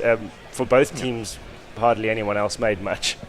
No, that's right. And, of course, both teams collapsed from being 5 down, didn't they? Which is a kind of worrying about their lower and lower middle orders, really. Yeah. The bowlers on both sides, we have seen strike runs in the past, just haven't proved a thorn in anybody's side. Well, what was it? 5 for 12 after lunch, South Africa, and it was 5 for 20 for Australia yesterday. So both teams really lacking something in the batting departments. but they've both got strong bowling attacks. I mean, you'd have to say the Australia one is stronger, but just has the edge, doesn't it? It's not huge margins. I think it's enough. big margins in experience, though. I mean, Mulder, not incredibly experienced test bowler. Ngidi, I'm not quite sure how many tests he's played. A fair chunk. For me, there's more of a question just about his level as a bowler. Never been convinced about what he brings. And I would have rather seen Patterson picked. But as we've discussed, bowling has not been the issue for South Africa. 212 is, you could take that. To not even get close is a batter problem. And definitely. I mean, coming out after lunch and just falling away so badly. I mean, you've got to give credit to Cummins, he was bowling beautifully even before that little spell that took those wickets. But I suppose disappointment that Maharaj would give his wicket away, run out as well. Yeah. He's not the quickest man, and we know that Labuschagne who threw the ball. I don't think it would have changed anything even if they'd saved that wicket. It would have been a matter of 10 or 20 minutes. Well, you're probably right, but I mean, Maharaj is the kind of bloke who will play a few shots, and at that point they might have come off. One or two might have fallen, into the gaps, and they might have picked up 20 more runs. It wouldn't have made much difference, probably, but it's you always, if you're going back out to bowl, you do like to go with a bit of oomph from the batsman behind you. That's why last wicket stands or late wicket stands seem to have such an impact on games at times. Well, at least for Rabada, if he is struggling to motivate himself from the match situation, there is that honours board beckoning, if nothing else. He's already halfway there. Well, the other thing that worried me a little bit, and I suppose it's hard to hide your emotions, maybe he should have been back in the dressing room so we couldn't see him, but Rabada was sitting up there, wasn't he, during that little session on the balcony, and his, I wouldn't say his body language, but his facial language was very, at one point sort of hands over his head, over his eyes, as if he couldn't watch it. Anyway, let's jingle up those that are out there. These are the batsmen. He keeps floating on a light beam with an average that is obscene. His name is unpronounceable. The selectors have no trouble. It's not a Labuschagne. It's not a Labuschagne. It's going to be facing up to Kagiso Rabada. I'll hold off on his jingle for just now. He's into Labuschagne, goes up onto his toes to a ball, back of a length, plays it comfortably into the offside. What's his name? He's a high roller, rock and roller, scariest, deadliest, killing this bowler. He can sink your oats like the Spanish Armada. No one faster, no one harder. What's his name? What's his name? Tell me, what's his name? KG. So is that the South African guerrilla cricket, as was, on backing vocals there.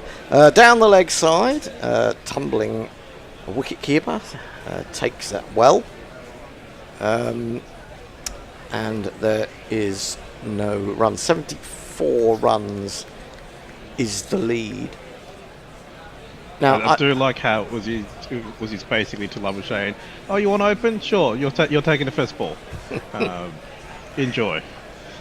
Well, Usman has yet to get a run in this World Test Championship final. Onto the backfield goes, a little bit of nibble, plays it well down through gully for a couple. Comfortably back, and the lead lengthens to 76 runs. Now, you'd have thought Rabada would have been a bit fired up simply by the fact that Cummins was peppering him with short balls. You'd think he'd want to give a little bit back. Well, the fastest way to get back at Cummins is get in wickets. the near future. Oh, now that's turned him round a little bit. He got bat in front of pad, but it wasn't a totally convincing shot from Labuschagne. Webster is out. Oh no, we're seeing. I'm trying to work that out. Webster was on the boundary. He was the one who took that really good catch. Well, the ICC is really proud of its camera work on that catch, because we've seen about the 6th replay of this one now as well. It's just Webster running in from the boundary. Yeah, he didn't pick it up initially. That was the thing, wasn't it? Rabada in onto the legs of Labuschagne. That's meat and drink for a player of his ability, and he's clipped it away for a very pleasant one of these. Well, pleasant if you're Australian. Or you enjoy the aesthetics of the game. What aesthetics? What aesthetics, yes. That goes out the window. When your team's playing, it goes out the window. Absolutely. So, a good start for Australia, 6 for none. And this is, I mean, Who's really... running socials? I think, again, he's played that right off his pad in front of his stumps, but he's flicked it again quite neatly away to deep square leg and takes a single. He'll keep the strike, 7 of the first over. I believe it's Richard. Yeah, so there's a few things to report. Luc Kevorvier sums up South African feelings by saying, "I cannot do this anymore. It's so hard to be a Proteas supporter. I'm switching off till later in the hope that SA make a miraculous comeback by the end of the day." I don't know if we had this before. I don't think so. Stephen Kelk super chat, I think, if I understand the S in a pink circle correctly, saying, "I want to hear Supun praise the god that is Zampa." Not for £2. Make it 20. Oh, okay. Make it 20. Let me play the tune. Super chat cash, super chat cash, super chat cash. Yeah, Windy Fanatic says, will this last 3 days? Test match cricket is losing its appeal. It's not losing its appeal. Oh. It's not losing its appeal. It is kind of, techniques have become so one-day oriented that players can't defend. It's the moving ball. This is Janssen into Labuschagne, who drops this down to the offside. Back of a length delivery, left arm over the wicket, very tall and a skinny man. But is there any chance of changing that issue with defences when schools are abandoning proper declaration cricket en masse? The only way you're going to play first-class cricket is by mastering the white ball game first. Yeah. As a youngster coming through, that's the reality, I think. But that's been the reality for a very long time. I mean, because in comes Janssen again, bowls onto that hip, and I think that might be a leg by running behind square leg. It is indeed. I mean, David Warner was... first made his name in T20s, didn't he? And at that point, it was unusual. It was but unusual. Now, it's flipped somewhat. I mean, I'm not sure whether it's... When did he come on the scene? Unusual. Talking mid-2000s, but late 2000s, I think. Warner. Yeah, I mean, there are plenty of players coming through in the English game that are just concentrating on the white ball. I mean, Will Smead at Somerset is one of those. But would those guys be good enough to play Test cricket? It's difficult to know, because if you never play it, you never test it, are you? And that's the whole point of Test cricket. Into the left-handed Usman Khawaja that does swing a little bit, but it started way outside leg stump. Came nearer to the leg stump, but wasn't really endangering it. Looking for his first run on this little stopping off trip to London is this batsman, very fine batsman he's developed into. One overseas now plays for Australia. We fell in love with Usman Khawaja. One overseas now plays for Australia. We fell in love with Usman Khawaja. And I will ask a question, as that one's left alone to Richard. Just noticing that much less attacking field. Yeah, I saw that as well. Yesterday, this time, we had 4 slips. Yeah. But yeah, this is the consequence of giving away a 74-run lead. But I think that's... It doesn't matter, though. Like, well, I agree with you, Supan. I think that you've got to attack now, because that's the only way South Africa are going to win the game, is to get wickets, isn't it? No, it's true. And if they give them too many I mean, they're going to take runs anyway, aren't they? They're not, I think they're going to be runs for them. Well, it's as though they're listening to us because they've just bolstered the cordon. 3-6 from the gully now.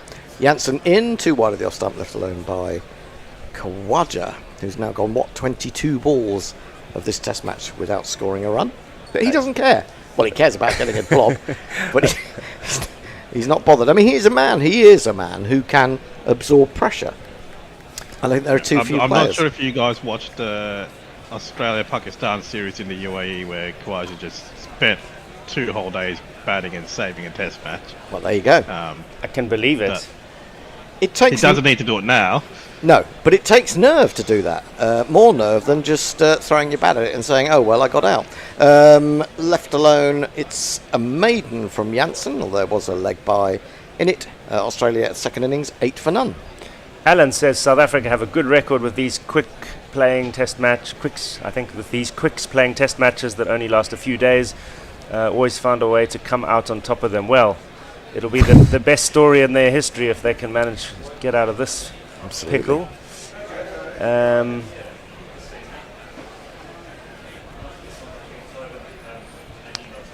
next lot of comments don't make any sense to me either.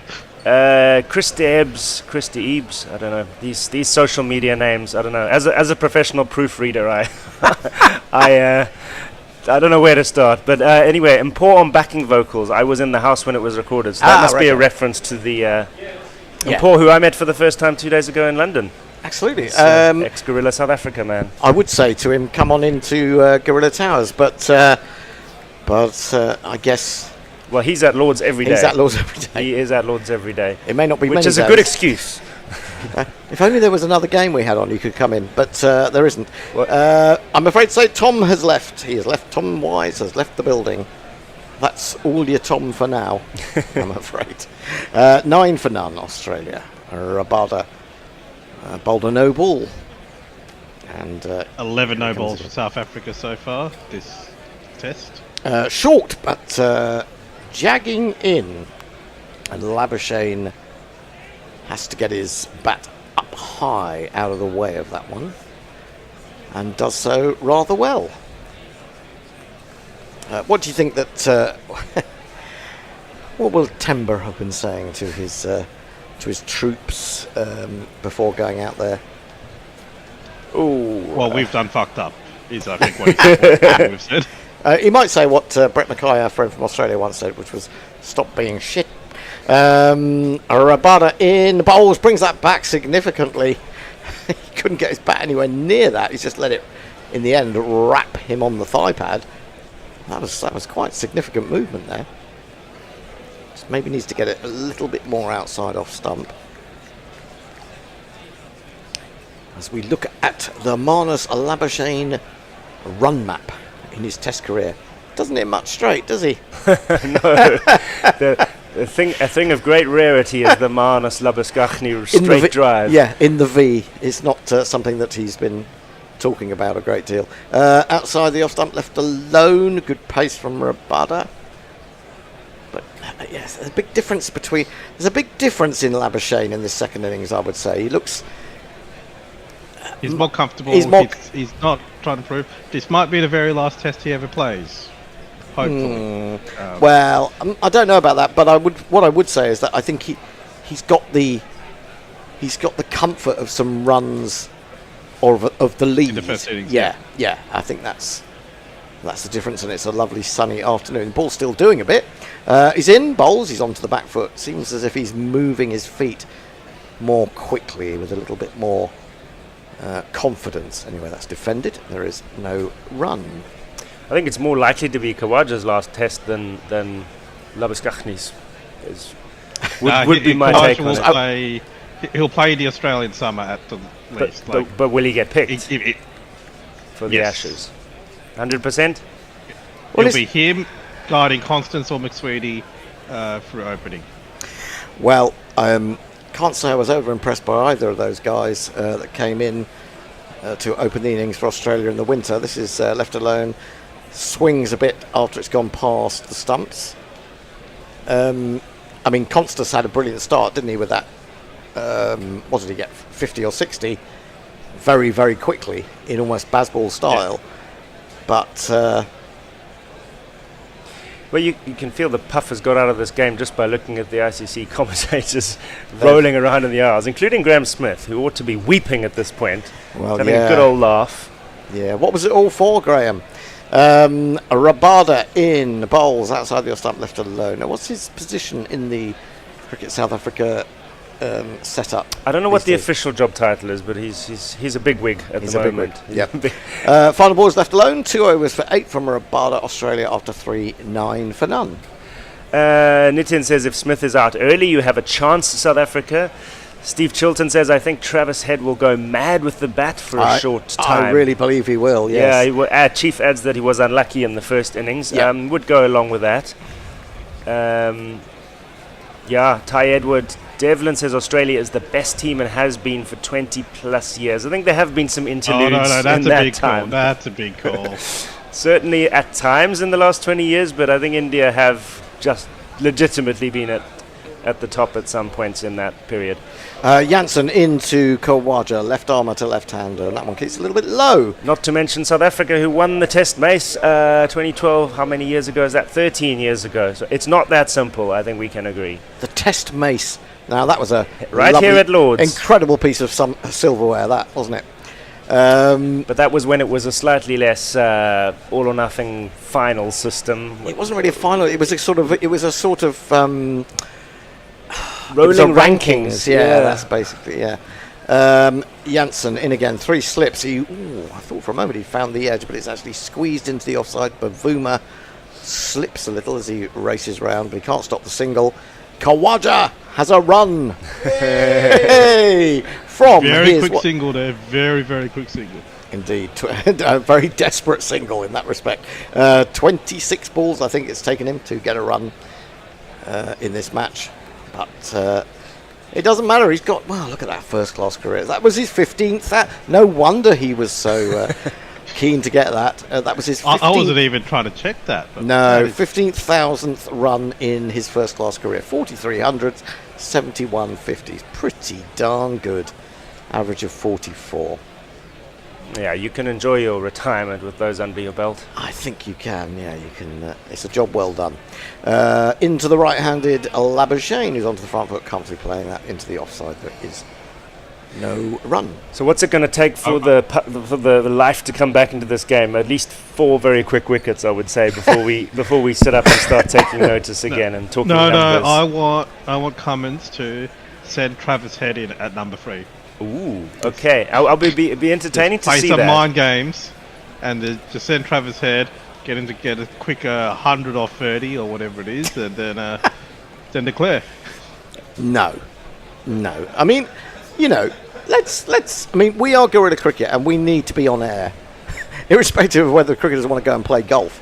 We need to be on air, and this is outside your stump, left alone, rising on its way through to the keeper.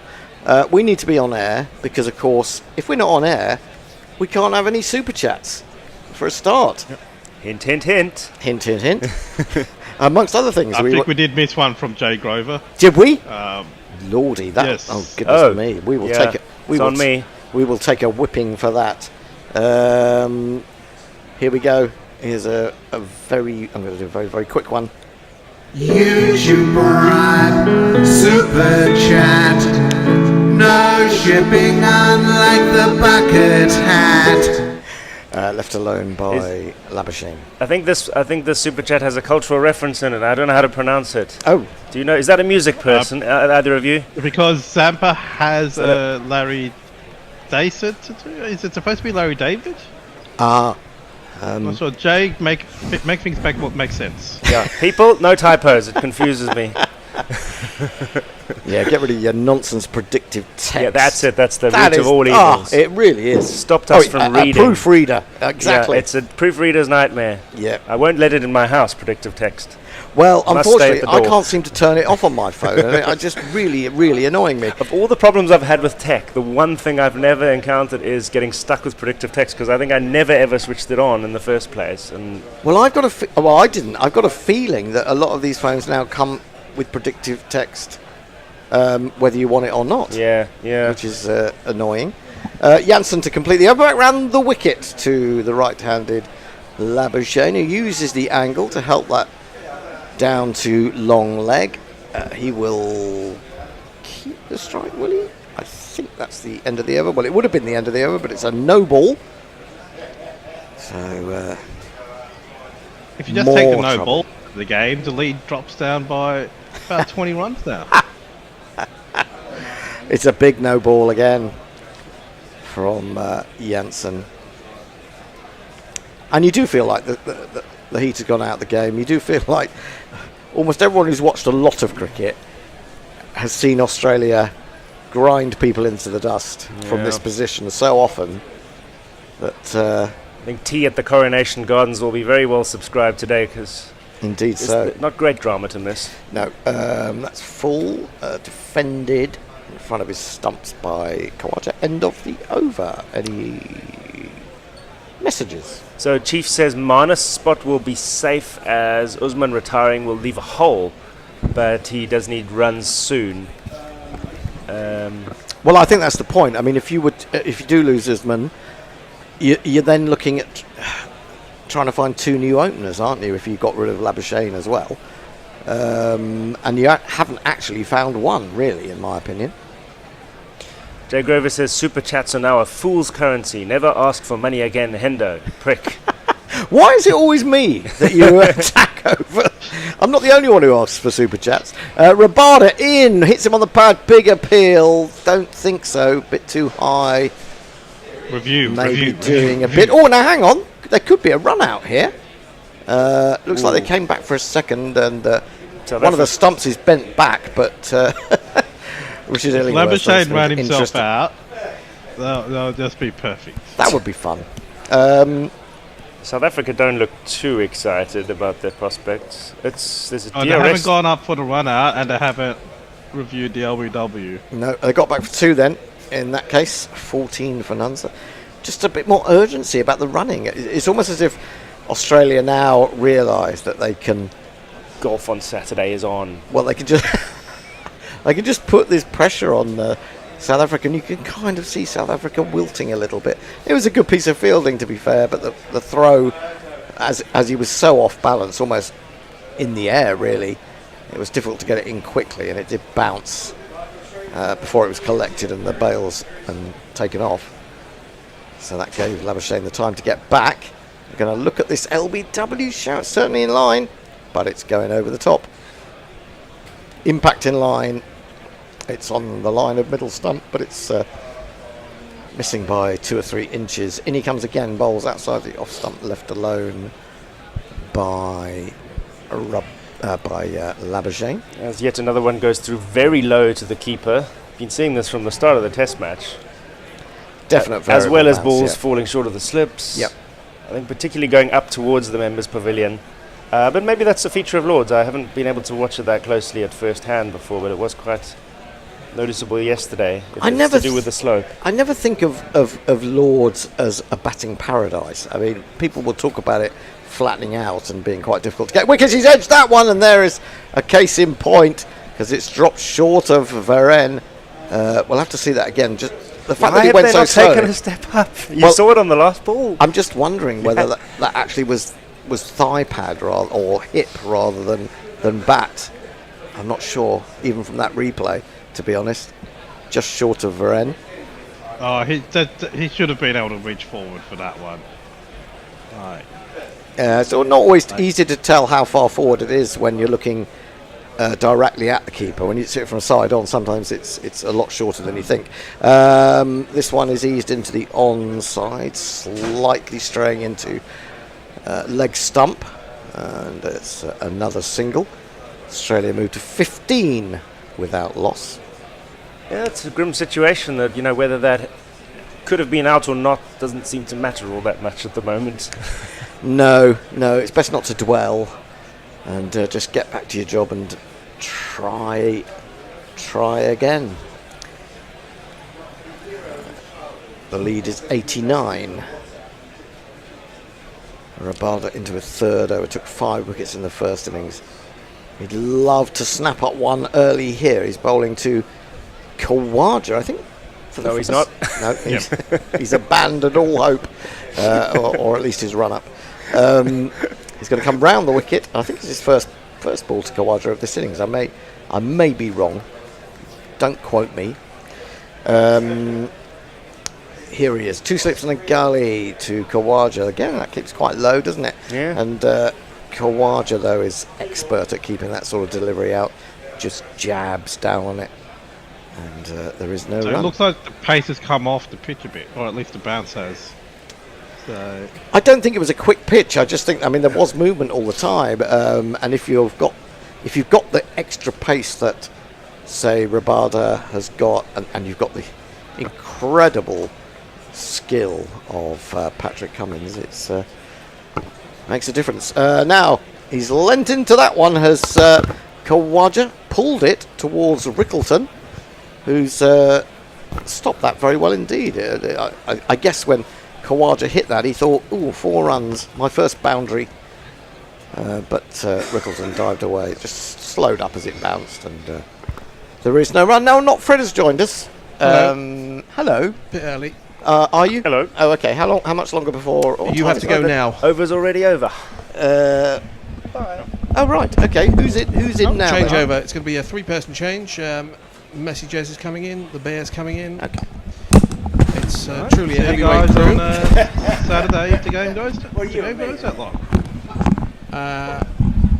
So I'm not sure whoever was with us remotely. Hello and Thanks, farewell. Burn. Oh yes, well spotted. As we wait for the Bear to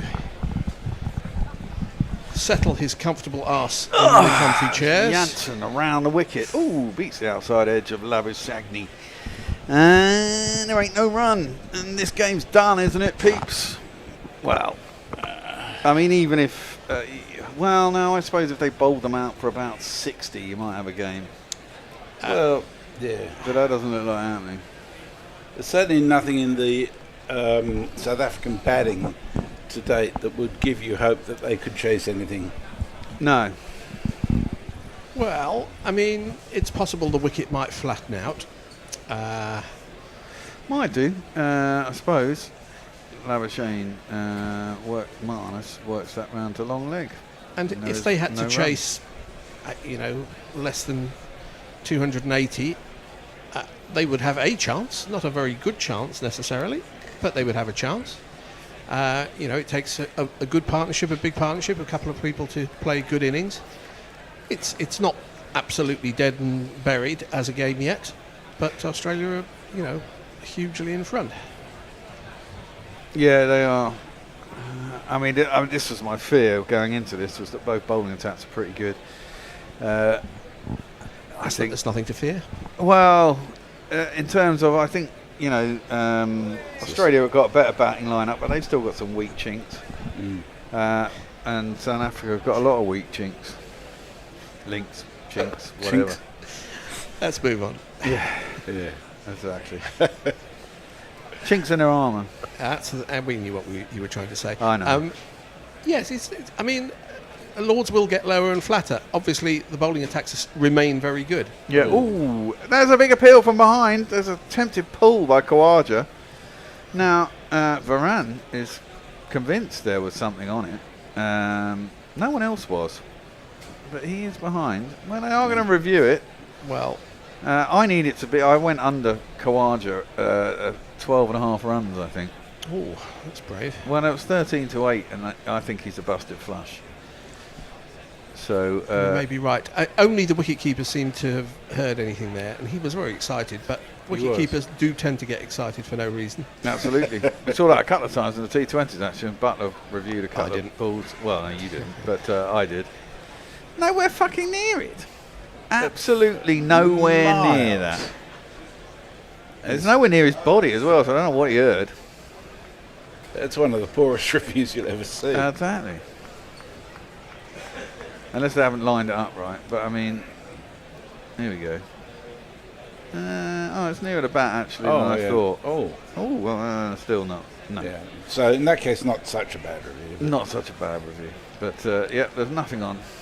And no wicket. But Khawaja's 1 off 10. Labuschagne is 10 off 25. Australia 16 for none. I mean, this is the problem. They're essentially 90 for none. And Australians, you know what Australians are like, they'll have to put the foot on the throat. Yeah, it's true. In a low-scoring game, a first innings lead is huge. Labuschagne, and sorry, Khawaja faces up Jansen bowls wide of the off stump. No need to play at that. There's no run. But I wouldn't say it's completely dead and buried yet. But it's very important that South Africa put in a very good stint in the next 2 hours. If they're going to have any chance. If they let Australia get to 100 with only one down, then you would think the game is absolutely dead. But if they can winkle out 4 by the time they've got 100, well, maybe. Exactly. Into the pads, Khawaja works it around the corner, down to long leg. They get 1, they're going to come back for 2. Ooh. Yeah, better throw might have been interesting, but it wasn't. And they do get back for 2. Khawaja moves on to 3 and Australia 18. But on the plus side, the roster struggles in guerrilla cricket for Sunday look like being less important. Yes, absolutely. Yeah, I think Saturday's under some threat.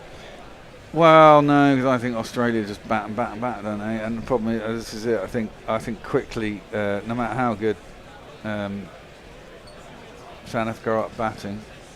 Oh, fuck me! How did he miss that? That was a beautiful. That was an absolute cracker from Jansen. There was a little bit of a way swinger bowling over the wicket. Khawaja just prodded at it. Somehow missed his bat, went through the keeper, and there's no run. 18 for naught. Lead by 90 runs. Chief says you boys just needed to go for Australia and you'd be much happier. I doubt if they could live with themselves if they went for Australia. Can't do that. And Sudahu points out that Green, Renshaw, Hardy, Connolly, Sanger, McSweeney have all opened in some shape or form. Yeah, the one I'd like to see tried is Inglis, actually. I think that would be a really nice attacking move from Australia. Brian in Brisbane was wondering why Richard was a see-through image. The green shirt conflicting with the green screen is the right answer. Yep. Well, we're back. Rabada bowling to Labuschagne and powering in on the stumps. Dot ball, no run. The broadcasters have bought a drone and are getting full value for it because between every other ball they're showing drone shots. It's a bit tedious. Well, I've got a mate who works in telly and he had to buy himself a drone because now he's not only a self-shooting producer / editor / sound guy, now he has to be a drone operator too. Worked into leg side and there's no run, and for about £1,000 one run, sorry. For about £1,000 you can get, you don't need a license for a drone if it's under 250 grams, which isn't a lot. So, but in a 250 gram drone you can get a 4K camera, and then he works on things like what's the guy who does really expensive houses, build your own houses are always a mistake. Oh yeah, I know. Grand Designs. Yeah. But you know, if he's walking up to a house, Rabada in, driven by Khawaja, but not great timing up to mid-off and there's no run. You know, you can set that drone to run a 180-degree circle from 30 metres at 200 feet or something and just go bink, and it goes and does it for him in 4K, and it gets rid of the need for a, you know, expensive camera crews. Exactly, expensive camera arm, jib arm with a 3-man crew for a day, you know. Yep. It's mad, so they're all at it. Makes sense, really. Progress, exactly. Khawaja drive, still can't beat the offside though. There's a man at cover, and there is no run. Khawaja on 3 of 15. Oh, tortuous pace. Well, it wouldn't get in the top 5 in this series. In this game, rather. He's bulked out a bit, Khawaja. Well, he's 38. He's put on a few pounds. Didn't he basically save his career against India by getting a ton in the Sydney Test? Yeah, I think so. defended back up the track and there's no run. He looked like a fish out of water for most of the test series, and then managed to get a ton. But that's his own ground, isn't He's got an extraordinary record in Sydney. He averages 80 something. I think. Well, as we stated, I'm kind of hoping they do pick him for the Ashes. Mind you, everyone will probably do well against us, and we might all fuck it up. Although, I kind of got positive vibes about Bazball in Australia. Don't know why. I've watched the last 3 away series. That was defended back to the bowler, and there is no run. I think his most successful recent series in Australia was with the antithesis of Bazball, known as Alistair Cook. Yes, well, it true. Was. That's true. Nitish Deshpande says, how much do you think at the end of the day? Around 50? I own a predictive ball image. 50? There's another session after this one, then. So I think we can be looking at probably 170 or so for Australia if they'd be looking for at least. Oh, in fact, there'll probably be more than that because they have 2.5 hours after the. I don't think they're going to get 170 in 2.5 hours. Well, still pretty tricky. Plus, they got 40 minutes before. No, they got 15 minutes before. They got 20 minutes. Oh, before sorry. tea, We started earlier. I was thinking, Yeah, they were the last session before tea. I mean, if they get to 100, 110, I think they'll be happy. They'll lead 180 by then, won't they? You're reminding me of a betting coup that Andy Ward and I had a few years ago in Australia. I'll tell you after this ball. Janssen around the wicket, driven by Labuschagne. Lovely shot. Out to the cover boundary. It's certainly looking a lot easier second time around for Marnus, and he gets himself 4. It's Nissan Shi. It's Nissan Shi. One of the bookies was offering total number of runs in the first session. This was Australia versus England, and they didn't seem to have realised that there was going to be they were starting a half an hour earlier, so it was 2.5 hours before lunch. So we lumped on a decent amount of money, and it was sort of the England tail enders were batting, and they were going to go pretty quickly. I think we needed 100 in the session, or 110 in the session. I'll continue after this ball. Janssen around the wicket to Marnus, who does a very Smith-like leave, which is really irritating. And then it got closer to lunch, and we were going to be about 10 runs short. And then England lost a couple of wickets, and the 9th wicket fell just before the lunch interval, which means you can have an extra half hour before lunch. And then Stuart Broad started. They were about 5 short. Then he hit one in the air. And was dropped at deep mid wicket and pushed over the boundary for 6. So that was it was basically 3 hours before lunch. Nicely. And we won a big bet. Oh, that one was arrowing in. Well fielded in the covers. Marnus wanted the run. I jabbed his bat down on it. We do have a super chat. Yeah. No YouTube Brian, super chat. $5 from the wonderful Brian in Brisbane says, don't be giving Australia this game yet. Plenty of times Australia's collapsed into a heap, yet to be 100 ahead. Yeah. You don't get that feel about it this game. Though, no, and the problem is they're Australia. They're kind of relentless. They're not the. I know they're not that. They're not the best of Australian teams. No, they're not. But then South Africa isn't the best of South African teams, let's be honest. I was thrown up wide of the off stump by Janssen. Coming around the wicket to Marnus, and there is no run. Did you get that delivery from Brian earlier, by the way? For today? Yeah, he said there was something coming through, I thought. That was yesterday. Oh, maybe it was this. That's all right. Yeah. It did come through yesterday, Excellent. I haven't seen any message from him today. So no, I may have been looking at yesterday's coverage this morning before we started. Okay, right, yeah, you're right.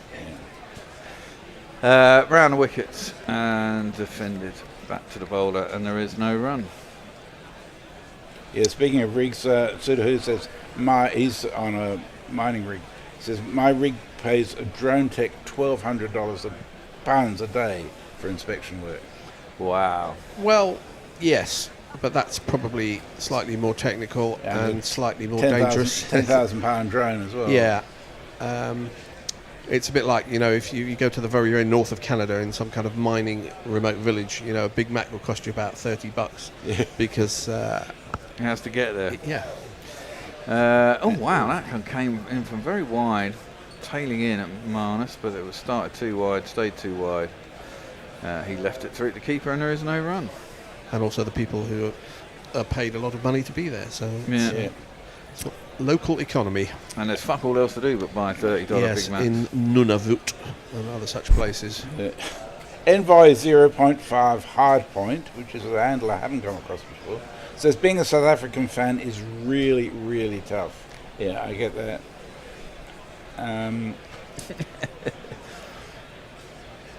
Ty Edward Devlin says Australia is the best team in the world and have been for 30 years. I wouldn't agree with that. No, I wouldn't agree with that. The facts say otherwise. Yeah.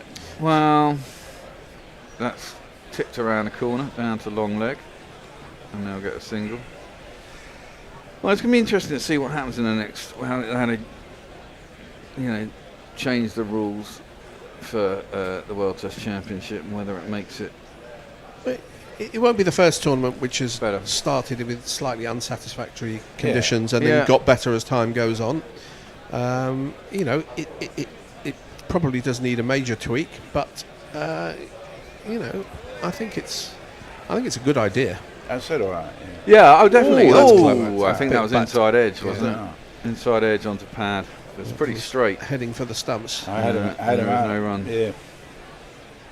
Yeah, I agree with Fred. I mean, and given the way cricket is, it's going to be impossible to find a perfect solution that does it. But I mean, it's not as if they're not trying really hard to find something that's acceptable to as many people as possible. I do think, and I've joked about this for years, but I do think they need to find a scenario where you get semi-finals and finals. Yeah. Yes, and it all needs How to be. good would that be over? Yeah. Over a couple of months, it'd be fucking fantastic. Over 6 weeks in one country. Yeah, it'd be brilliant. That's edge down towards third man, and Marnus wanted to run. Khawaja just wasn't interested, and he ran half the way down the track and then ran half the way back.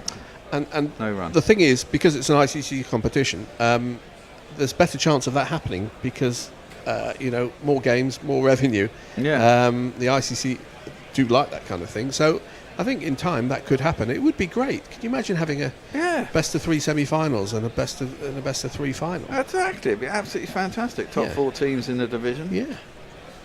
You'd almost certainly have England, India, and Australia in there, plus another maybe. You never know. You never know, but I mean, a good chance clipped into the leg side. And there is no, especially if they get rid of the fucking points deductions for over rates. Or you could have just, the second and third playoff to play the leader in a final. Yeah.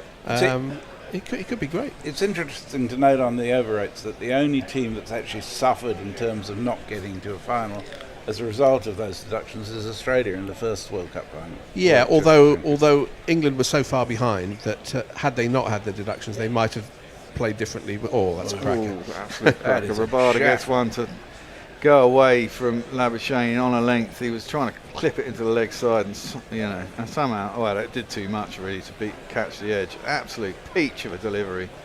Bit of wobble seam. It's gone off the seam. He's trying to work it into the leg side. He shouldn't really have been trying to work that into the leg side, to be honest. Not from 6 inches outside the off stump. Aye. But again, had he played forward defensive, he might have got an outside nick. So yeah, true. You never know how it works. Well, these guys might have another little crack after tea as well, because they'll have a little break, won't they? Short last ball of the over. And wide, and Marnus just lets it through, and there ain't no run. Well, Sudahu corrects me. He says you're up by a factor of 10. The drone costs £1,000, not 10,000. Kieran Roseblaze says $30 Big Mac. That's terrorist for you. Chief says in the 80s a Big Mac was 80 cents. They're still all shit. Quarter pounder, he says, to be more precise. Chief, blame the metric system, mate, even though it's brilliant. I like the overrate deduction, says Suda. I must say, there was, during yesterday's session at Lord's, it felt like South Africa couldn't even be bothered getting any overs in. They bowled 50 overs by tea time, which was pathetic. Well, there's no deductions when you're in the final. No. Maybe they could deduct it from the start of the next cycle. Well, maybe they should take a percentage of the winning pot, which I think is $3.6 million. Oh, that's decent Well, chunk. Vian Mulder is into the attack, and he's bowling at Khawaja first up. Bit of a change of pace, bit of a change of line, and first ball he tries to pull, and there's no run. It is this man. When things get desperate, you don't need to worry. Just coffee and motor out in a hurry. When things get desperate, you don't need to worry. Motor will save the day for you. I mean, it's nonsense for England to say, "Oh, we don't give a shit about over eights." If you're in the competition and if you enter a competition, you want to try and win it, and you want to try and get as far in it as possible. And if you're handcuffing yourself, then there's really no excuse for that. Yeah, but the way the rules work... Well, again, they may need tweaking. They definitely need tweaking. The fact that England, because of the way they play, that's clipped right off middle stump by Khawaja out to deep mid-wicket. There's no... The fact that if you bat longer than 80 overs, then you get points deducted because the opposition bowled their overs slowly, but England... rarely bat 80 overs, and therefore Australia could bowl at the same rate and not get deducted any points. It's a bit daft. Well, a bigger issue is that you can be playing in India, and Sri Lanka, Pakistan, a bunch of places where you'll have spinners bowling most of the day, and in England you'll have seamers bowling most of the day.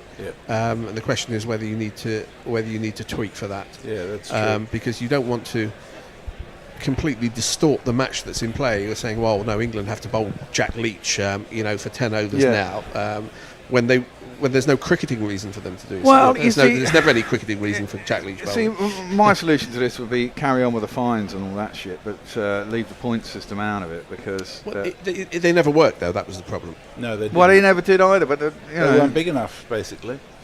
£1 million per player. Yeah.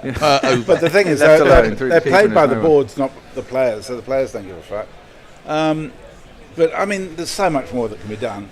Yesterday, at the end of the very first over of play, runner came on with something for one of the fielders, and then the very last over was about to be bowled, a runner came on to do something with both the batsmen. I mean, that's just shit. The umpires should just say bugger off. Yeah. Although, having said that, yes, there were only 50 overs by tea, but you can't say the crowd was shortchanged in terms of the cricket that they were watching. And I think that's my point. Oh, Jesus Christ. Turning round. Marnus has gone right across his stumps, been turned round. If you missed that, he'd have been plumb LBW. He's taking some risks here, is Marnus. He got so far forward, he might have actually have hit him outside the off stump, because he was on the walk. He was on a walk. It's a no ball anyway. Mulder bowled shitloads of no balls. Yeah, they bowled 10 or 11. Well, that one at least was close to the line. He would have been outside the line. Yeah, you're right. He came along. It was on the walk. He tried to turn it towards mid wicket. He got a leading edge toward extra cover. Odd cricket. Yeah. Well, Mulder comes in. That one is defended by Labuschagne. And I have to say, I've been, over the years, critical of Bavuma, not thinking he's been worth his place as a batsman, but he really did do a job for his team in this innings. As it happens, yes, as a team, they fell short of probably what they should have done, but you know, to bat for that length of time against a top quality attack, where, let's be honest, time is out of the equation. Time does not matter at all. Not in the he did a very, very good job. Yeah, I agree. That one is worked off the hip by Labuschagne down towards fine leg and get himself a single. And it's what he's expected to do. He's always been doing that same job. Well, when he first came in the team, he was a flashy stroke player. Yeah, but I mean, for the last couple of 2 or 3 years at least, he's been very much an anchor. And the South Africans have got a bloody minded streak about them. I can't remember that Test match where Faf du Plessis and de Villiers had to bat out for a day. And they literally didn't score a run. Yeah, that was in Australia, wasn't it? Yeah. It was against Australia. Was it India? No, it was India, I think. Yeah, I think it was India. Oh, yeah. And just a streak of bloody mindedness about them, saying, we don't give a shit, we're just going to bat and bat and bat. And they did. Clipped nicely by Khawaja out to deep mid-wicket. Get himself a single. Yeah, there's a deep mid-wicket. I know Mulder is a change bowler, but really... you're wondering whether. Well, I think he's there, isn't he, so that he can bowl the full one in at the Right, pad. Really. yeah, And you get suppose clipped, so. it's going to go out into the deep. Yeah. It gives you the option. So, Sudahu says it's not like it's a surprise from the teams before they play. Derek Willis saying, owing to tariffs, it's now called a not as Big Mac. Kieran says, make the overrate penalty more severe. The teams will soon catch up. They won't. Yeah, you could say, you'll lose one toe for every 2 overs that you're short. And you can nominate which player in your team you want to have a digit amputated. The fact is that in the modern game, they can get 80 overs done with an extra half hour, somewhere between 80 and 90. Rarely do they get 90 in seam bowling countries. Yeah. That one is driven up to mid-off and there's no run, and I don't know why that is. I mean, I guess it's more faffing about.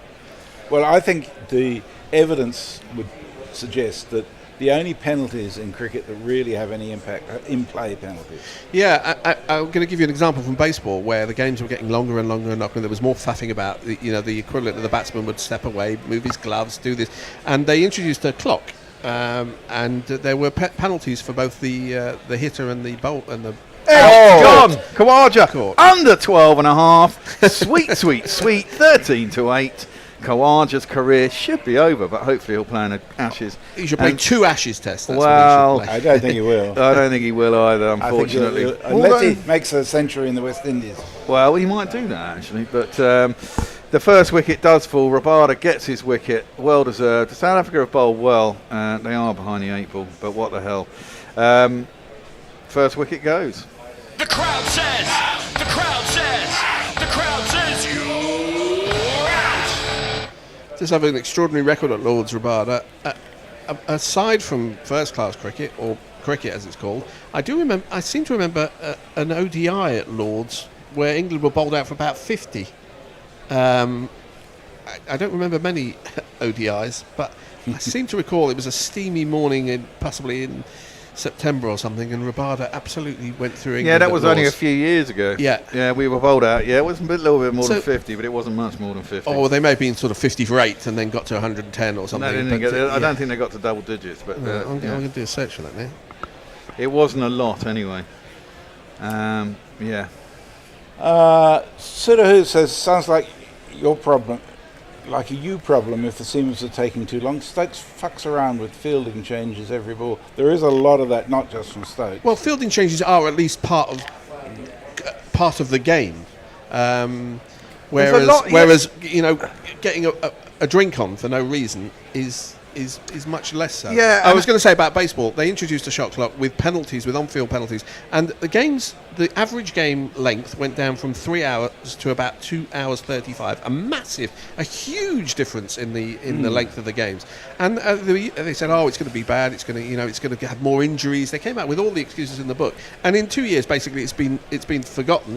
They just play according to the regulations, and they've managed to clear a lot of the faffing out of the game. Yeah, well, and I would say a lot of the faffing about isn't always the bowling team's fault either. No, it's fucking batsmen getting drinks. And in baseball there were penalties for both sides. The batsman has to be ready and the bowler has to be ready. I mean, your bloody Piggy Smiths with their fucking fidgeting bullshit and having to get fucking new set of gloves Piggy every Smith's 2 fidgeting overs. bullshit is probably a punk band somewhere. Yeah.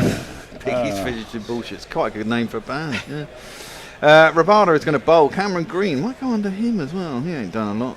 Mind you, he scored a couple of tons against Morgan. Last over before lunch. Tea even. Let's this first ball through, and there is no run. We'll have a little jingle for the new batsman. It's this one. We are the Cameron Green Appreciation Society. God save Mitchell Marsh's brand of all-round variety. We are the Cameron Green Preservation Society. His injuries cause all of us excessive anxiety. I think I found the game in question. There's a break in play. England were 20 for 6. Whoa! And what in an ODI on a steamy July morning, and it was against South Africa. Against South Africa, they did recover Bairstow and Willie and Toby Rowland Jones got them up to 150, but 20 for 6 you don't really recover from in an ODI. Rabada's in! Goal! I got another wicket. I should have gone under green. Fuck me. Unless it's a no ball. Yeah, no. it's not. 2 in and over. Would that be T? Yeah, that will be T. Oh, well, the green experiment has not been a success. No. Well, suddenly they might think they've got a chance here. What's going on? Going on? They're not looking. They're checking for. A Maybe no they're ball. checking for a no ball, and they're saying wait. Rabada hasn't been bowling no balls, has he? Well, what are they looking at? What are they looking at? Possibly. Did it carry? Yeah, it's only They're carry. asking. His bat hit his pad. I don't know what they're fucking on about. It's gone to third slip. I'm not sure what the question could be. no. No, he's gone. Nobody reviewed it. That's weird. Yeah, that was weird. Anyway, so it's one of these. There's 2 people clapping. As Another one bites the dust. I think that is going to be out, Fred. Another one bites the dust. You're right. It was out. Are you talking to me, Fred, or the other Fred? You, Fred. 42 TJA T42 says, how about finding the umpires to slow over it, encouraging them to move things along? And this is unusual. We have outright praise for you, Fred. Kieran says, oh, Fred, that's brilliant. I've got a great new theory to speed cricket up that involves a clock. It's to do with fielding positions. Oh, that will revolutionise the game. No, Kieran, no. I wasn't. I was just pointing out that another sport has managed to find a way, and it's with what you were saying, on-field penalties. Basically, if you haven't thrown a pitch in time, it's a ball, which is a bad thing for the bowling team. But it's an on-play penalty rather than fines. Weren't they going to bring in the 1 minute stop clock for change of overs, change of ends for Test cricket? For example, in ODIs, there's been maximum length of time for innings for years, and it's completely ignored. Absolutely. But they've got the minute between overs, haven't they, in ODIs, and now they've got fielding penalties. That's just a minute of adverts, so basically that's why. Well, yeah, but I mean, usually it would take longer, and especially towards the end. And I mean, the thing is, you can watch an ODI and the first 35, 40 overs go like that. So it's not T, sorry. It's not T, possibly because of the rain delay that they had earlier. Ah, right, okay. Oh, that's a good point. Well, we'll just go on. Ooh, picks that one on fucking middle stump. It's this man. I hate him. Stop thinking, just stand still. Stop playing with yourself. Oh, it's very unsightly. Stop thinking, stop fiddling about. Stop playing with yourself. Oh dear. Stop thinking, you look a bit mental. Stop playing with yourself. Keep your hands to yourself. Stop thinking, oh, stop playing with yourself. You will go blind. Well, that wicket certainly kept the game alive. Yeah, it's always just when you think it's getting out of reach. Ooh, that one is driven up the ground by Smith. Again, picked off the stumps, but nicely timed. And all the way to the boundary. It's going to be 4 runs. 4 on the floor, and 1 more 4 than the 4 before. That's what 4s are for, to get funky on the dance floor. There's a bit of in-swing there, though. I mean, it did swing into the middle of the bat, but there was definitely something in the air there for Rabada. Eric J wants portable flamethrowers for the umpires. Oh yeah. Well, we had that, didn't we? Do you remember that T20 we did at Lord's with the flame? No, they had these giant exploding flame things that Nasser Hussain was sort of playing around with, going between. Yeah, he was on the pitch in his fucking cardigan, wasn't he, whilst they were playing? It was ridiculous. That was an international T20 that game. Lucky 6 says, morning all, are just in time to see Uzi reaffirm that he's old and blind. Fielding changes can only happen between overs, says Kieran. No, I don't think you can do that. That's ridiculous. Down the leg side, is that a bit of a strangle? No, Larry Shane's facing. I've just gone under 68.5, I think, for the fall of the next wicket, which is a risky one with these two at the crease, I have to say. But I'm hopeful. Larry Shane's famous last words, but he's not in any form at all. No, he's not. No, he hasn't been for a while, really. He's not scored any runs for Glamorgan. No. Which is odd because other people have. Glamorgan have suddenly started scoring loads of runs, but Green was playing for, he was playing for Gloucestershire, wasn't he? Yeah. That one is defended by Labuschagne. Yeah, I mean, Division 2 centuries aren't quite the same as Test centuries. No, but batsmen who are scoring runs people who are not scoring runs in the second division are in even worse form. Yeah, that's true. What does Cricinfo say about tea? It's only about 5 or 7 minutes, wasn't it, that we were... About 10 minutes, yeah. Tyre with Devlin, as a misunderstanding, he says, these blokes are still hurting over losing the Ashes, and... we didn't lose the Ashes, we drew. That was defended up to mid-off and there's no run, and in fact it was a fucking moral victory. And Kieran points out the middle one is Australian, buddy. Yes. Well, English. Yeah, but I'm more Australian than I am English if you go by the number of years I've lived in Australia. That fellow who said that Australia had been the best team for the last 30 years, when was the last time they won a Test series in England? They haven't won. Not in the last quarter of a century. Indeed. They've drawn the last 2, which is better than England have done in fucking Australia, it has to be said. Yeah. Ooh, that one goes past or under? They went inside the bat. Did it? Starting wide, Jansen's coming round the wicket to the right-hander.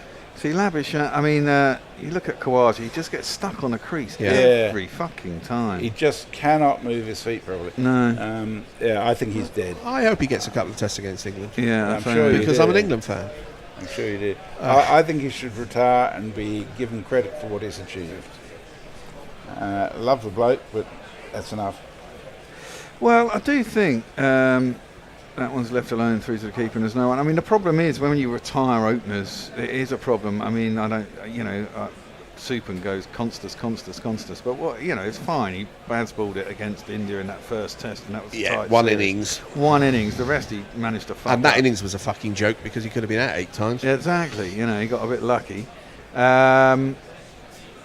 And then who else? I mean, you can bring in your Labuschagnes and you could bring in Green and have them both open, but look what they've done here. I mean, that's a bit of a risk when you think that they're quite settled at their position. And as you said, Labuschagne isn't on the greatest of form anyway. That's played out to cover and there's no run. And do you have any? And the problem is you might have great openers who are good. The same as in county cricket. You've got some great openers in county cricket, right? And you've probably got some great in the Shield. But when you step up to that level, when there's all that pressure and you're in front of the TV cameras and the world, it can all get on top very, very fucking quickly. Well, Harris was making a whole lot for Nottinghamshire, wasn't he? Yeah. Well, Bancroft was scoring loads of runs. They've tried him, and England. And we've got a whole song about him as well. Yeah. And, and you look at England when Strauss retired, between Strauss retiring and then Cook retiring, how many fucking openers did we have? We had about 18 or 20. It's difficult playing against the new ball, against top quality bowlers. Yeah, exactly. Well, we're off for tea. It's 32 for 2. Or are we? Well, everybody else has gone off. It did seem that everyone was walking off. Steve Smith's refusing to leave. Oh, no, he's waiting for... he's waiting. He's waiting for his mate. Yeah. That is going to be tea. We'll be back in 20 minutes' time. Don't go anywhere. I mean, you can't go anywhere, but just keep listening to us. Okay. See you then.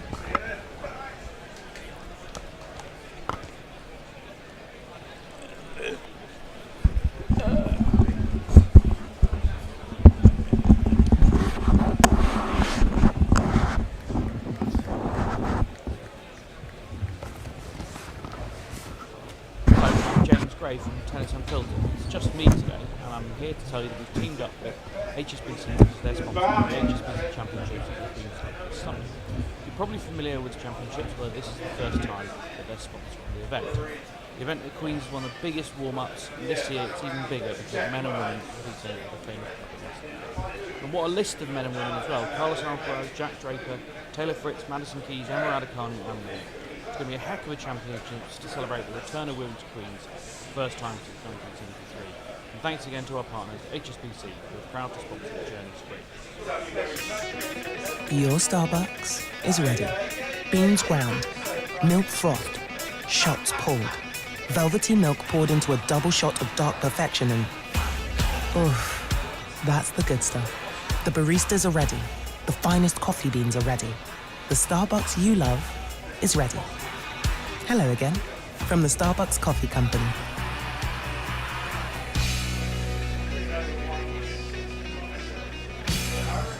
Get into your body's vitals with the Vitals app on Apple Watch.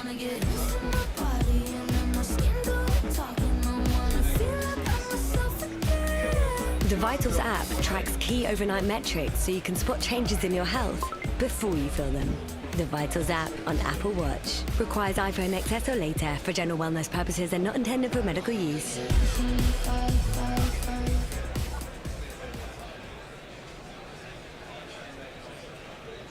The Bishop and the Bear, the Bishop and the Bear, and to the delight of everyone, they're here to share jokes and rants and guests and things. Who knows what's any fun they'll bring? Not affiliated with the Mad Bishop and Bear pub at Paddington Station. The Bishop and the Bear, bats beyond compare. Buckets of savoir-faire, the Bishop and the Bear. After a bit of a hiatus, well, the pub has been closed for renovation.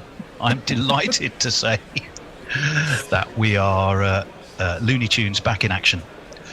And today, what better guest could we possibly have to get us rolling again ahead of the Zimbabwe series, which we're going to be doing, fingers crossed, and the fact if the bear doesn't fall off the ladder trying to put an enormous pole in the middle of the studio, then we will be on air on Thursday. In fact, you might even be listening to this during lunchtime. But most importantly, our guest today, as sitting at the bar, has been, well, I would say, keeping a bit of a low profile recently. We've not really heard much about her. To such an extent, we've been wondering where she's gone. I'm obviously lying. It is St. Annie of Exeter, who had her fabulous book, Cricket Changed My Life, 11 Personal Journeys. And she's going to chat to us about that. And then we're going to talk a bit about the Zimbabwe series and maybe just touch on a few other things. But first things first, Annie, what can we get you to drink? Well, since I'm on this fantastic island with the bear, I think I've got to have something rum-based. So lots of rum and ice, please. I like it kind of on its own, no mixers. Yeah. Got to be dark rum, though. Got to be dark rum. Dark rum's fine, yeah. I like dark rum. If David Brooks listening, he'd know exactly which rum to get you. Oh, he would, yeah. He's drunk most of it. And he'd have had it, yeah. Well, exactly. When we did the West Indies series, and he somehow got some weird sponsor who sent us bottles of rum, the dark rum went down very well indeed. Yes, I bet it did, yeah. Mm. So, right, as the bear hasn't read it, and I have, I'm going to... it's a beautiful book. Let me start by complimenting you. I've seen a picture of the front, and it looks lovely. Thanks, Bear. It is.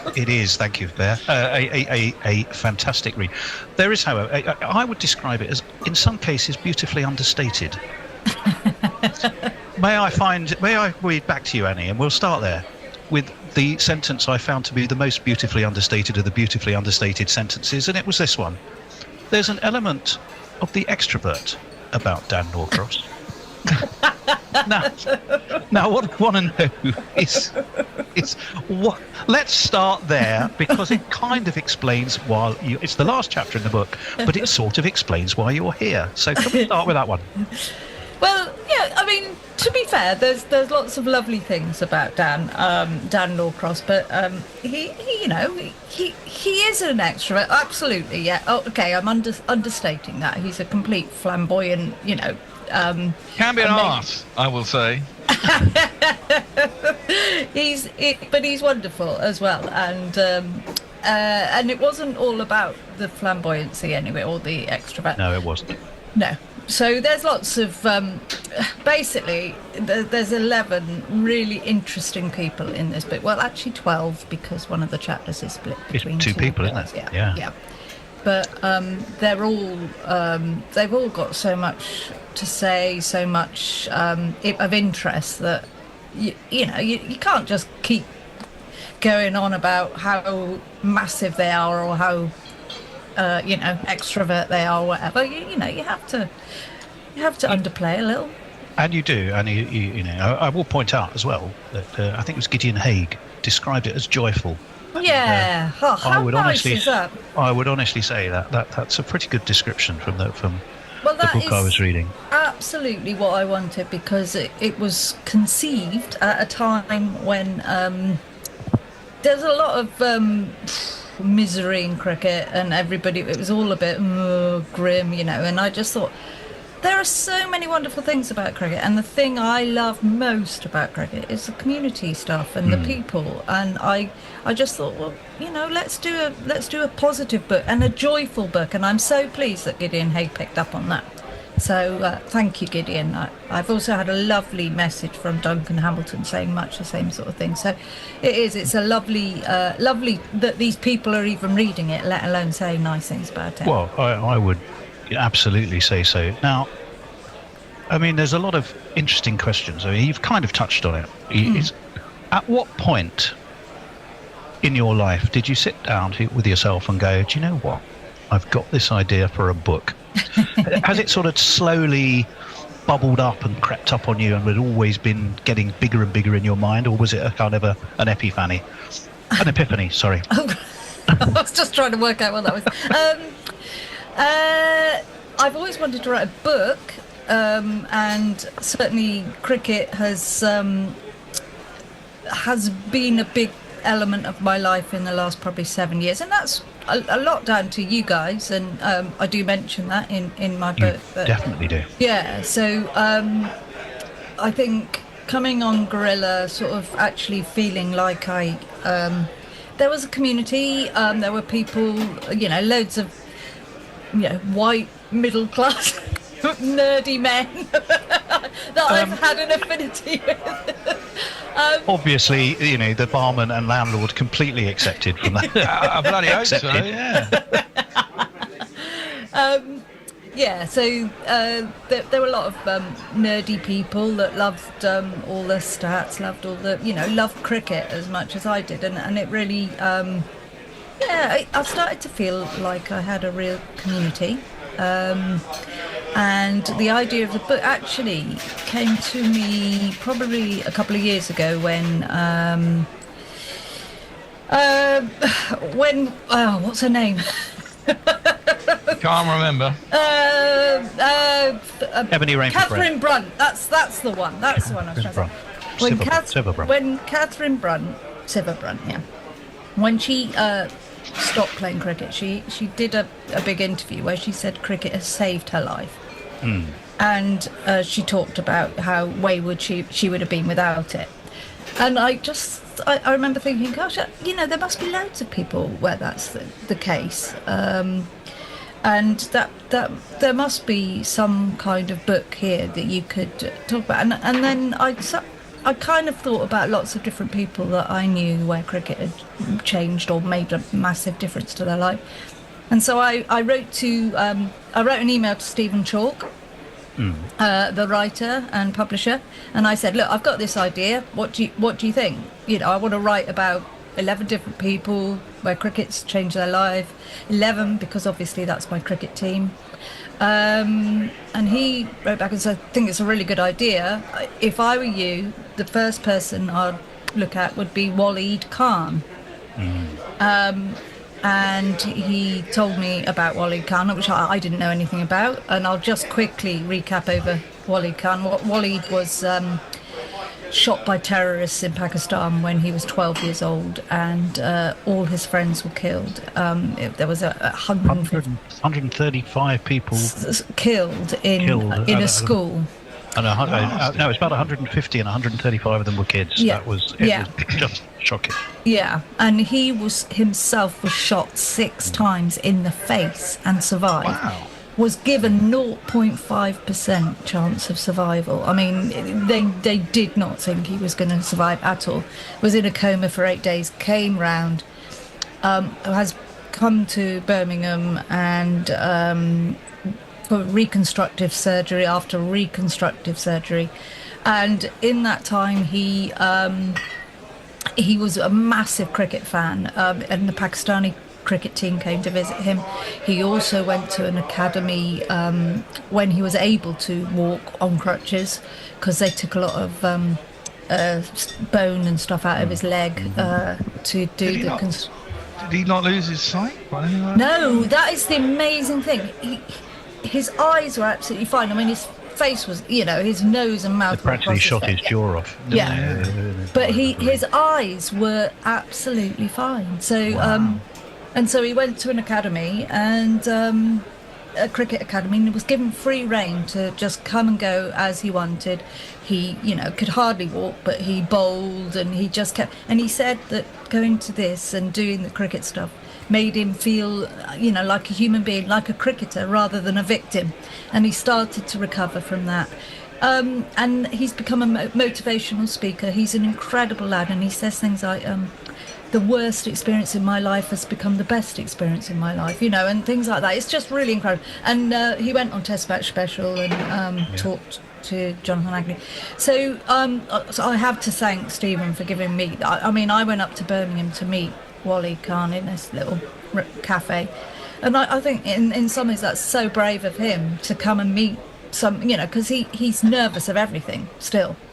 And he came and met me and a stranger, and he could hardly look me in the eye as he was talking, but when he talked about cricket, he was absolutely on it. He was looking at me, and he was a different lad. So is that a reason you made that the first chapter in the book? Was it just due to the incredibly dramatic nature of the cricket transformation or because he was the first name given to you? It was your flashy opener. He was my flashy opener, definitely. And he really is a flashy opener. And I want, that was the headliner of the book. And I remember the publishers saying to me, that all the chapters won't be as good as this or as impactful as this one, but that they'll still all have their own, stories. And I, I've met some incredible people along the way, and it's such a brilliant thing to have done for me. If I may, do you know what that chapter is an extraordinary read. It really is, and it's gut wrenching and horrifying and all those things. The bit that I remember most, apart from the pure, quite graphic description of just how awful the day was when it all happened, the bit that left me feeling so uplifted was his description of having to stand up. I think it was at the academy he went to in Birmingham. And he basically thought, I'm going to just go up and talk about it, which is not his natural thing. And he stood on the stage in front of about 500 people and told people what had happened. And he thought, this is going to go really badly. And he looked around and people just were transfixed by the story. And with tears, I thought, wow, loads of crying. That's terrific, isn't it? That was so brave. That was just so brave doing that. I mean, you're clearly going to be brave having been what he'd been through, I guess. But it still brings me out in goosebumps when I was going to say. I mean, I think I'm going to have to read it. Yes, that's the idea. That would make you. They have the Times bestseller list. You could be on the Bear Red list. Yeah, exactly. There are many short lists. There's a very short list at the moment. When you do these interviews, did you dictaphone them and then? Yeah. I know you're going to ask the technical stuff, aren't you? Yeah. I have a little little zoomy thing. I'll show you. I know the one. Yeah. This I don't know. It won't come out. For those of you enjoying this audio podcast, Sorry. Annie is now holding up a gadget of some kind, which, given she has a backdrop to her screen, kind of fades in and out of the screen, and we can't really see anyway. But it's a great. But anyway, so I do that, and then transcribe. I've got a transcribe thing on Word, and it kind of works. It comes up with some hilarious words, of course, when you're trying to talk about cricket, which it doesn't really understand, and then I have like 40 pages worth of interview, and I'll just go through it and edit it down. And it's actually a really nice process. It's a really satisfying process. What was the biggest challenge, do you think? I mean, this is your first book. I mean, you clearly enjoy. You have an artistic leaning, I think. So you're choosing other career paths. And what was the biggest challenge you found in sort of knuckling down and creating the book? Was it the idea? Was it the writing process? What was it? Choosing? Choosing the people was quite tough, but I did sit down with my publishers, which are Fairfield Books, which were Stephen's publishers, but are now taken over by Matt Thacker. They and we went through a whole list of people. I mean, they were keen to get the bigger names on, so I've included like David Lloyd and Roland Butcher, and I understand that because a lot of people I don't want to read a book about nobody I know kind of thing, but I think often most people have said to me the ones the stories about the people you don't know are the best ones. Yeah, although, probably again, true. Yeah. Yeah, I think that we will touch on a couple more of those. Again, you as you read a book, there's phrases you write that put mental images in your mind. And I think the book does that really nicely a couple of times. And Roland, I mean, like you, I met Roland a few times. He's a lovely chap. Yeah, really lovely. But the description of him as a 3-year-old waving goodbye to his mum and dad, who he then doesn't see for another 10 years or something, and being left in Barbados, so on a weird, key isn't it? as the boat disappeared. That just stuck in my mind, and because I was thinking, at the end of the day, he was born in Barbados, to a poor family. He's played cricket for a first black player to play for England. He did okay with a bad over short, but Did you drink all those he's orange carved himself a good commentary career. It's not a bad old life, really. But then he realised that, as was the case then, because it was just post the Windrush generation, wasn't it? He'd been left by his parents as they went off to look for work, look for money, look for ways to support their family. Hello, we're back after tea on the second day of the World Test Championship final between Australia and South Africa from Lords in NW8 London, and settling into the missionary position chair, it's Gorilla Hendo, who will be... What's happened to my pillow? Are you sitting on my pillow, No. Fred? No. Are you sitting on my pillow? No, I'm not. Maybe. Oh, there it is, over there. It's over there. It's walked away. It's had enough. I'm too decrepit to go and walk over to the fridge and get it. We're a pretty poor lot, really. I've been to the fridge once and I got a beer. I'm not going back again. 32 for 2 Australia in their second innings. Labuschagne 16, and oh my God, Steve Smith's out there as well. But that does mean that Rabada has picked up 2 wickets in close proximity, and South Africa back into the game a little bit. In the history of Test cricket, would you say 2 of the least watchable batsmen were called Smith? As in Graham and Stephen? Yeah. I would actually prefer to watch Graham Smith, to be honest. There are times when Stephen Smith can actually be quite watchable. I mean, I enjoyed him in that session before lunch, just after lunch yesterday. He was actually looking really good. I never have, and I never will enjoy watching Steve Smith bat. That is partly because he's Australian. No, well, yeah. No, because I didn't really get much enjoyment out of watching Alistair Cook bat. Although I fair appreciated point, what he does. It's a bit like, music, isn't it, really? Anyway. Well, what, you like shit music? No, I mean, you can appreciate certain composers, but you don't necessarily like them. Yeah. Ngidi is going to get a bowl. He's going to bowl to Smith, and Smith's going to take a run. Of course he is. First ball after the tea break, up towards mid-on. And you kind of feel that Ngidi's a little bit of the spare part in this attack. Certainly so far, hasn't really set the game alight. Maybe this is his moment. Richard was saying earlier he would have preferred to see Patterson playing, and I think Ngidi's performance would suggest that might have been a good bit. Well, I'd like to have seen Anric Nortje, but I've no idea where he is. What his injury status is at the moment. In comes Ngidi, bowls to Labuschagne. He's going to get a run. He sets off really quickly. He thinks there might be 2 to the deep square leg, who has to hair in, and in doing so prevents it. Mulder is the fielder. His cap fell off in the process, and Labuschagne moves on to 17.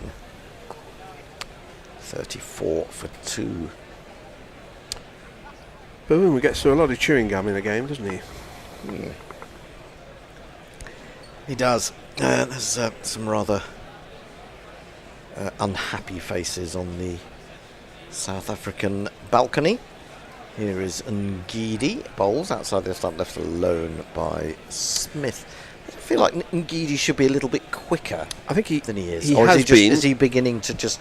Is he just building up a little bit? I think they would hope that that's the case. I haven't seen enough of him over the last few years to know whether he's lost a yard or whether he's just slightly below par at the minute. How old is he now, Ngidi? I shall tell you in a second. It's a very casual walk back to his mark, isn't it? Yeah. It's in again. It's a sort of lumbering run up, if anything, onto the back foot. It was straight enough, but it was probably going to go over the top of the stumps anyway.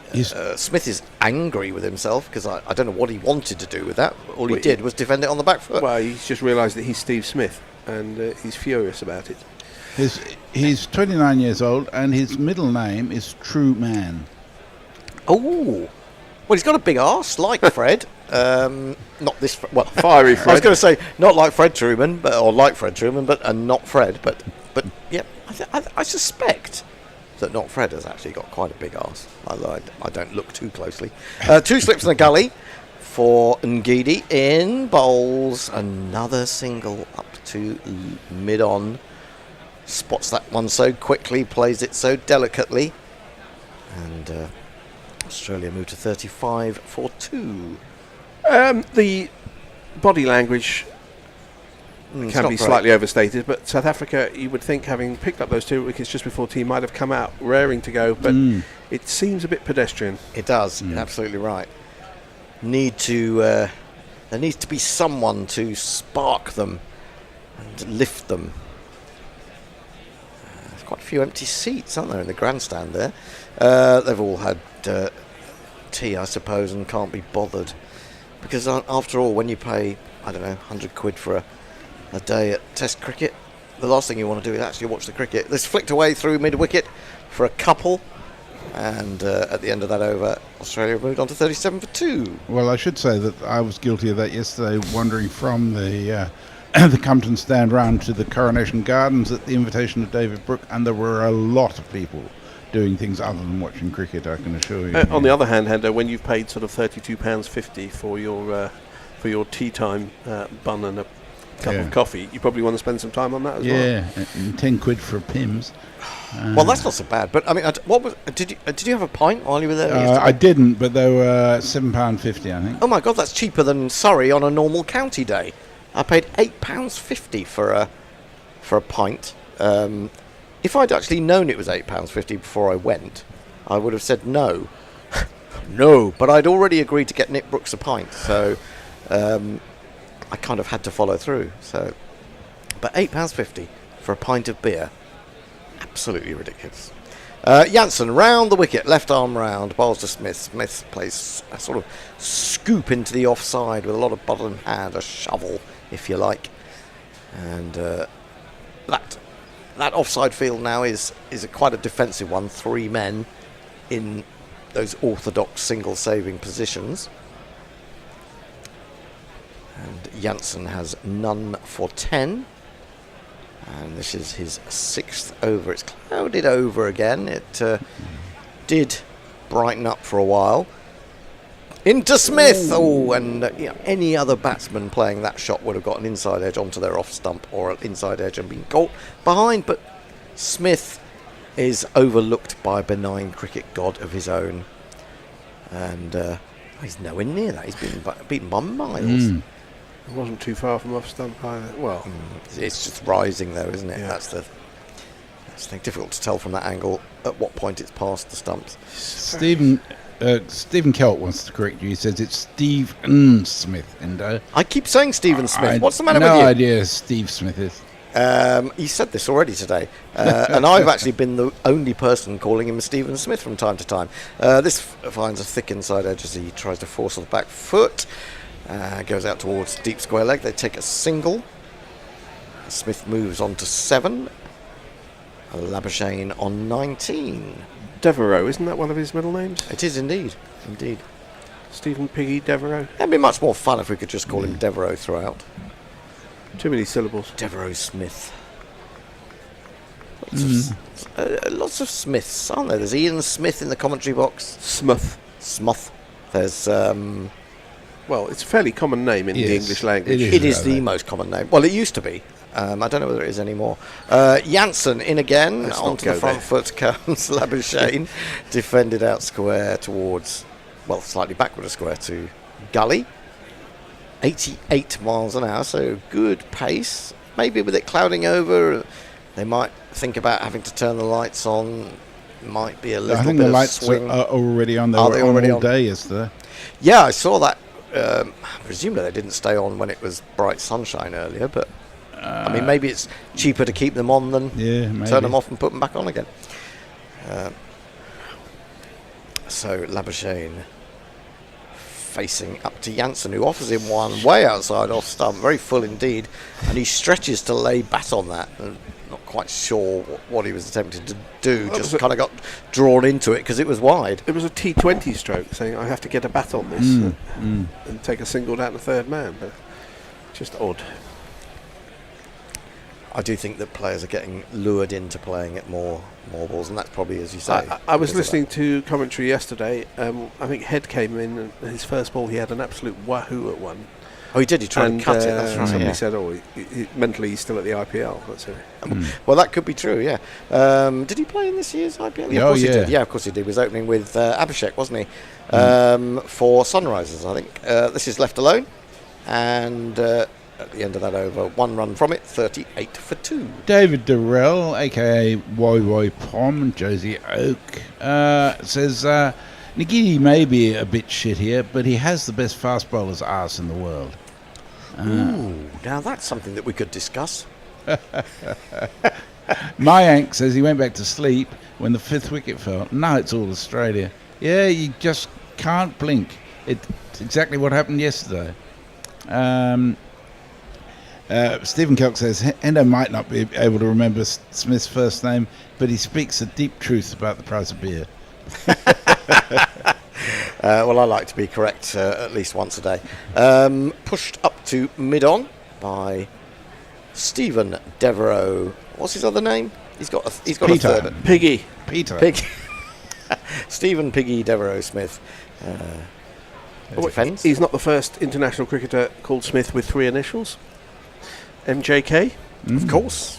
There probably are more. Probably if you went down and go into the Cricket Archive and look at Smith, then you'll be there for quite a while. You will. And bored stupid. Well, not really. Not if you're researching Who's That Weirdo. Latest edition. Ngidi in bowls and turned into the onside. He sets off so quickly, so hungry for runs is the Piggy. But he's only going to get one there. Could we make a team of Smiths? Because we know we've got a wicket keeper. I'm trying to think of. Well, you could start with bowlers. You could open with. Mike Smith of Middlesex in England, of course. Played a couple of ODIs for England. MJK Smith, Dexter Robin Smith, Chris Smith. I was going to say Chris Smith. Dexter Smith of Bermuda. Well known, good friend of mine in his milieu. Well, he's got 160 a household name in his own household in Malaysia. We all remember that.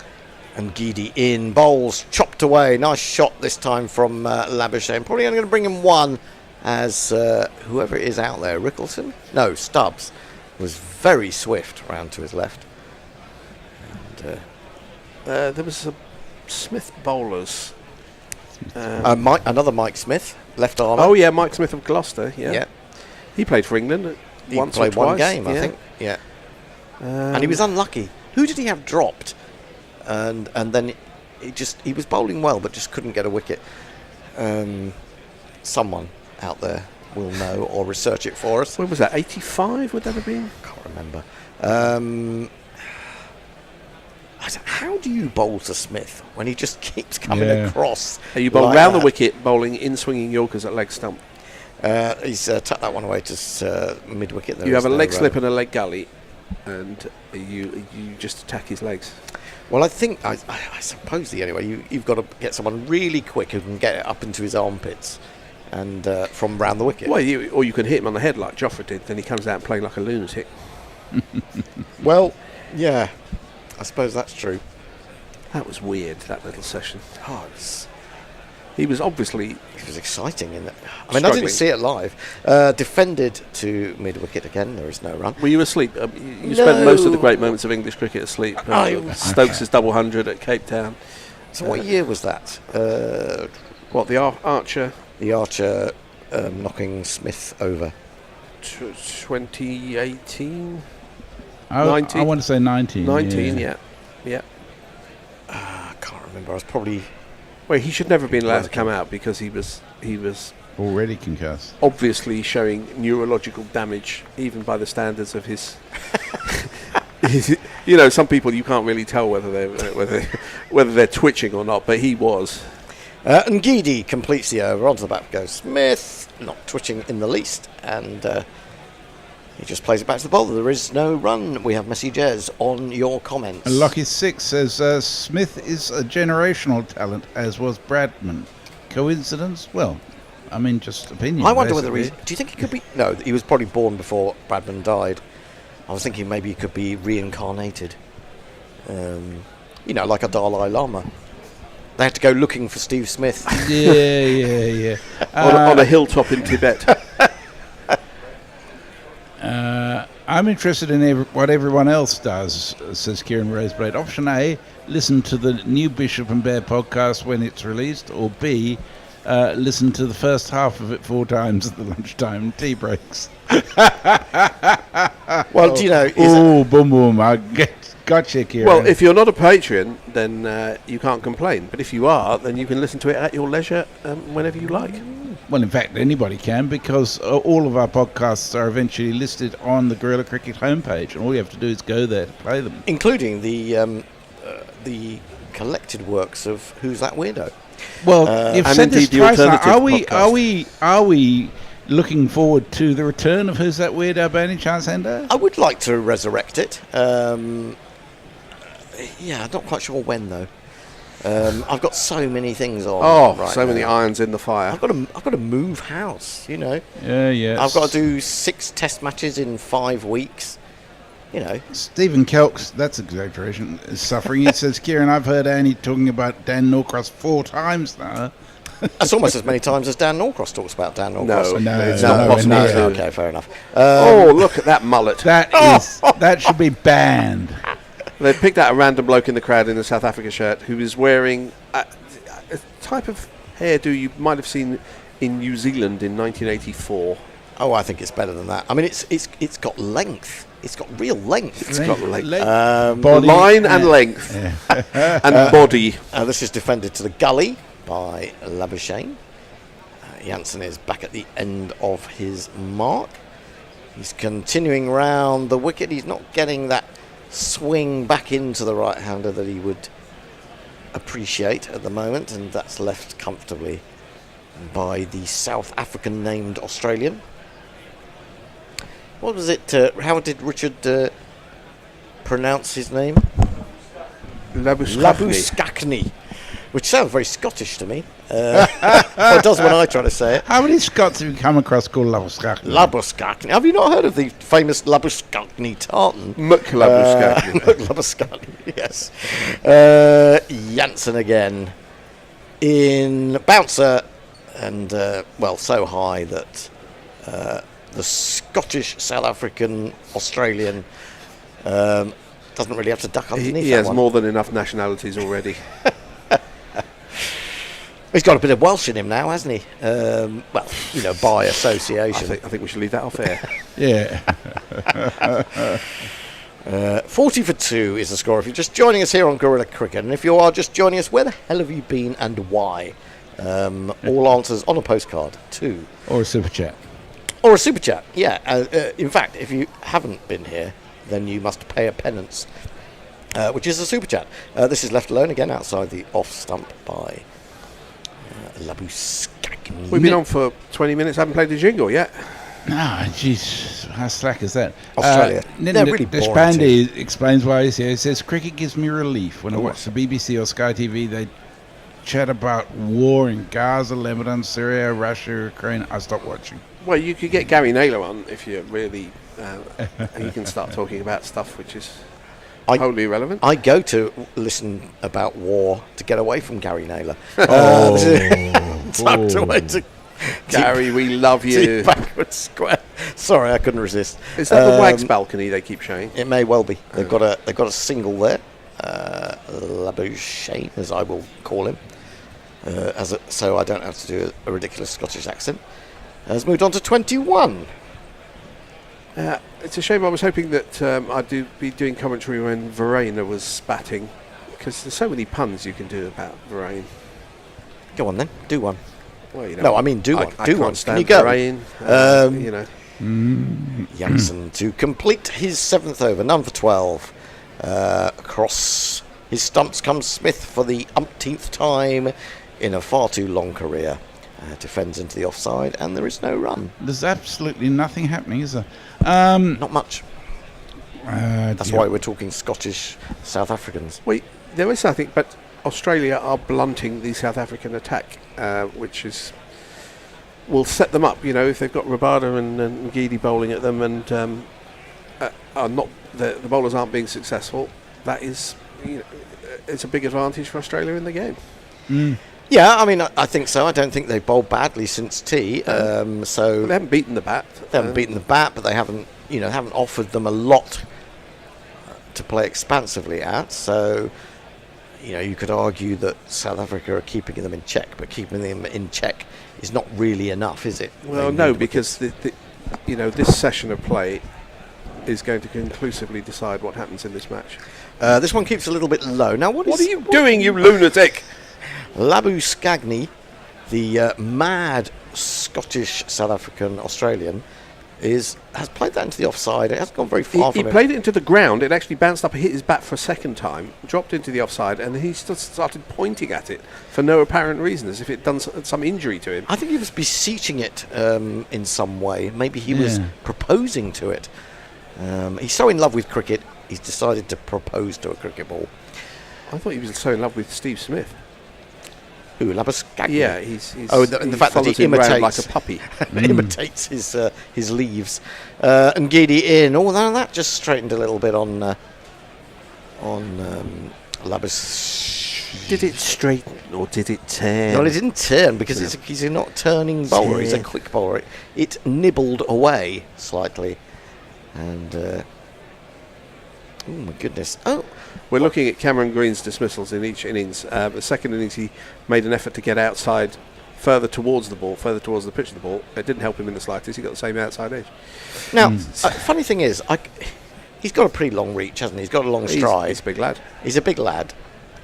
Why would you be walking down the wicket to someone of Rabada's pace? Well, to try and negate the swing or seam from when the ball pitches to when it goes past the bat, or hopefully in the middle of the bat, you would think. That worked well. Ngidi in bowls again. He gets that to just nibble and played down to third man. Who's hurt? Is that Janssen? Who's Janssen, I think. He seems to have hurt his left thumb in trying to stop that. And what with him being a left-hander? That's not great news, is it? Ooh, he's not happy. He's not happy. We are going to get some running repairs. I'll do a couple of messages while we're doing that. There's been some discussion about the replays of Annie, which the film? No, Annie's Bishop and the Bear. Mike says Annie never reads out any of my messages, and Kieran says, does Annie ever read any messages out? She seems to be too busy having fun with Messi on there. That's a bad thing. Well, I don't know. I think it's for after the watershed, but that's my opinion. Well, he made a great effort for that. Not a really great effort, to be honest. Having got across to it, he felt he could have done better. He tried to claw it back, but it's which side is his left thumb? I can't see quite what he did there. He must have just jammed it into the turf. He's having a feel of his wrist anyway, the physio. Mike says, why do you hate mullets, Messi? When I came to Perth in 2018, it's all I saw. That's why I hate them. I just don't think they should be allowed. There must be a picture of a young Messi somewhere with a mullet. Well, I was going to say, I had long hair at one stage. The reason that Messi doesn't like mullets is because he can no longer grow one. I probably could, and one of those really shit one that half ball people. They're all shit ones. Yeah, but then you'd look like a sort of you were the sort of head of a motorcycle gang, wouldn't you? Yeah, probably. Yeah. Well, apart from why wouldn't you want to look like that? I don't know. No, people will leave you alone in the street. And Kieran Rosepade says quite correctly, says, can Messi really talk about hairstyle? He is rocking the reverse mohawk. Who's that England footballer? Cole Palmer. Yeah. He seems to have a haircut like a monk at the moment. Yeah, some weird hairstyles out there. As you get older, the hairstyles on younger people get weirder. Stephen Kelp in Holland says, I just placed a pre-application to get permission to ask for a permit to place a container to store cricket equipment for my club. The joys of cricket. The joys of bureaucracy too. It's like getting on the waiting list to get on the waiting list for an NHS operation. And Mike says, I know a guy called Labuschagne. He's Scottish by heritage, so maybe it is a Scottish name. I find that hard to believe, Mike. I think you're making up as you go along. Well, Janssen seems okay now. He's back into his position in the gully, and Ngidi is on his way, bowling to Smith. And what do you think happens there? He goes back, goes across his stumps, and pushes to mid-wicket. No, but seriously, I was suggesting bowling either left arm over the wicket or right arm round the wicket. Yes, I and know. trying to hit the base of leg stump. What would Smith do? I mean, he's obviously going to score a lot of runs behind square on the leg side because he does that anyway. But you've got a chance of... Yeah, but I think, Fred, it's been done. I mean, everyone has tried everything against Smith. He's been around for 15 years or more, and it's never really worked. There's been no foolproof way. I mean, even if you've got him once, you haven't got him again in that way. Ngidi in, bowls, and he goes onto the back foot, plays a much more attacking shot, but there is a guardian on the cover boundary. So I think it's just we'll do a change after this ball. Everyone looks like they're half asleep over there. Not Fred's going on a ball by ball. The Bear is going to be on socials, and Will has not appeared on screen yet. So we're short of a Will.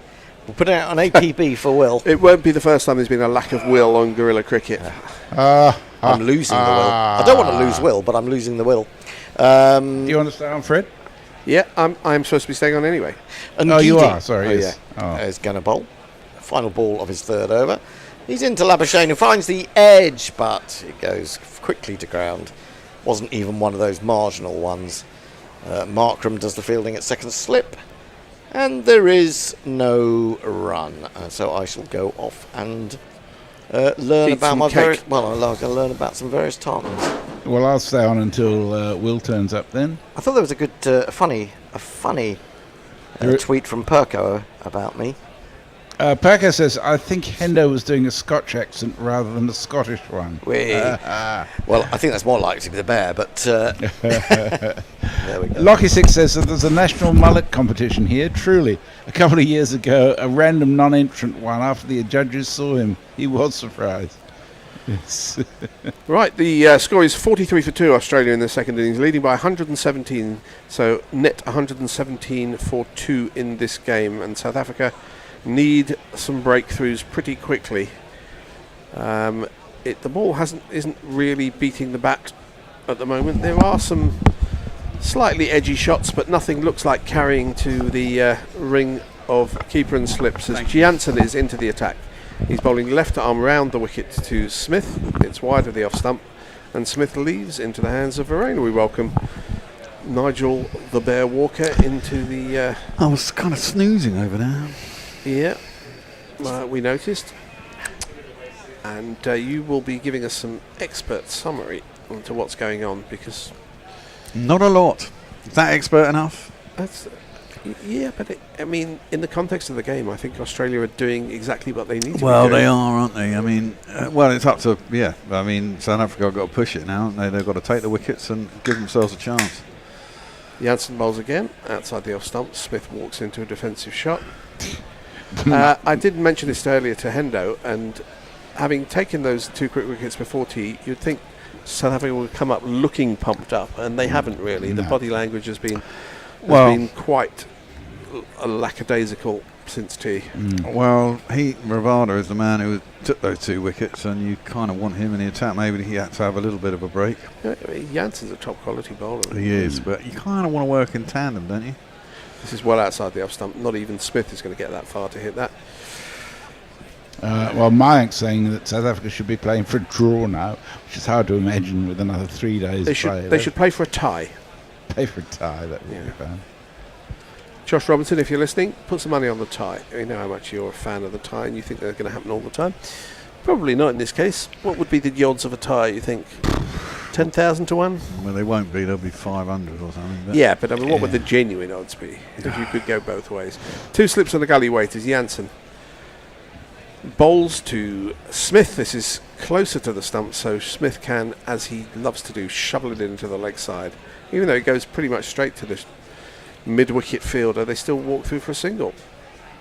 Sudahu says Headers was an accent that gets you filled in at a pub north of the border. I can imagine. Kieran says, Fred, a blunt knife can still slice through the butter. It's like a bear shaking a new tree with a beehive in it. Either the bear gets the honey or stung to death by killer bees, but it's important to remember. And he says the bear always gets the honey. Outside the off stump, a drive and an outside edge and a catch behind the stumps for Varane. Janssen has made the breakthrough. Labuschagne, his poor run continues. And, we were saying that the South Africans' body language wasn't that great. It should perk up now as Australia have lost their 3rd wicket.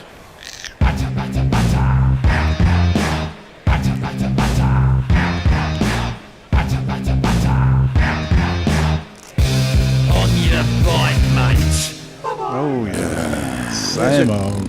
Drive outside the off stump. The ball was a bit too wide. He was in no position to play that shot. His body was actually going backwards as his bat was reaching for the ball. And Labuschagne is trudging off very slowly.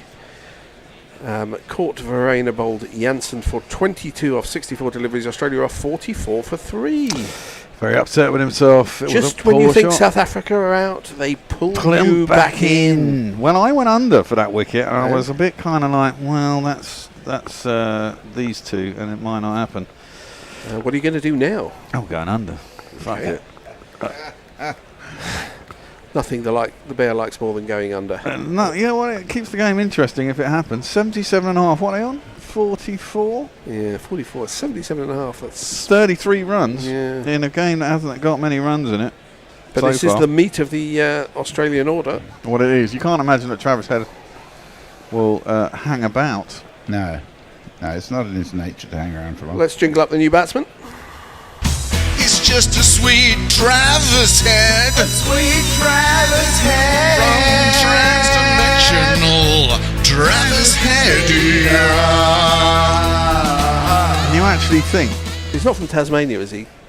Because that would be a better jingle. No, he's from from Transmania. Yeah, he's from Adelaide and he's South Africa. Transmania, that's probably it. Yeah. Anyway, Labuschagne took a long time to drag himself off the wicket because he'd done the hard work. He'd really, blunted the attack thus far, but couldn't cash in. It was just a full wide ball outside the off stump. He's played an expansive drive with his back knee virtually on the ground as he's played it, and he just could not believe that he's got the outside edge. But off he must go. He was tempted. Tempted by the fruit of another. Indeed. What do you think, actually? If bloody South Africa reviewed that one that everyone thought was an inside edge yesterday, that wasn't, that was plumb LBW for whoever's in next. What's his name? Yeah. Bo Webster. Who scored 77 who scored runs. 77 runs. Yeah. And that would have been, he was on 6, I think, at the time. Yeah. This game would have been an absolute low-scoring classic. Well, they have no one to blame other than themselves. Well, I mean... Yeah, lots of ifs. Is he just calling for a replay? What's going on? Bavuma's got a T sign. Oh, it's a timeout. What is that? No idea. Bavuma's just trying to catch somebody's attention. He has to lift his hands very high. Yes, that's true. So that they can see. There is a slope at Lord's. If he was down the slope, you would only see the top of his head. Speaking of head, he's going to face his first ball from Janssen, who bowls over the wicket to the left-hander, and it's full and straight and defended by Head. The end of a successful over for South Africa. They've picked up the wicket of Labuschagne. Australia 44 for 3. And Tyre with Devlin says, goodbye, Marnus. Please, Australia never pick this man again. No, he should play 2 test matches in the winter. Shit, I went over. Oh, no! Oh, dear. Maybe Marnus has Scottish ancestry after all, judging by that shot, says Eric J. Are Scots people particularly prone to flash outside the off stump? I don't know. Seems a bit expansive for the Scots. Steve Chilton says Australia's top order needs a revamp. That's what their 3-test series in the West Indies is about, I suspect. And Sudahu says, in fairness, Marnus has done his job. could obviously be better, but he's survived quite a while. Yeah, I mean, new ball and all that. Well, he bowled 18 overs though, and it is Dukes, so it does last longer. Nagidi starts a new over to Smith, who just pushes this into the ground towards point, takes the easy single, brings the new batsman head onto strike. And, well, we're watching a succession of deliveries from Jansen to Labuschagne. No, those are the two wicket balls. Okay. They're basically tempted in both times. And it says wicketkeeper 33%. What does that mean? No idea. Catch map. 33% of the times it's been caught have been caught by the wicketkeeper. I'm guessing that's how that is useful in any way whatsoever. I have no idea. It was the catch map. Don't diss the catch map. If it was Carey, he might have gone through his gloves, hit him in the chest, possibly broken a rib. As the head faces up to Nagidi, who's coming round the wicket now to the left-hander. He just drops this into the offside, walks an easy single, gets off the mark. 46-for-3, the lead now 120. Kartik Kumar says both South Africa and Australia need to change their batting lineups. Chris Green and England and India, everybody. Mulder are not suitable for number 3. I think that's well, correct. the Green experiment has not worked, it's fair to say. And to some extent the Labuschagne opening experiment has not worked. No. So Australia have questions to answer about the makeup of their team. Yep, very much so. I mean, I think they've got found out really against India, but last winter. Ngidi lumbers up and bowls and head, obviously immediately showing more Smith, intent. Anyway. Oh, it was Smith. He's driven this through the offside, well spotted, and picks up 2 runs as the sweeper fielder has to make some ground to his right-hand side. Who was that, Stubbs or Rickleton or one of these people? Stubbs, I believe. Stubbs. Marcus Labuschagne, how has he been out in Test cricket? 3 stumpings, 2 caught and bowls, the rest don't really matter. 5 run-outs, that's good. 5 run-outs out of less than 100 dismissals. Yeah, that's over 5%, that's yeah. quite interesting. As Ngidi makes his way up to the crease and bowls a straight ball, which Smith turns to mid-wicket. Now run. Seems to have so much time, doesn't he, when he does that? You think, oh, miss it, it'll be LBW. Well, we thought that about Graham Smith, as I say. You know, he used to walk across his stumps and you think, oh, he's plumb in front. And he did get the bat on it every single fucking time. He was really annoying. Yeah. He was another technically limited guy as well, wasn't he? It was like there's nothing wrong with it. I mean, Alistair Cook was technically limited. Exactly. He only had 2.5 he shots. Very much like Alistair Struth. Exactly. Yeah. You can still score plenty of runs. That you can. Ngidi. What has he got for Smith here? Oh, he's got in front of off stump, but they're going up for an LBW appeal. He may have shuffled too far outside the line. I think they're probably going to review this. I would. It's always worth reviewing LBWs because he's asking somebody in the distance how high it is. Bavuma is going for the review. I think it may have been too high. Yeah, I think. And there's a possibility that he got outside the line of the off stump, but it was pretty straight. Then they're not. I think they have to review it. I think they have to because it's Smith. But I don't think it's any. Is it near the bat? Yeah, it is quite near the bat. It's quite near the bat, and we're going to have to look at. It's quite near the line as well. You can I think you can see leg stump. It's probably hit him on the line of off stump. It will have hit him. Let's have a look at ultra edge. Ooh! Please don't hit the bat. Oh, it hasn't hit the bat. There's nothing on ultra edge, so we're going to look at ball tracking. Did it hit the front pad or the back pad? It's front pad. It's hit sort of both simultaneously. It's above the knee roll. Yeah. He is back in on the edge of the crease. He's on the crease line. Doesn't get up much, really, does it? I mean, the ball's getting a little bit older. And he's not all that tall. It's all going to be down to ball tracking. The original decision is not out. And he's in line. Impact is in line. Oh yes! Gone! He's gone. The pigstay is out. Pig has left the building on the way to the abattoir. The 4th wicket has fallen, and South Africa stretching their way back into this game. Indeed, I fucking went over, didn't I? Fuck it. He's such a bad loser, the Bear, and it's his own money. Absolutely. Parrot Badshaw, as predicted by him a couple of days ago, says the T20I between Ireland and the West Indies has been abandoned without a ball being bowled due to rain. In Ireland? Yes, he says the Windows might experience more of that over the coming days. I mean, we could make the obvious joke.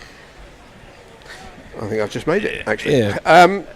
Well, the fourth wicket is down, and the lead is only 122. That's modest, isn't it?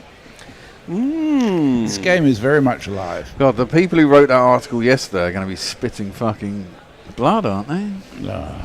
About what? Did you not see the article? No, I don't see any articles. Bullshit. Some OzNews.com or something. The headline was... Oh, yes. Messi put it on the... Well, who cares about random people and their opinions? Yeah. Or even non-random people? We're going to have to jingle up the new batsman to Australia. Australia's number 6. And it is the man with the name of a 50s movie star. I knew a man by Webster, and he'd battery you in worn-out shoes, the sky-high hair, the sloggy bat, and bland off his... I don't know what that's about. If you're calling him Bo, at least spell it B-O. You know, that's a much more manly name than E-A-U. Nibbled a bit, didn't it, off the seam? Just straightened, beat the outside edge of the bat. Yeah, they're talking about the wicket-taking delivery. That was the last. So, and Geedy into the new batsman Webster, and he jabs down on that. It goes close to off stump. He was slightly beaten for pace for that. He just got the top of the inside edge onto that. It went down on the ground. It couldn't have been far from off stump. And every time we think this game is dead, it sort of livens up a bit. Messi, what are people saying? Lucky6 says, in my prime, I had long hair, a handlebar moustache, and wore white flares and an orange body shirt with brown piping. My God. My God, my head's exploding. Was that the 70s? Honestly, people like that shouldn't be allowed to vote. Suda, who says, I'm desperate to see that grass graphic again.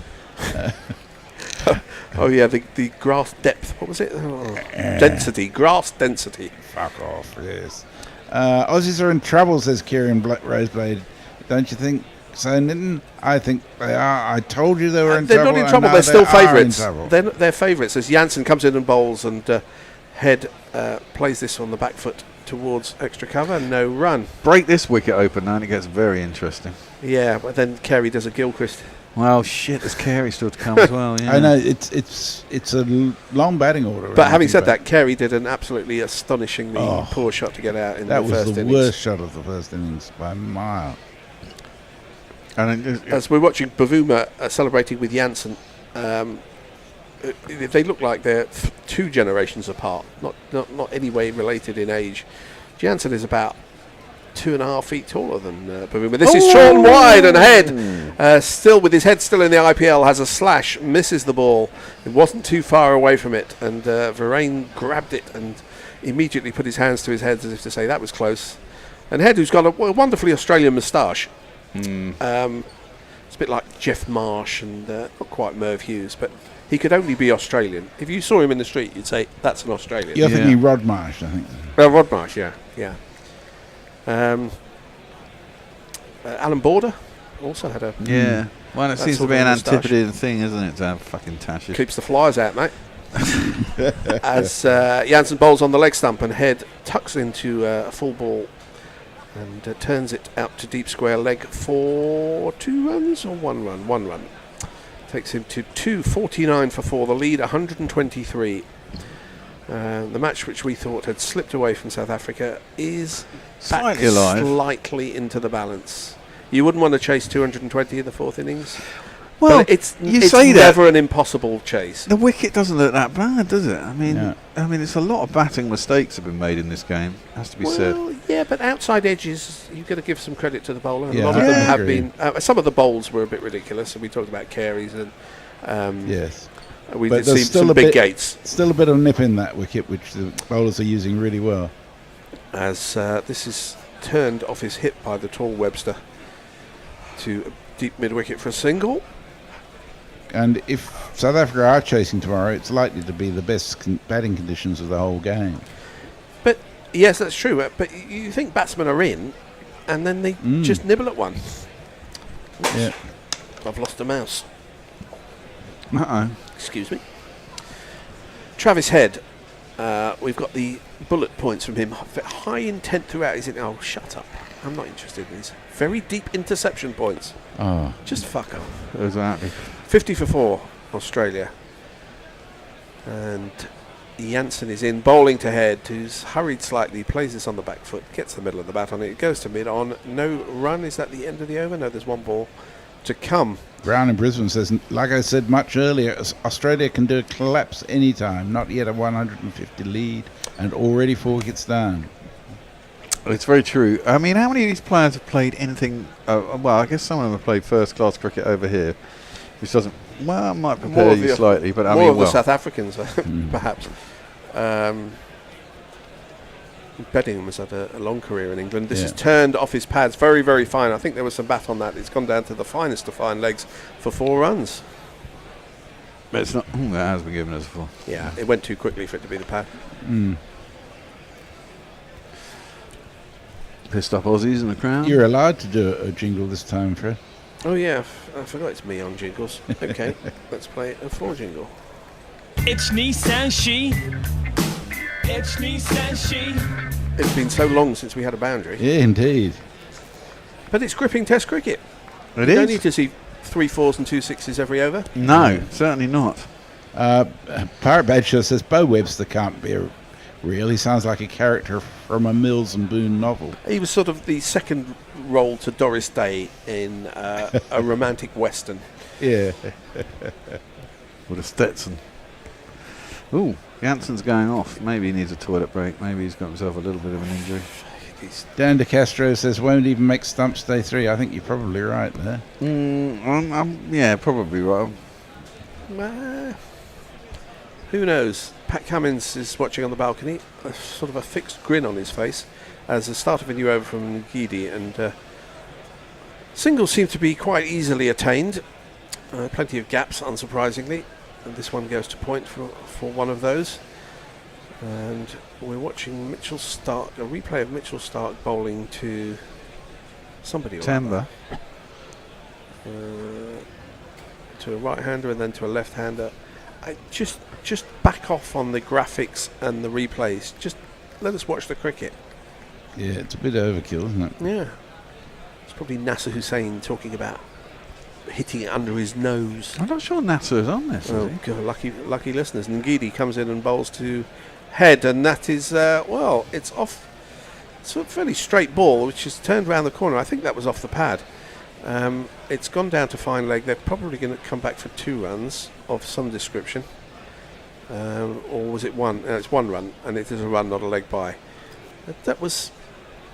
Well, he obviously got some bat on it, but it was pretty straight. Yeah, I don't think Nasser on Athers on this, because it's probably an ICC team, isn't it? Oh, yes, so it's people from all over. Yeah, exactly. We've seen Ravi Shastri is there. And bloody KP. KP's there. Bishop's there, obviously, because he's fucking everywhere. Tony? Yeah, well. Ngidi bowls this one. It comes back and keeps low, and Webster played outside it, and that couldn't have been far from off stump. Coat of varnish. Do they use varnish on stumps? Yeah. I think so. No, I don't think they do anymore because they're sort of covered in plastic with advertising slogans on them. Again, they're not showing a replay of what just happened, and they're just... Oh, they're sticking to their narrative. Bloody shits. I respect the drone shots, Something about people playing a long way from their bodies. I don't care. There's an interesting game going on. Can we just watch each ball as it's played? It's not a masterclass. No.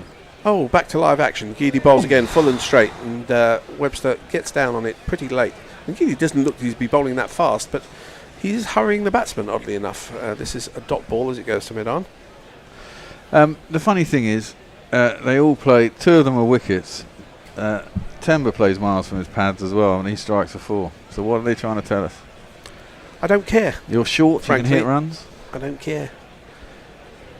It's just they're pandering to the very limited attention spans of modern viewers who can't watch an over and nothing else. They have to fill up every gap with something, as in Geedy bowls, and this is slapped from outside the off-stump square. There is a deep point, so it's only a single to Webster, but it was a shot of attacking intent. The type of shot that we've seen go to third slip a few times in this match. But he did throw the hands at that, didn't he? Went straight down in the ground, and he timed it well. And there was a deep point there just for that. He's still got a test average of, it's only his 4th test, of 56. Webster. It's not saying much No. yet. Sheldon Moore says, get ready for Travis to snatch away your hopes. Well, that is the possibility, isn't it? We've seen it a number of times. Indeed. Let's see what Ngidi can completely over. He's round the wicket to the left-hander. It's defended at the end of the over, the 21st of the innings. Australia are 57 for 4. They lead by 131. South Africa need to bowl them up for 200 or less, says Mike. Yeah, I think Fewer. That's correct. Pedant to my right. No, but it's always good to take the opportunity to point people in the right direction. Yeah, and I find people are very receptive when you say that. The question is whether they will chase only total less than 220. In that case, less is correct. Well, they will chase it. The succeed question is whether chasing. they will succeed. Who knows? It's going to be very warm tomorrow. They're suggesting 29, 30. 29, which is sort of 83 in old money, something like that. Hot. Yeah. But presumably for these two sides, it's not really that warm, is it? Kieran says if it is, because 29 in London is like it'll be a bit humid. 38 in Perth. It'll be more like Brisbane, I would have thought. Yeah. Than, if South Africa win this, I will run into the street after checking both ways without a top on. In delight, says Kieran. How about you give us a super chat instead? Yeah. There's a change of bowling. We will jingle him up after this first ball, and it's a dot ball. So this is the bowler. When things get desperate, you don't need to worry. Just coffee and motor out in a hurry. When things get desperate, you don't need to worry. Motor will save the day for you. Is that the away dressing room or the home one? You know these things. I can't see. I think South Africa are in the home dressing room. They're in the home one, yes. Oh, okay. But you can't really tell from just a picture of the said balcony. There's a lot of people on it, considering they're out in the field. As Mulder is in again and bowls onto the leg stump of Webster. A very easy single to backward square leg. What do we think of Mulder's bowling? It's not great. It's pretty average, really. But he's supposedly in there as an all-rounder, and he banned on number 3. Which he didn't really succeed in doing either. Whilst we're correcting grammar, it's not we and Mulder, it's Mulder and I. Or Mulder and us. If you're listening to us, you're not listening to Mel Jones, Matthew Hayden and Dinesh Karthik, and I think you've made the correct decision. Yeah, actually. absolutely. I quite like DK, actually. He's all right. But he'll probably become pastiche of himself in a couple of years. Anything that's got Hayden on is painful.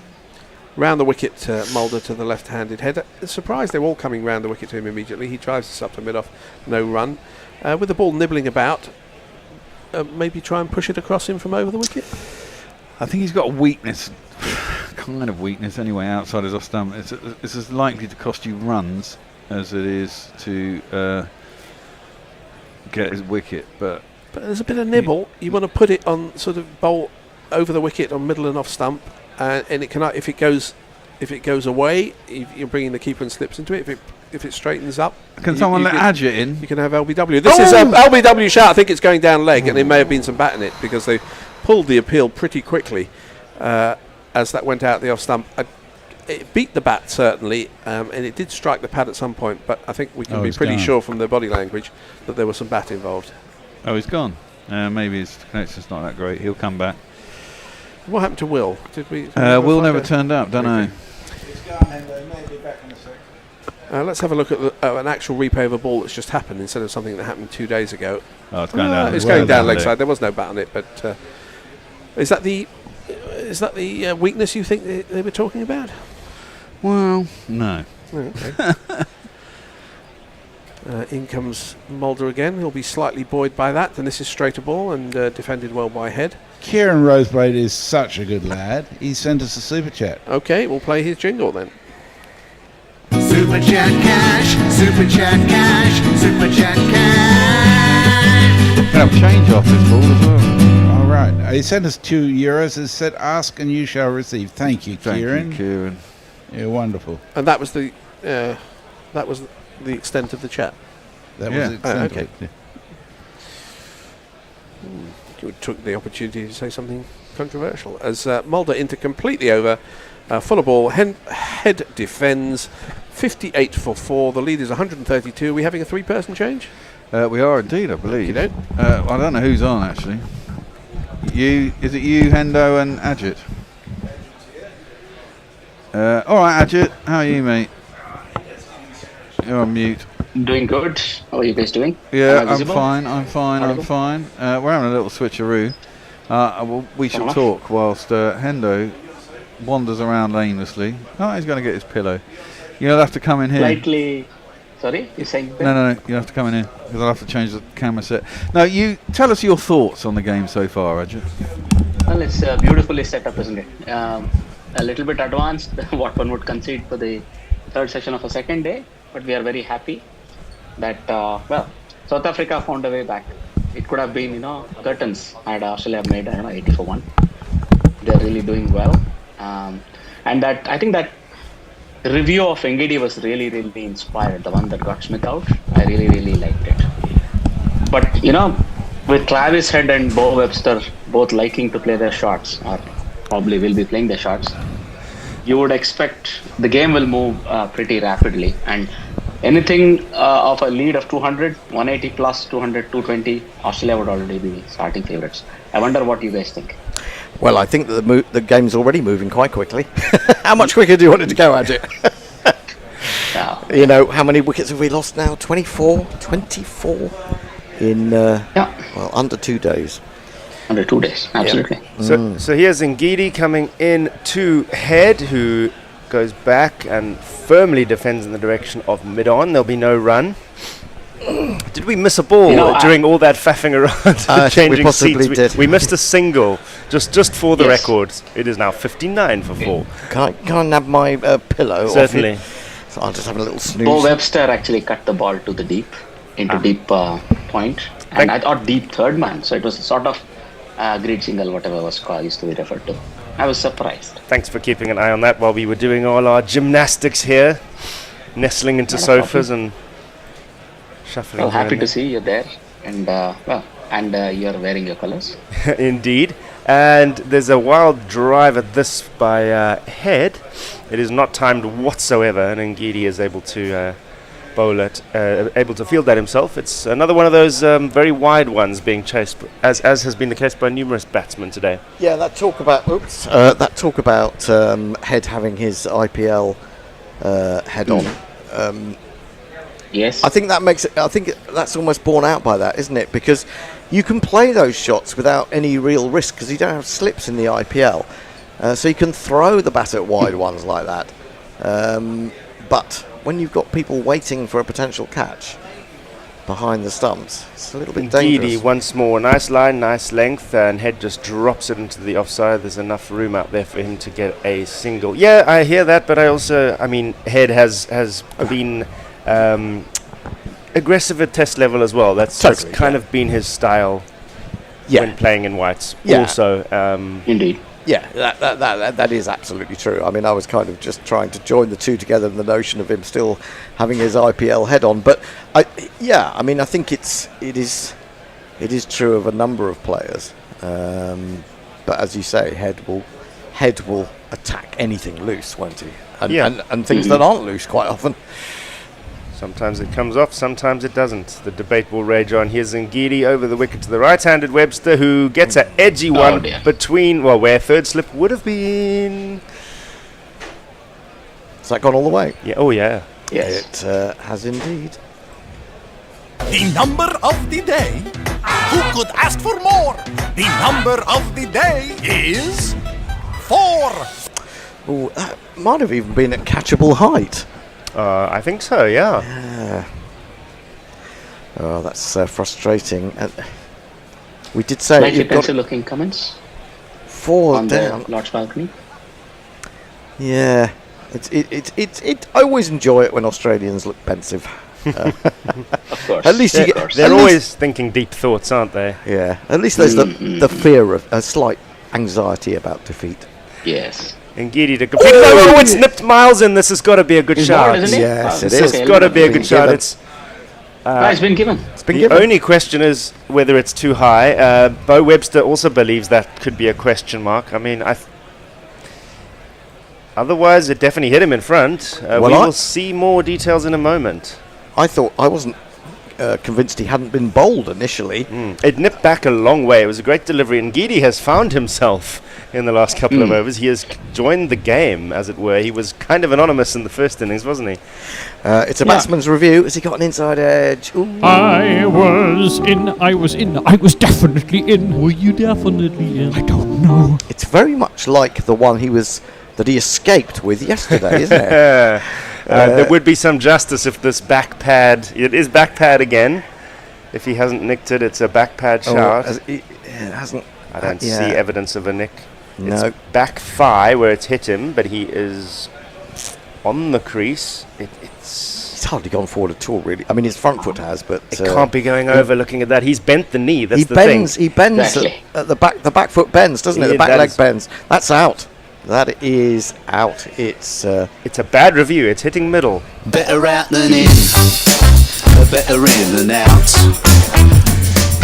Better out than in. Better in than out. In, out, shake it all about. And I think that's going to be a technical issue that he possibly has to look at, because he gets his front foot forward, but that back leg seems to sort of collapse. Dropping. Was it the same yesterday? I never saw a replay of that. Pretty much, yeah. Interesting. Yeah, so- Had me foxed for a minute because I thought that hit him way above the pad. It's got to be high, but he is bending his knee. He was crouching. He Yeah. was crouching as he was leaning into the shot, but he missed a straight one. It was coming in beautifully, and it hit the back leg. There was not a whole lot of debate. If he hadn't nicked it, that was that, I think. No, absolutely. A hopeful review more than anything. And now we really do have a game on.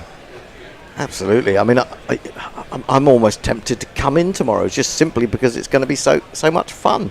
Absolutely. I'm tempted to come in tomorrow. Well, I will be coming in. It's possibly my second and last day of this jaunt at Gorilla Towers, which is meant to be a bit longer. But we may get some cricket on Saturday if we. Well, we could do, yeah, absolutely. I mean, there's still 5 wickets to go, but we do know that when you've got rid of the first 5 in both these teams, the rest go fairly quickly. The first based 5 on what we've are seen. gone. Yeah. But of course, if Head can flay a few at the other end, He will, I guess. Or he might wait until, carries a full batter. I wanted to ask you something. If this is an inspired selection now, there was going to be a lot of debate Peterson versus Ngidi. Yeah. Ngidi has been correctly chosen. Here's Mulder continuing. It's played. It's outside off stump and just angled away to backward point for a single by Head. Well, I mean, to be honest, I'd written him off a few overs ago, so that's unfairly, and he's come back and done a great job. He's got rid of Smith. There you go. Got rid of Smith and then Webster, who are the 2 big scorers in the first innings. Well, if he would produce movement like this more often, I would be more sold on Ngidi. This is kind of a little unusual for him. He's not of great pace, is he? I mean, he's only, 83, 84 No, miles he was yesterday. He was up there, actually, with Rabada and Janssen. At least his quickest balls were. Yeah, I think his stock ball is going to be slower, I think, generally. No, but I think he's focusing on good lengths, good areas. I think, and he's succeeding. Here's Mulder again round the wicket to How's Carey, and Carey has a scare with his first ball, but it goes through to the keeper and swings a long way after passing the bat.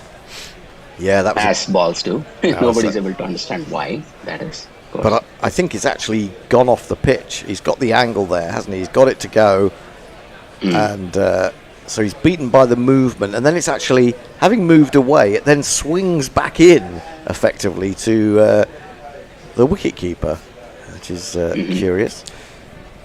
Carey takes his off-stump guard and is ready to face up to Mulder again. Here comes the South African, and this is basically defended into the offside, but they'll scamper one, and Carey's off the mark. I'll jingle him up.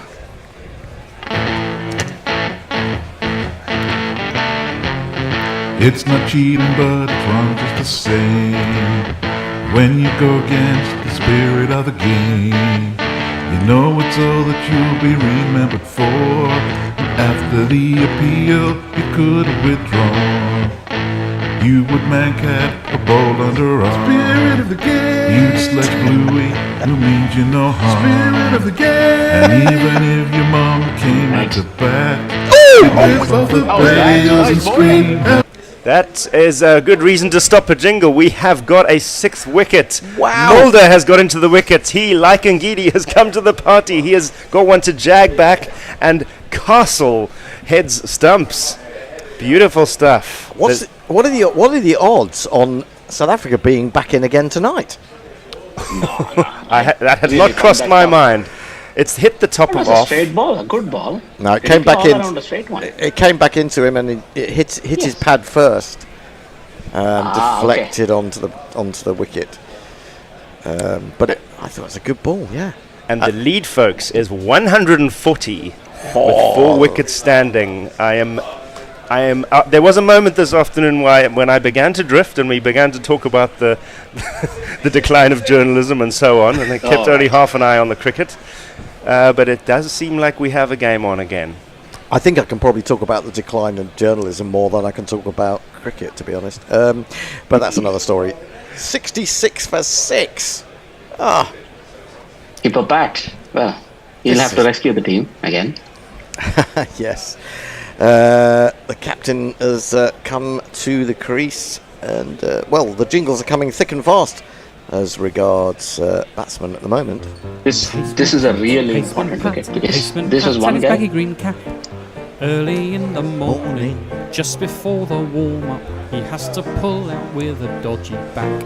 Patrick Cummins! Very long time since Patrick Cummins had to pull out with a dodgy back. We probably should update his jingle, but actually he'll probably have retired by the time we do. It's come to the crease. So Ajit, do you see the Australian tail managing to produce, or any tail managing to produce? Head would have been more crucial in the situation, but Carey will be no less dangerous, I think. They're both quick scorers. I'm thinking tens from each of the 4 will be very crucial. I think they will do that, though. Dot ball played away into the offside as Cover does the fielding there. Solidly enough there, played by Cummins. I think that's a bit of a statement of intent. I know he didn't get any runs there, Cummins, but I think he missed it over. He just missed it totally. Oh no, it did hit the pad. It kept a touch low, I think, as well. No, but I'm talking about Cummins with the shot there. He played that on the up into the extra cover area quite firmly, and I think that signifies that they're not going to stick around and see the ball move and nibble around. Mulder to complete the over. That one also comes into the right-hander, but misses everything. And so Varane has to tidy up. 66 for 6 at the end of the over. And if we have any socials, now is not a bad time for them. Absolutely. I thought Head was going to attack, said Steve Chilton. Steve Kelp says, I think South Africa will already struggle to chase the 140 that is already in the bank. They might.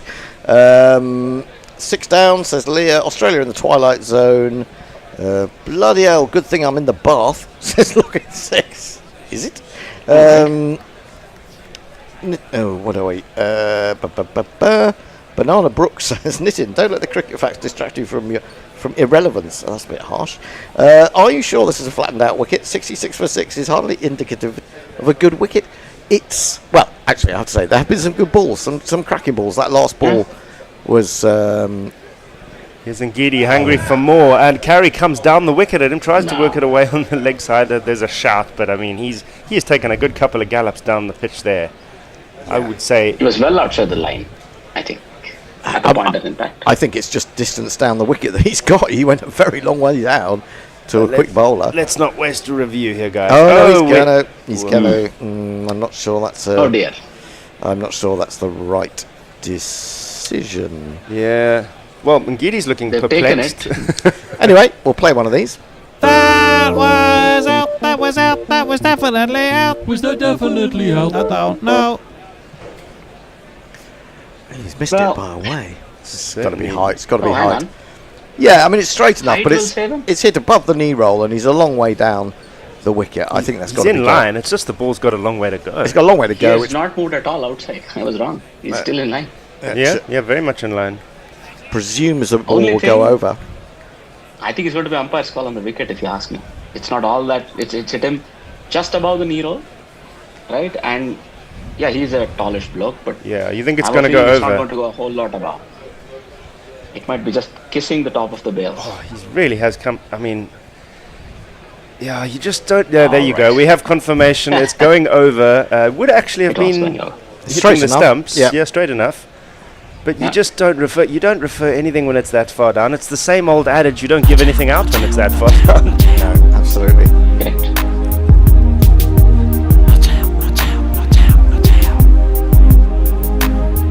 And I was thinking, Cummins coming above Stark is a clear statement of intent as well already. And him, the way he started, also is the same thing. I think he's looking for some runs tonight already. Oh, he's going to have to look after his stumps better than he did yesterday. Here's Ngidi once more to carry. It's full, it's floaty, and it's driven out to deep backward point for one. Yeah, Which will bring the aforementioned Cummins onto strike. Yeah, threw that one up, whether deliberately or he just got it wrong a little bit. We've got some tweets. Let me get through. I wonder if the ICC will rate this pitch well. Mayank says, are you sure this is flattening out? 66 for 6 is hardly indicative of a good wicket. I don't think it's a bad wicket. I think, as I've said before, we don't seem to have batsmen, or very few batsmen, with the technique to survive when the ball's moving around so much. And we all know why that is. Here comes Ngidi to Cummins, looking to get off the mark. And he smashes it past mid-off. Bavuma gives up the chase after about 3 steps. That is going for a very convincing one of these. And if you kids can't listen, then you bound to see the way you get shot for crossing a boundary,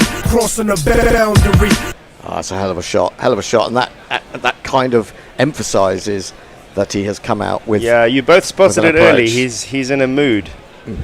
Yes.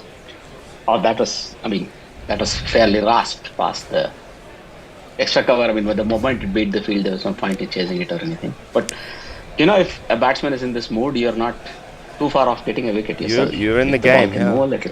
I don't know if any shot has been hit harder in this game than that one. That really was. Absolutely smeared That's it. all the anger of the man. Oh, what has Ngidi got in reply? He has got line length, and it is hit over the covers far less convincingly than the previous one, and not as straight. Bavuma is able to do the fielding, but not before they get a single. Two was No, it? they got two, yeah. Two. They ran 2, yeah. It hit it far enough. Well, I'm thinking. It was just compared to the previous one, it looked like a little nurdle. Oh, it was. I mean, he didn't time it, and he only just cleared the infield, to be honest. Whereas the other one was all the way along the ground, wasn't it? Absolutely pinpoint. And Look, if it's in his half, I have a feeling he's going to go after it. Well, I mean, on the basis that he got done by a really good ball that moved away from him yesterday, I think he's figured that this is the way to play. Ngidi has bowled him. Cummins has not looked after his stumps. For the second time, the red light has come on, indicating that they have been smashed by a red leather ball, and he will depart the scene for 6. And Australia are now 73 for 7, leading by 147. The plot thickens, folks. We are only 20. The crowd says you're out. Wonder if it was a swing that beat him or just the inducker. No, well, it's. Oh no! It's Same again. thing. It's another one. It's followed him, hit his pad. It was very full, and it's diverted onto the stumps. Yeah, that was not a particularly good ball. Bit of luck there for Ngidi. Yes. Well, he followed the batter. I think that was, and it ducked in quite late enough to beat his bat.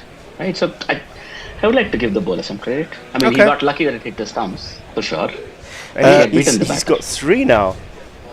Yeah. I mean, what would have been the odds on a Ngidi 5 for the second? It's possible, isn't it? Absolutely. It is definitely possible. Tremendous. Kieran Roseblade says she still haven't made an offer for the cousin. I'm sorry, there's too much interesting cricket to be talking about pimping out your cousin. Will the Saffers be batting before stumps? I think it's very likely. No. Well, hang on. 5:30 is the scheduled finish. And I'm not sure how many overs we've had today. We're only in the 25th over of this innings. I wonder if someone wants to check out how many overs there have been today, because they're supposed to be 90 in the day. So we do have. Do we ever not go to full overtime? Well, exactly. I mean, there should be another half an hour after that. It can't go any longer than that. 26 overs remaining in the day. 26. There you go. Yeah. Well, only 3 wickets remaining for Australia. For sure. I think so. Well, I think so. I mean, South Africa won't want it, right? They don't want to come out for a very uncomfortable 20 minutes or something. But they had such fun last night. I mean, it's arguable whether they want to or not, really, in one sense, because is it any better batting at 10:30 in the morning when there's there's possibly a bit of cloud cover? I don't think there's been a lot in the time of day in this match so far. To be honest, the pitch has helped. Period. Here's Ngidi to finish his over. That is left alone. All right. And we finish it at 73 for 7. Right, let's do some more. Motley says, just saw the score. Hail Santa. Who was the South African fan who decided to go away and thought, when it was, 20 for no wicket, I thought I'll come back later and see what's happening? Well, he'll be very surprised. Someone shake him out of his stupor. Kartik Kumar, and they said the pitch will get better for batting. Well, that has been the case. You have to wait another day, I suppose. Will the test match go on? Possibly. Third day? Possibly, but I mean, this is does seem a little untypical for a Lord's pitch from what I've seen. You often get a lot of swing if it's overcast. Of course, you've always got the slope, which can help that's bowlers. the slope, right? I think Ngidi is bowling into the slope. I think he's that well. He's the kind of bowler. Certainly, when he's coming over the wicket, he goes quite wide on the crease, doesn't he, to create a bit of an angle. Absolutely. So Mulder will continue, and it's just played out towards mid-on by Kerry. No run. Well, I'll correct that. Actually, it's Mulder who's bowling with the slope, going from his left to right. Ngidi is going up the slope, so to say. I've got to put some people right. This is some bowlers' pitches who can imagine the ICC being angry. Well, I'm not sure that they can be, because they officiate pitches in ICC tournaments. I believe they do. So it's not going to be the Lord's groundsman who's going to get an ear bashing. Carey just blocks this one straight back to Mulder. I think in their effort to get it to be a competitive pitch, they've gotten it too competitive, too spicy. Well, I don't know. I mean, the art of pitch preparation is a very difficult one, I think, and you don't always know what you're going to get. I mean, people have raised the question about the fact that this has been a very dry summer so far in England. That may have some bearing on it. I think it's very difficult to read pitches. Not in these parts. It's raining every other day, but all right. Mulder again. Carey nicks it, but this one falls short of Markram at second slip. South Africa must try again. You can absolutely not take your eyes off the action. No, well, Everything's absolutely. Absolutely. David Downey says on that very note, some people exist who think Test cricket is boring. Imagine. I've heard that too. Mayank says stumps in 12 minutes, correct? That was a while back. No, stumps in probably 66 minutes. Plus 30, so 66 Yes. minutes. My arithmetic was quicker than yours there, Ajit. Just slightly. They were all on their feet at Lords when Carey edged that one, but they were to be disappointed. It's a very good pickup from Markram, though. Oh, it's a straight one from Mulder, and just in time does Carey manage to get the bat down onto it. That kept very low. He doesn't look comfortable, does he? No, he's not skipping at all. down the pitch. He's moving all over the crease. Carey. He doesn't look settled at all. Do we bring back the spinner and see if we can get him to reverse sweep? I was thinking, is it a good time to bring Maharaj? But they're already doing the job. Oh, no, I wouldn't bring Maharaj on now, to be honest. I mean, you know, everyone's taking wickets. All the pace bowlers are taking wickets. I don't think you need to change things at all right now. And Rabada's had a breather for quite a while, so he'll be raring to go. Yeah. Mulder again. Carey defends this one into the offside. I mean, this little bit settled there. Sorry, go on. I was going to say that this it's a pitch for it's become a pitch for Mulder where he looks actually quite threatening now because he's more than medium pace.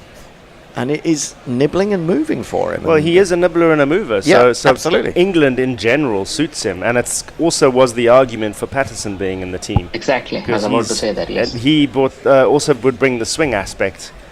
And we haven't seen that much. So he's going to finish his over now, looking for a maiden, ideally a wicket with the last ball. He will get neither as Carey smites this into the offside. And we'll get a single to the sweeper to finish it. So 74 for 7 after 26.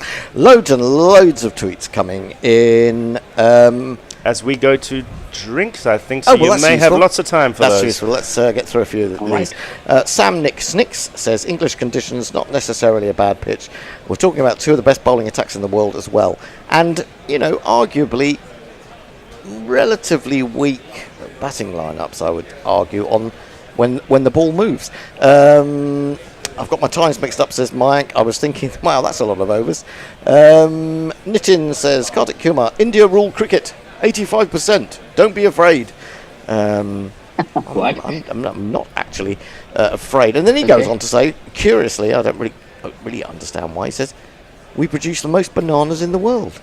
Who is we? I don't know. I don't think we ever actually managed to work out where Nitin was. I think India might be India. Well, from the name. Well, yesterday he was saying it was raining, and we were asking where he was, but he didn't actually.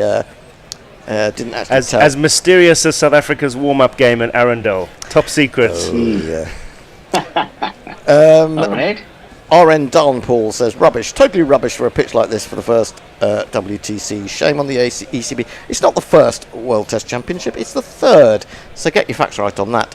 Eric J says, what a waste. Lockie the Six says, Australia should have sent the night watchman Lion in here. Bat out the day and reassess tomorrow. The reasoning is why I've not risen to the top of cricket management. What a crazy turnaround, says Dan de Castro. Yes. This is for your information, says Nitin. British decades, currency values of every nation, London Exchange. I have no idea what that means. Muttley says, when you come back tomorrow, make sure your shirt is a far different colour. ICC is BCCI's pawn. That's PAWN. Nothing else. Eric J jumps on that. There's good arguments for both. Says 50 Shades of Grey. Oh my God, says Dan de Castro, South Africa have basically won. That sounds very bold. Speaking with this green shirt on, I can tell you it doesn't feel like that. So we do a change in a. Are we? Yes, I'm over to Summaries, and someone's on the way, aren't they? Well, I hope so. If they're going to show themselves. Well, I'm going to ask you a question to leave you, gents. Okay. To talk about. Yes. The openers of Australia, both their careers are at an impasse.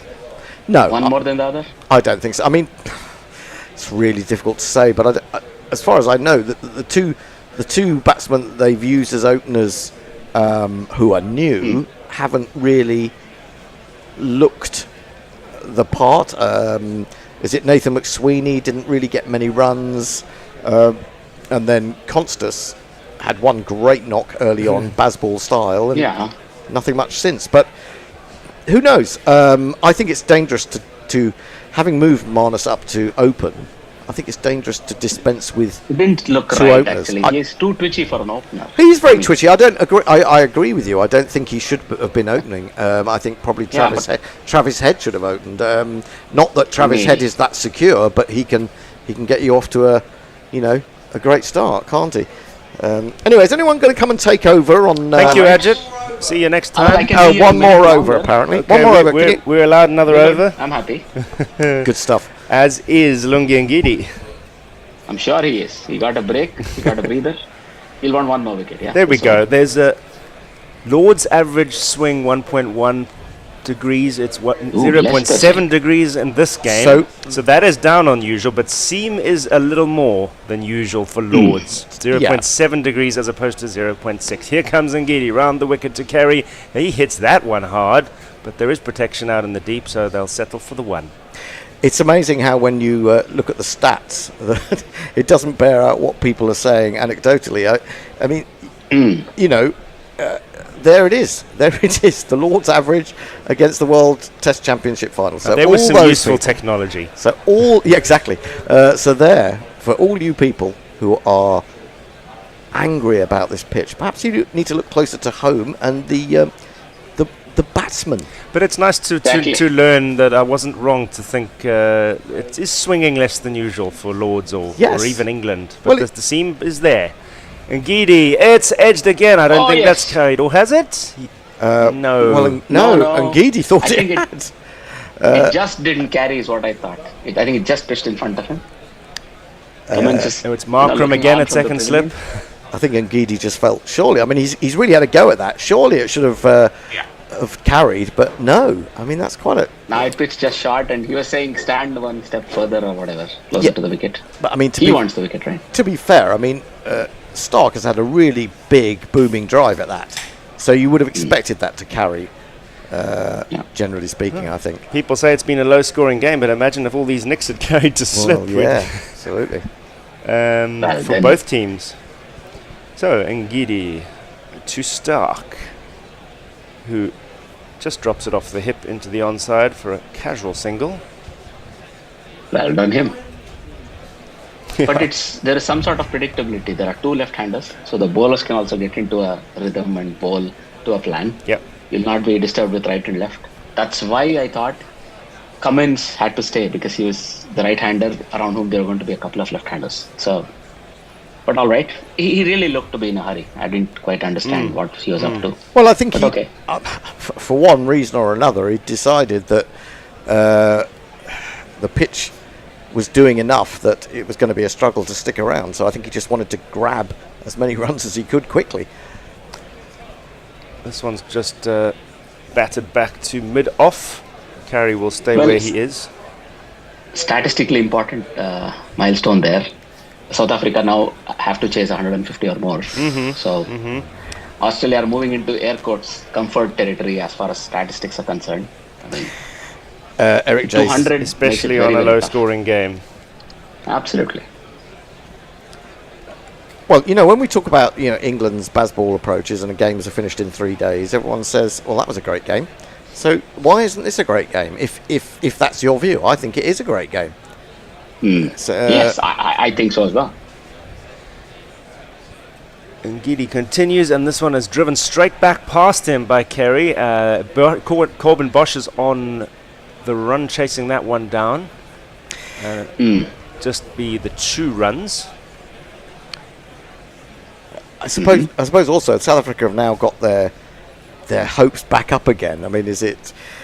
And if Carey and Stark were to combine for a sort of 40 or 50 partnership, take the lead to 200, then whether that would dampen their excitement again, I don't know. 200, you're still going to believe.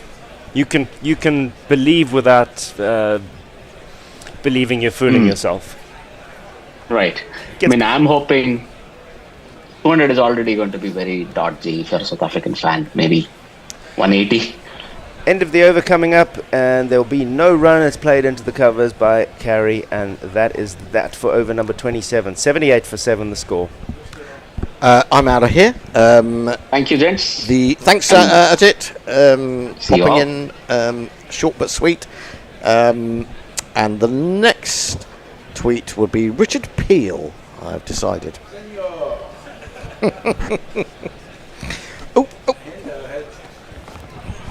Hendo has decided, Senor Peel, that you are the next. Where the fuck are you, though? That's the question. He's miles back. He's way behind. That's so fucking... Where is he? Here comes our social pro. Well, he is a social pro. Hendo, I'm throwing you a pillow because I don't really want it. Only makes things hotter.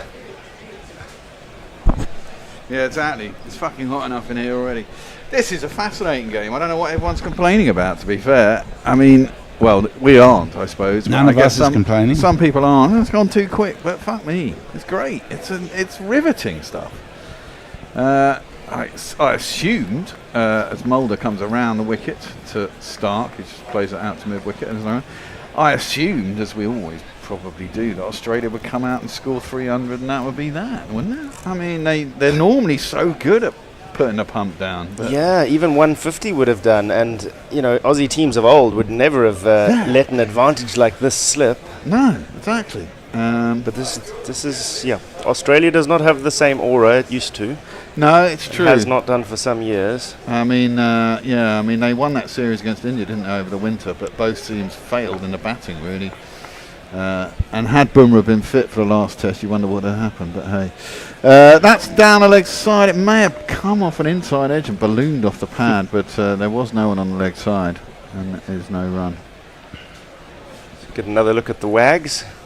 It would appear. Are they Safa wags or Aussie wags? No expert on that topic. God damn it! Sorry. Need to know whose wags are whose. Well, we do know who Mitchell Stark's wag is. Yes. But apart from that, what is she here? She probably has other things to do. I saw in an article she was mentioned somewhere watching the crowd here. Okay. In the crowd. Doesn't she get VIP treatment up on a balcony somewhere? That one seems to tail in. Nicely clipped by Stark out towards the deep mid-wicket boundary. It's going to be chased down, and Geedy, who is really up for it these days, has found some spring in his step. I'll get back for 3. Even so, a little bit lumbersome in the field. I mean, he takes a while to get going. You saw him turn and chase after that ball. It was like everything had gone into slow motion. Yeah, now, tell me, do we think, has Jansen gone off because he's got an injury? Is that why Corbin Bosch is on? Because he went off straight after his spell, or they cut his spell short and he went off the pitch. We saw him quite a while ago leave the field, didn't we? Yeah, and Rabada hasn't bowled this session yet, has he? I don't get why. Well, there's Jansen. He's on the pitch. He's got some hand covering, so maybe he did something. Ooh, that one again tails in. Mulder's got his tail up here, bowling well. Did too much, didn't it? Yeah, did a little bit. Maybe that one to go the other way. Has he figured out how to use the slope? Maybe. It's always so hard doing it off the screen because what end is who's bowling from what end and all that. Yeah. But it could be just that. But that jagged way too much to even think about an LBW shot. It's going down leg in the end. Oh no, I've got under 88.5. I thought it was 81.5. That's good. I've still got 7 runs to play with before I need another wicket. And the way it's going, that should happen. You've got to think someone's got to slap it about. I mean, I thought Cummins was going to do it. There's always usually some sort of tail end something. Carey is definitely capable of it. Around the wicket, Mulder. Oh, that one comes in again. I don't know if there was any bat on that. Balloons up in the air. Jansen can't get on it. Well, can Mulder get one to just hold its line now? They're all jagging back in. Yeah, turn the ball around and get it to go slightly the other way. But I don't know. I don't know if there's a point in getting an edge because it just doesn't. It doesn't carry. Even to the keeper, we've seen him drop short a couple times. True. I think if it's thin enough, it'll carry. Yeah, best chance is your keeper catch. Or a full-blooded shot. I mean, that one at Stark did, obviously the bat was slightly angled down and didn't carry, but yeah, some pensive-looking people in the crowd. It's tense stuff. That one is defended up towards mid-on. They will get a single. Hendo, can you change the display, please? Oh. I've got Richard on twice. Thanks. Well, nobody needs that. Yeah, 3 people in seats. Messi's not on the screen. So I have found Richard Peel's tweet from 15 minutes or so ago. It says, Bavuma is bad at reviews, but he's a long way to go to get to Kane Williamson's shocking 7 right out of 57.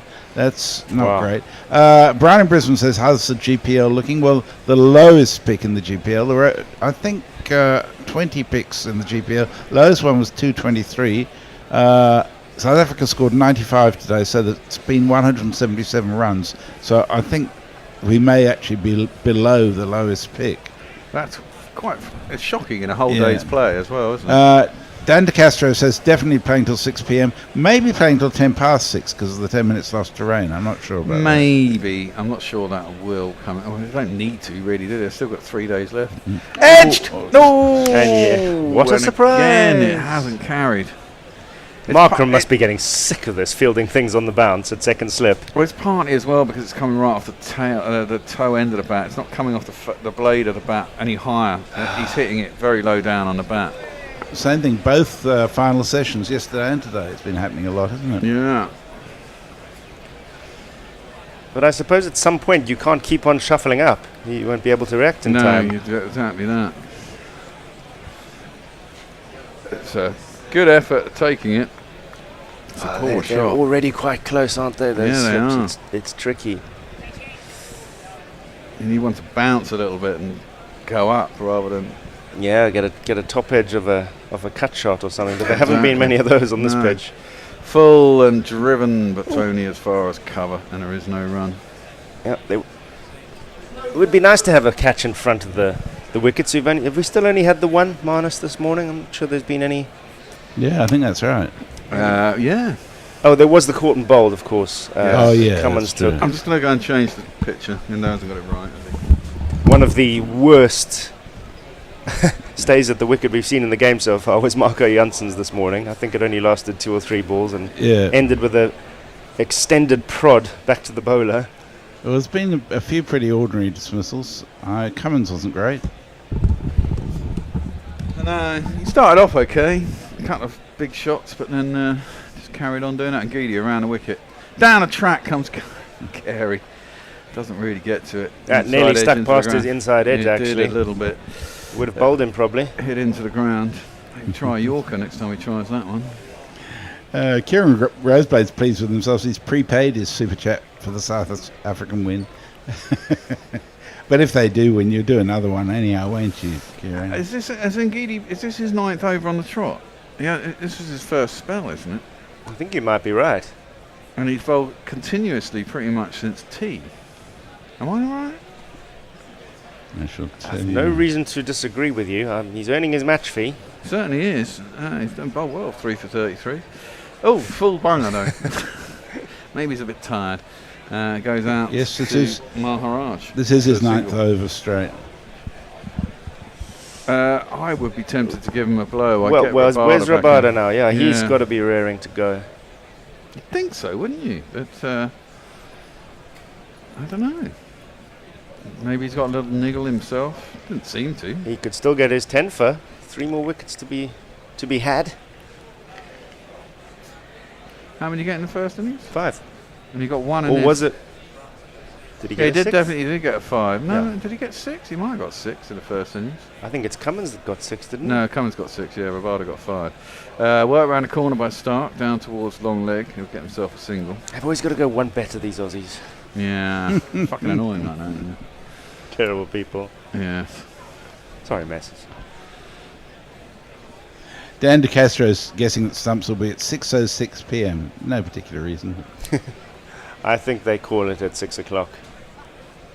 Well, I mean, they went late during the mid-session, didn't they? Because of the late start, because of the rain, 10 minutes there. So there's a reasonable chance I go 10 minutes after 6 as well. They might do. They might well do. 64 overs only. Jesus Christ. There's not that long left in the day.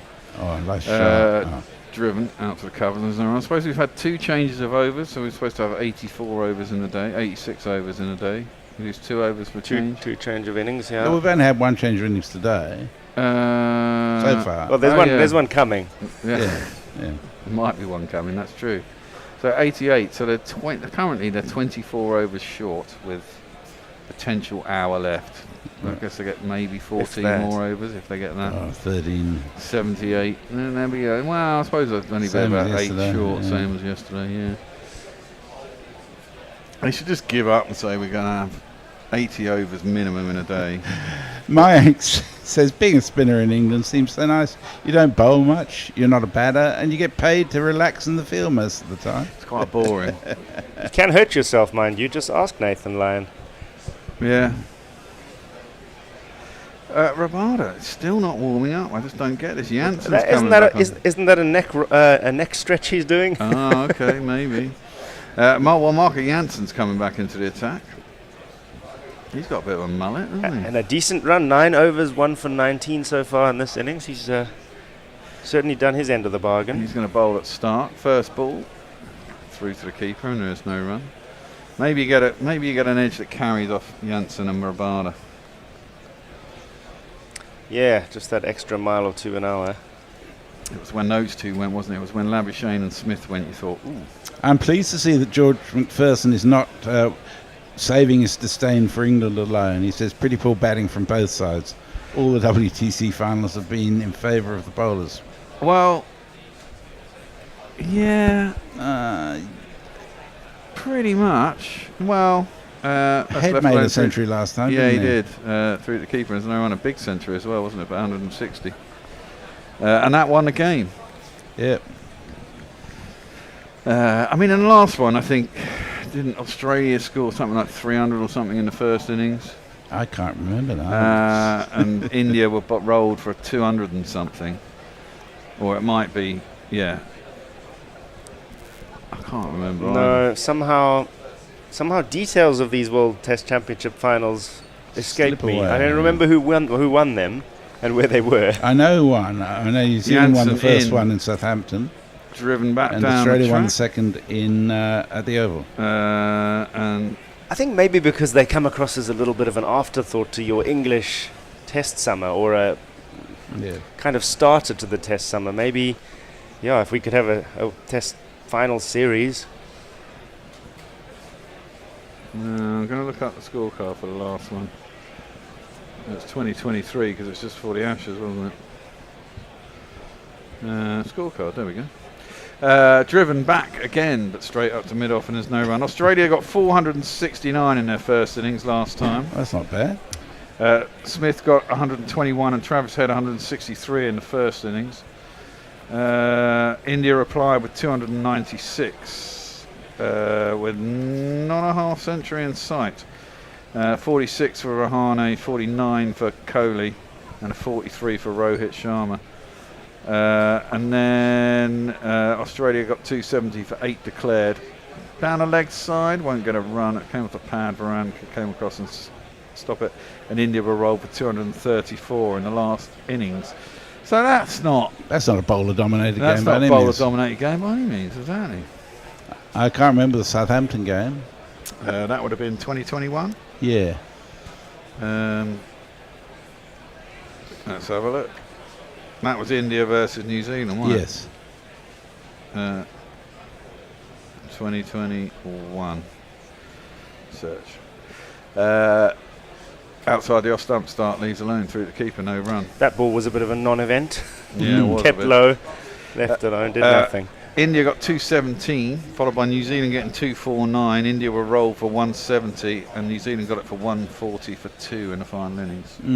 So, favouring the bowlers a bit, but not overwhelmingly. Yeah. Parapagel says, if I ever venture to the Gorilla Studios, I'll be seriously tempted to wear a green shirt, green trousers, and crucially, a green balaclava. Oh, yes, please do. That would be hilarious. I'd love that. Lockie Six says, this match is rigged, probably by Big Tobacco. Ooh. And green face paint, says Eric J.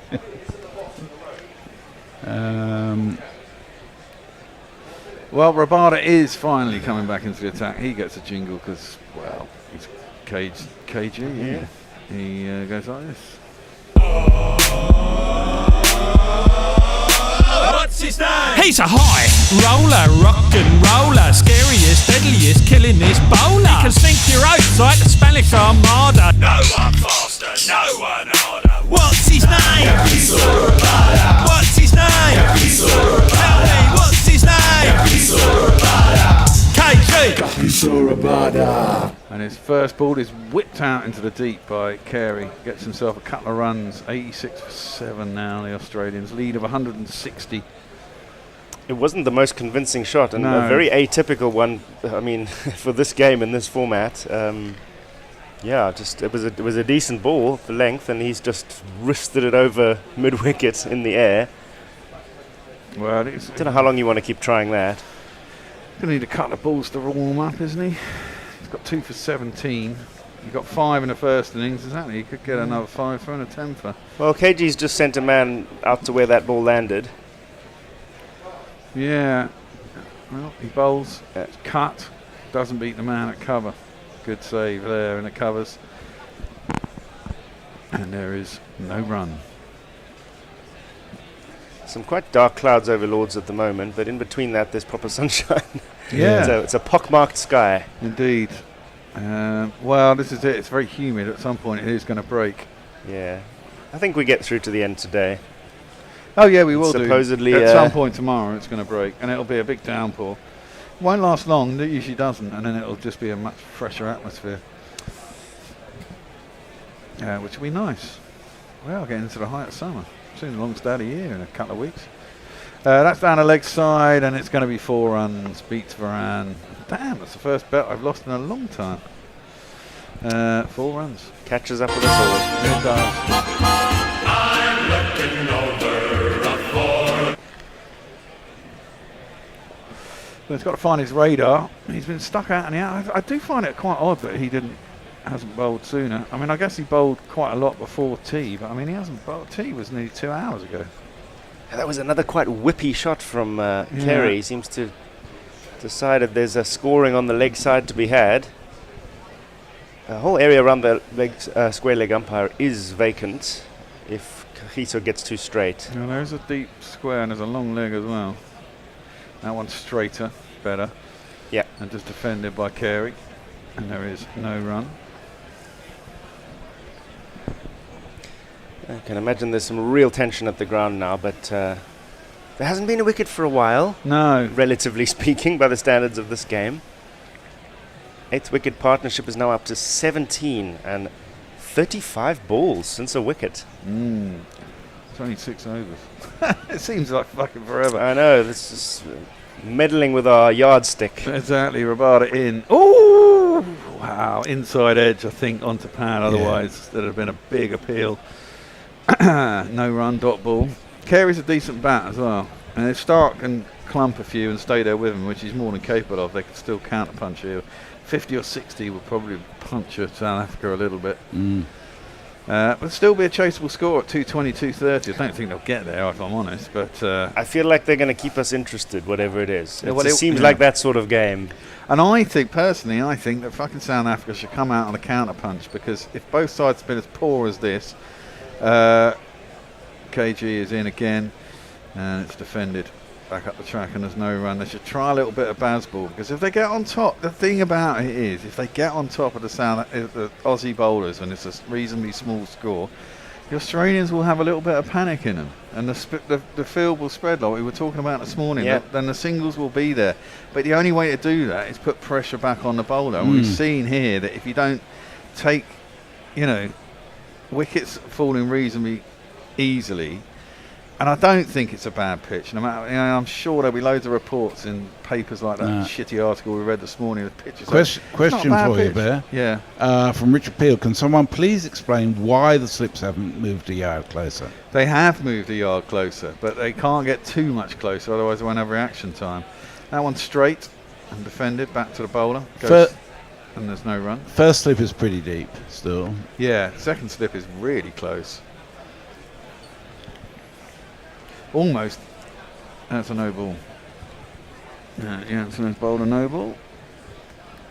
You can make such a good argument for that why they should Bazball, and then you can also make a good argument against it. It's a debate that can go for hours. I don't think. If you look at Travis Head, probably the most attacking batsman from either side, who plays a bit of baseball, really, he hasn't come off. Oh, it's chips. Is that out? No.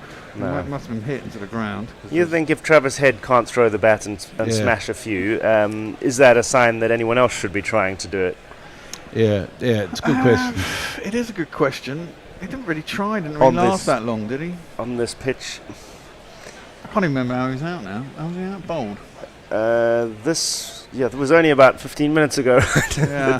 Feels like it. He was bowled, I think, wasn't he, by Ngidi? I think it was Ngidi that got him. Around the wicket. I remember yesterday was the tickle down the leg side of Janssen. Yeah, indeed. Haven't had time to take today's one in yet. Janssen's in and Stark just prods at it, doesn't move his feet, plays away from his body. And it goes through to Varane and there is no run.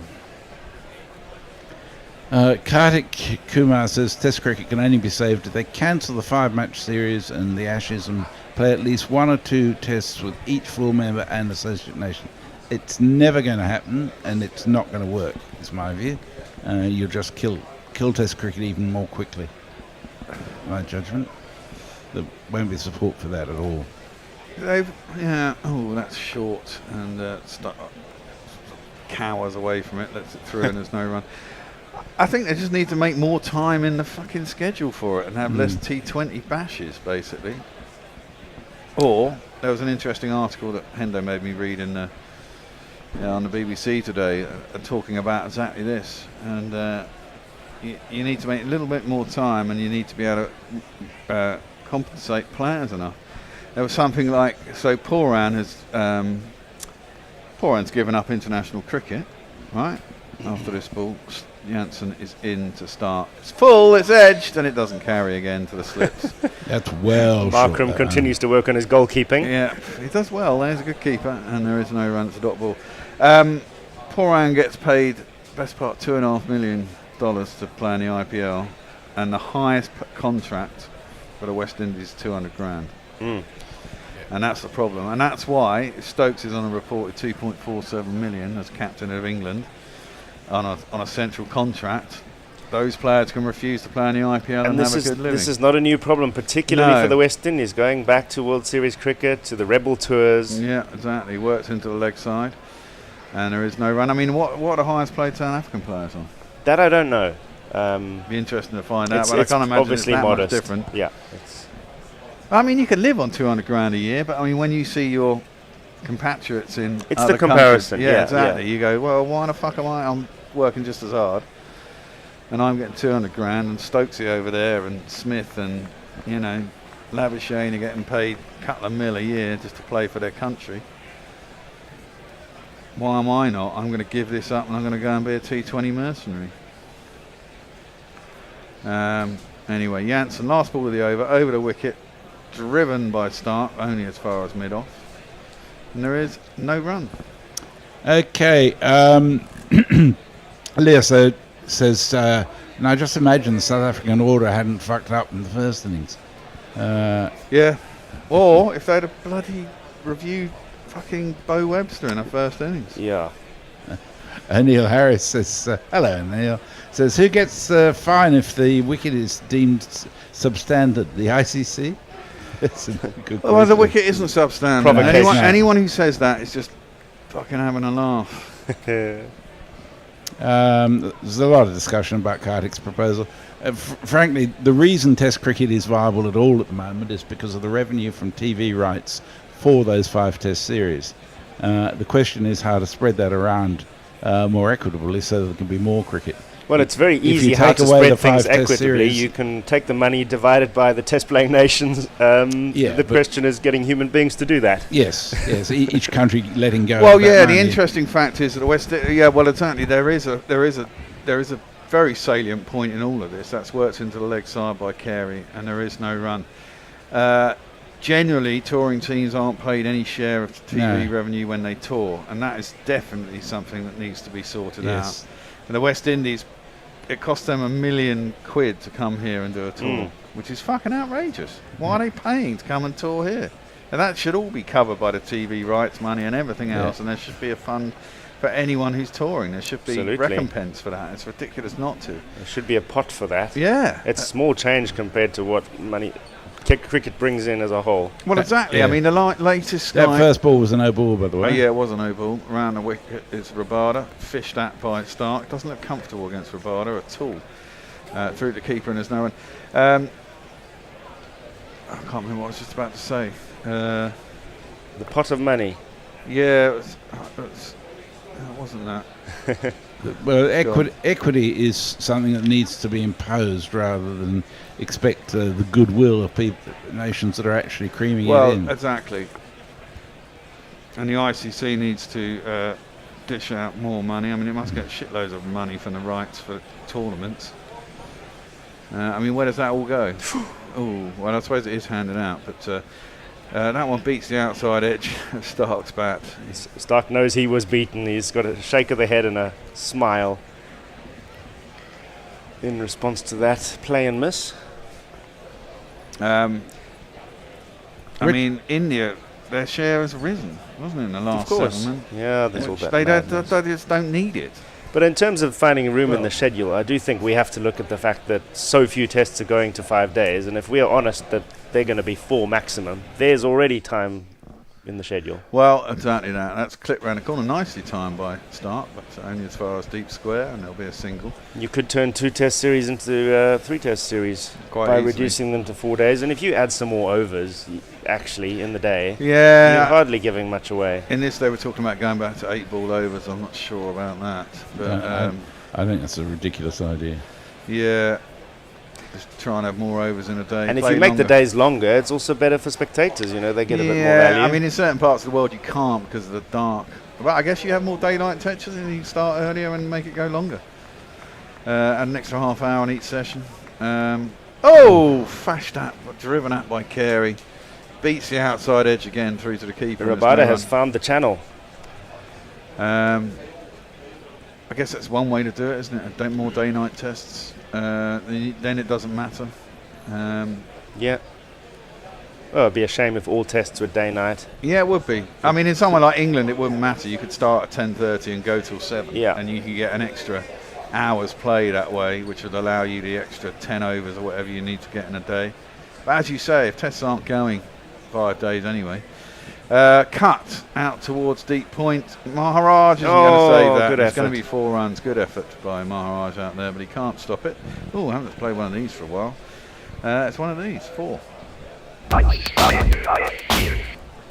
Oh, would you change at the end of this over? Lockheed 6 says, Dear Bear, England paid for the last West Indies visit. Well, they did, but that was the first time. Yeah, and that was sort of in response to the West Indies support during COVID as well. And Australia paid a bit towards the West Indies visit to there. But, you know, it's only out of the goodness of the heart that the patrons from the ECB and Cricket Australia are doing it. There needs to be a formula where it's certified. Absolutely. I mean, it's absolutely insane that as that's played into leg side and there's no one, that you have a team that comes and tours and plays in your country for the benefit of your own sporting welfare, and they don't get recompensed for it. It's absolutely ridiculous, I think. Okay. Is it? We're changing over. Is it us, me, you, and Fred? Okay, you're taking us through to the close. Okay.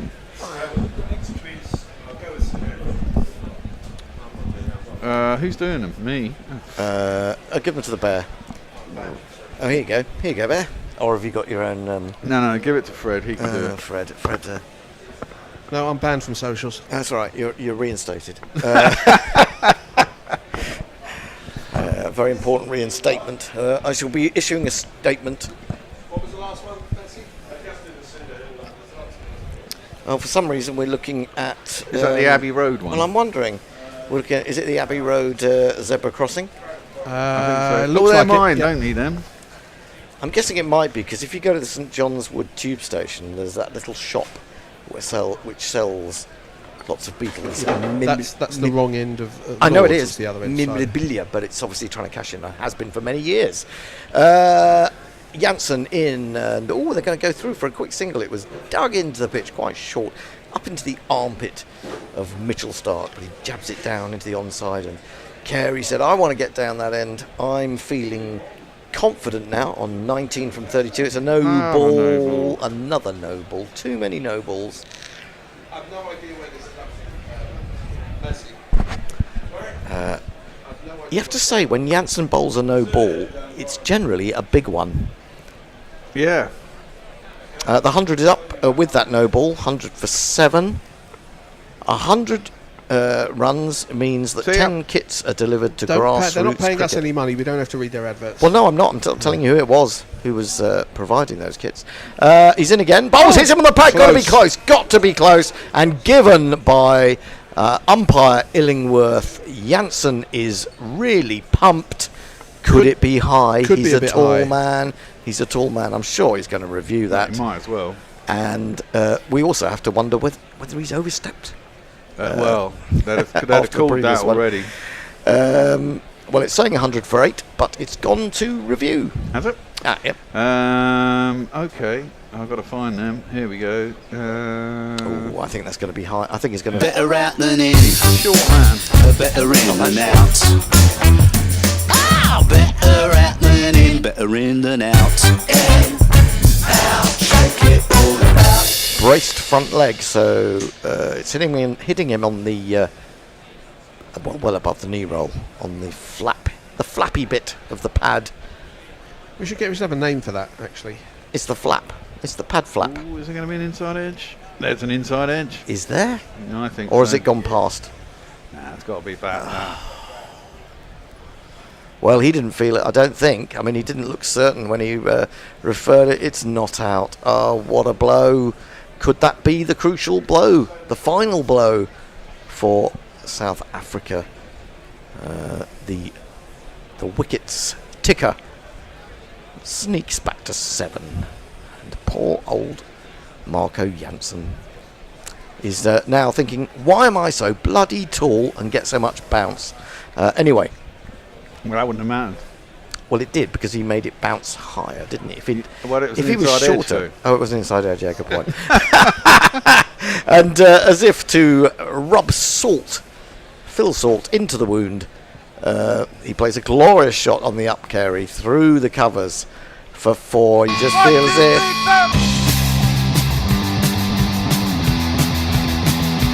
this man Carey, he is annoying, a thorn in so many sides.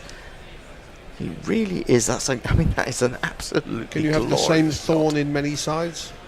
Every rose has its thorn. Oh, shut up there. Goodness me. That was unnecessary. Flicked away into the onside, hurrying through for the first. You feel as if Carey has switched up a gear. He's gone to 24 from 35. Australia now lead by 179. When the lead was 158, I said to Fred, they're going to get 200. There's going to be a 200 lead here. It's slipping away from South Africa. They brought it back so well. But Carey is doing his job and Stark is hanging around. 7 not out from 24. Stark is doing what Cummins should have done and notably didn't. Down the leg side this time. Stark tries to flick it on its way but makes no contact. Diving Varane does the wicket-keeping duties. His keeping reminds me a bit of Matt Pryor's. Matt Pryor, baby. He's a keeper who bats. No, I mean his wicket-keeping style. But the he's way a he keeper. takes the ball and rolls over. He's a keeper who bats. Well, you can't remember who he is. Well, no, I can remember who he is, and I remember some of his innings, but I particularly remember one in New Zealand. Let's see if we can just dig out a Matt Pryor jingle, baby. Pushed into the offside by Stark, takes an easy single. Not sure what happened. Dane Pete. Of course we've got it. Must be there. No, I don't think so. I don't think he was playing in the Gorilla era. He retired Yes, by he then. was. We had. I'm sure we kept that. Surely we kept. No, we didn't. No. No, because Butler's jingle is about Pryor having retired. Pryor ain't no something Ain't like no that. loss. Butler ain't a Pryor or something like that. Oh, I can't believe we haven't got that jingle. Got a lot of these. The sofa era jingles, haven't we? This is driven by Carey. Bavuma chasing after it up. Well, no. Oh yeah. Well He's just hauled it back. Used his from full the height. rope. both inches.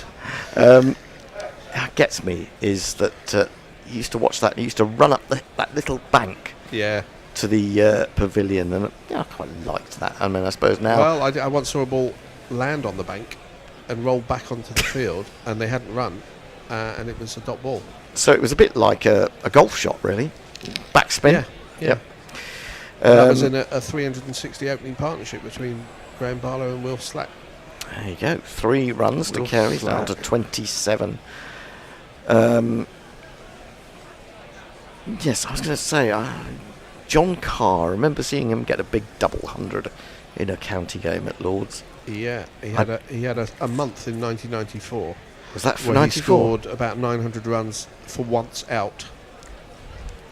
The other guy who's had a really couple of good seasons at least was Peter Bowler, who was actually a batsman. Oh yeah, he was a good player. Somerset, wasn't Actually, Carr in 1994 topped the English batting averages, which is not a surprise.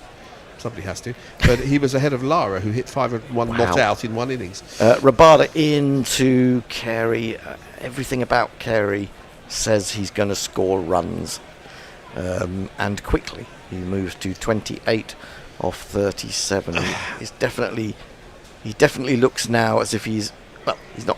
He's never quite in the zone on this pitch for sure, but he's getting closer to it. We got some people messaging about drunkenness, which I can ignore. Are they funny? No, Nitin Deshpande asked a question. Do South Africa need attacking cricket in their second innings? Well, I'll tell you off. It's worth talking about. Certainly, this is going to be a couple of leg byes. Oh, goodness me. South Africa. I mean, there's many ways to skin a cat. Not that we're suggesting that people do skin cats, although Mog probably does it in his spare time. But no, Mog wouldn't. He likes cats. But he does have a lot of implements which could skin a cat. He might skin dogs, but probably not cats.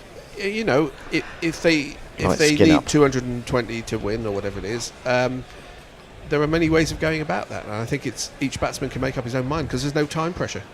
Rabada again tickled it to mid-on. They're going through for the quick single. Throw comes in, but no direct hit. And Stark, well, whether he was short or not, he's not out. He's got a big stretch on him. Would have been close. Would have been quite tight, yeah. I might go for a run out. Lockie the Sixth asks a question from the Gorilla history. He says, punting wines, whatever happened to them? I think they all got drunk by fucking Tony, didn't they? They all stayed in his house and never made it back to Gorilla Towers. Oh, come on, we had plenty in Gorilla Towers, We did, but he had loads that we bought. Well, someone's got to drink it. You don't drink wine. Push to mid-on again. They're going through for another one. Then Carey puts in the dive, and the same fielder, Rickleton, throws in left-handed. Let it go with some pace, but again, wasn't accurate enough, and I think he would have been in. Well, he had to get in the full-length dive, didn't he? He did, but I think he... Yes, well, it's not accurate enough to say, really, the throw. It was well backed up. So I didn't concede any overthrows, but this is just put the pressure back on South Africa, this. Rabada in short, and again, plays once more to that. Rickleton's been kept very busy. This is a much more sedate single, really. But what have we had? A single, 2 leg byes, a single, and 1 ball remaining in the over. Rabada, I wonder whether Rabada needs to perhaps go back over the wicket. He's got 2 left-handers out there. He could dig it into the ribs, which is very difficult to control. Put in a short leg, maybe a leg gully, and stick it up the armpit. Because I just think they're getting used to this angle. Here he is, into Carey. Carey plays a better, straighter, better length delivery up to mid-on. There is no run. Fred. Hello. Hello. You want something? Some communication. No, I'm just playing around with the settings on this. This is quite fun. Do we have any GPL scores that we can investigate at this stage of the day? I don't know how many did. Sorry? 95. The lowest GPL score is 223. I wonder who that's by. Yeah.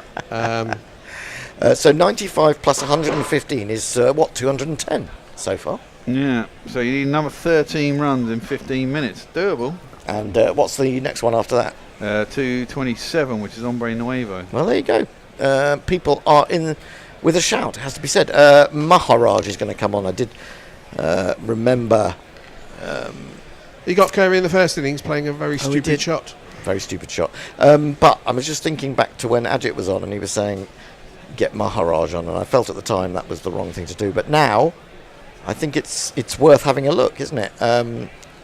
Because this is an irritating partnership. This is where Stark sort of swings in the arc and hits 3 sixes over cow corner. That's the flip side of that. Well, that's possible. That, you can't say that's not possible because he's got that great reach, and I've seen him do it many times before. But there was a little bit of turn, certainly for Nathan Lyon, and I think from Maharaj for the few overs that he bowled yesterday.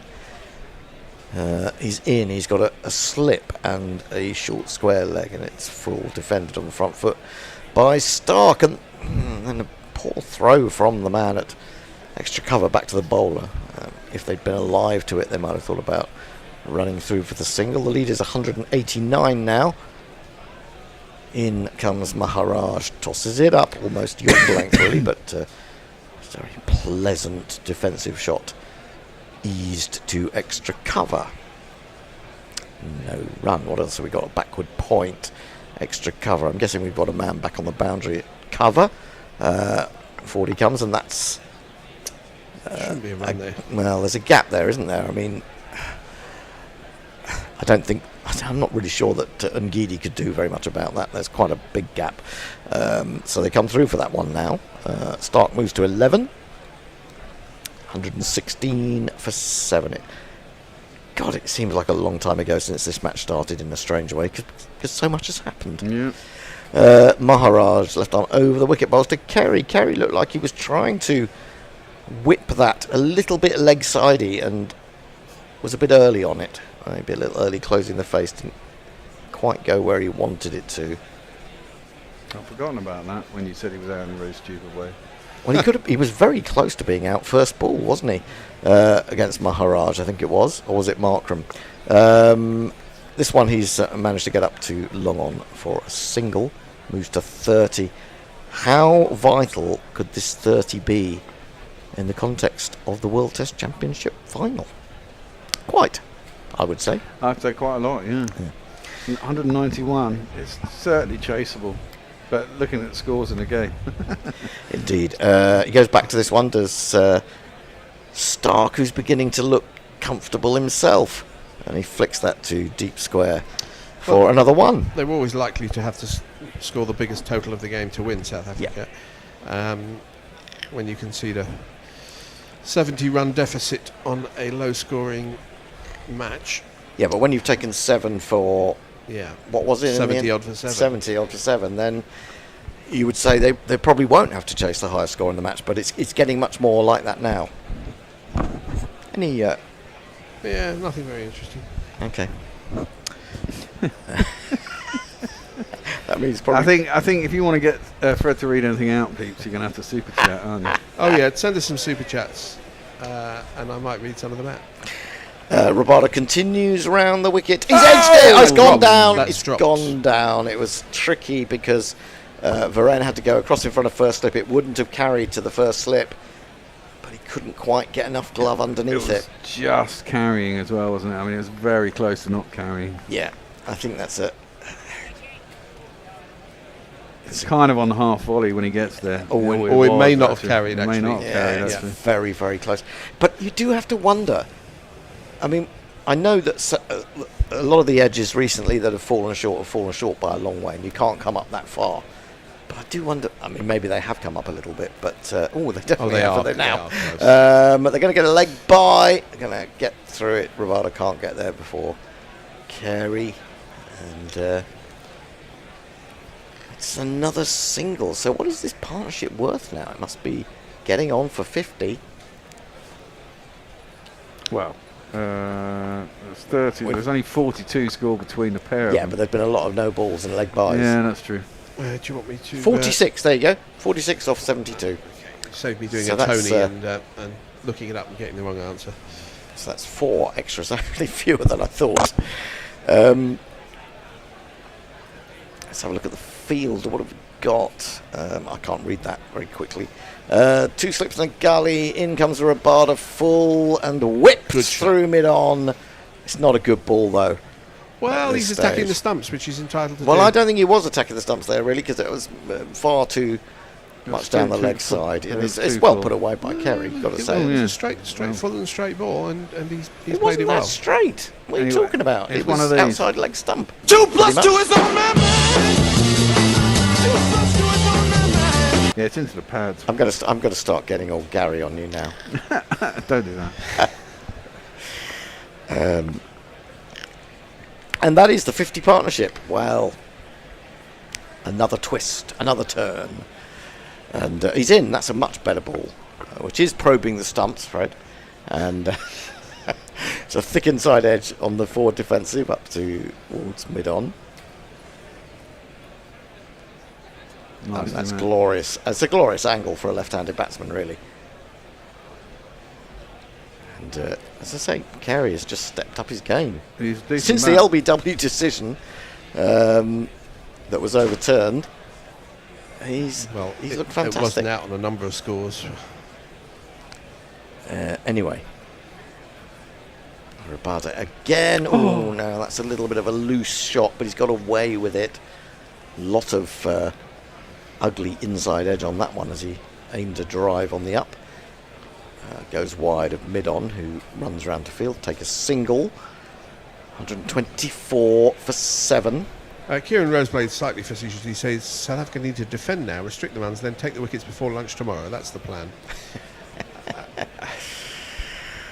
Yes. Well, presuming these two don't get a 100-run partnership, they still have a 2 total that that'll be chaseable. That's what they've got to think. Rabada in. Oh no! Well, that's an incredible leave. Stark sees it somewhat differently. Incredibly ill-judged leave, although you could say brilliantly judged. We've got a super chat. Good stuff. Yay! You see, you knew it would work. Who is it? Brian in Brisbane. Super chat. I don't think you'll appreciate his sentiments, though. He says, good time for Stark to better his 99. I don't appreciate those sentiments. When was his 99? Was that... oh no, I'm getting mixed up with something else. Go ahead. Richard Peel says, slips moving really close now is like closing the farm gate after the ostrich has run away SMH. Maharaj. Oh, now he nearly did carry in the flight there. It was lining up a big shot. Thought slightly better off it, but ended up chipping it slightly aerially through mid-on. There is no one at mid-on. There's a man back. Oh, maybe it just pitched in a foot-hole as well. That might have been something that made him think twice. Kartik Kumar says, Kerry is massively underrated. Not by us, I don't think. In he comes again. Bowls to Stark this time. He squeezes one off a thick outside edge to Ngidi at backward point. Lockie has a request for you, Hendo. He says, please don't Gary as a verb. I am going to Gary you. I Gary, you Gary, we Gary. Gary had verbal I think I'm diarrhea going to yesterday. Gary you. Isn't that a song? What, just a few years yesterday? ago? Onto the back foot goes Stark and forces back to Maharaj. What use is this angle? What use is what angle? Oh, well, because that's what they do, all film directors do now. You won't know because you don't watch telly. No. Flicked away through square leg for another single.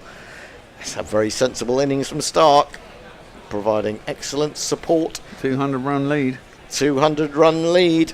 I called it on the sofa 42 runs ago. Sofa hasn't existed for 12 years. Well, whatever that a piece of furniture is over there. Sorry, what's that, Messi? 221 runs so far. 231. 221. Oh, 221. 2-2-3 for Messi, so 2 more runs in a day. That's going to be it. Messi Jez is going to be able to pay his Airbnb bill with this. Swept away. There's no one out there. He's having to make a lot of ground. He's not going to do it, is he? No, he isn't. Oh, well, that one's out. 4 more.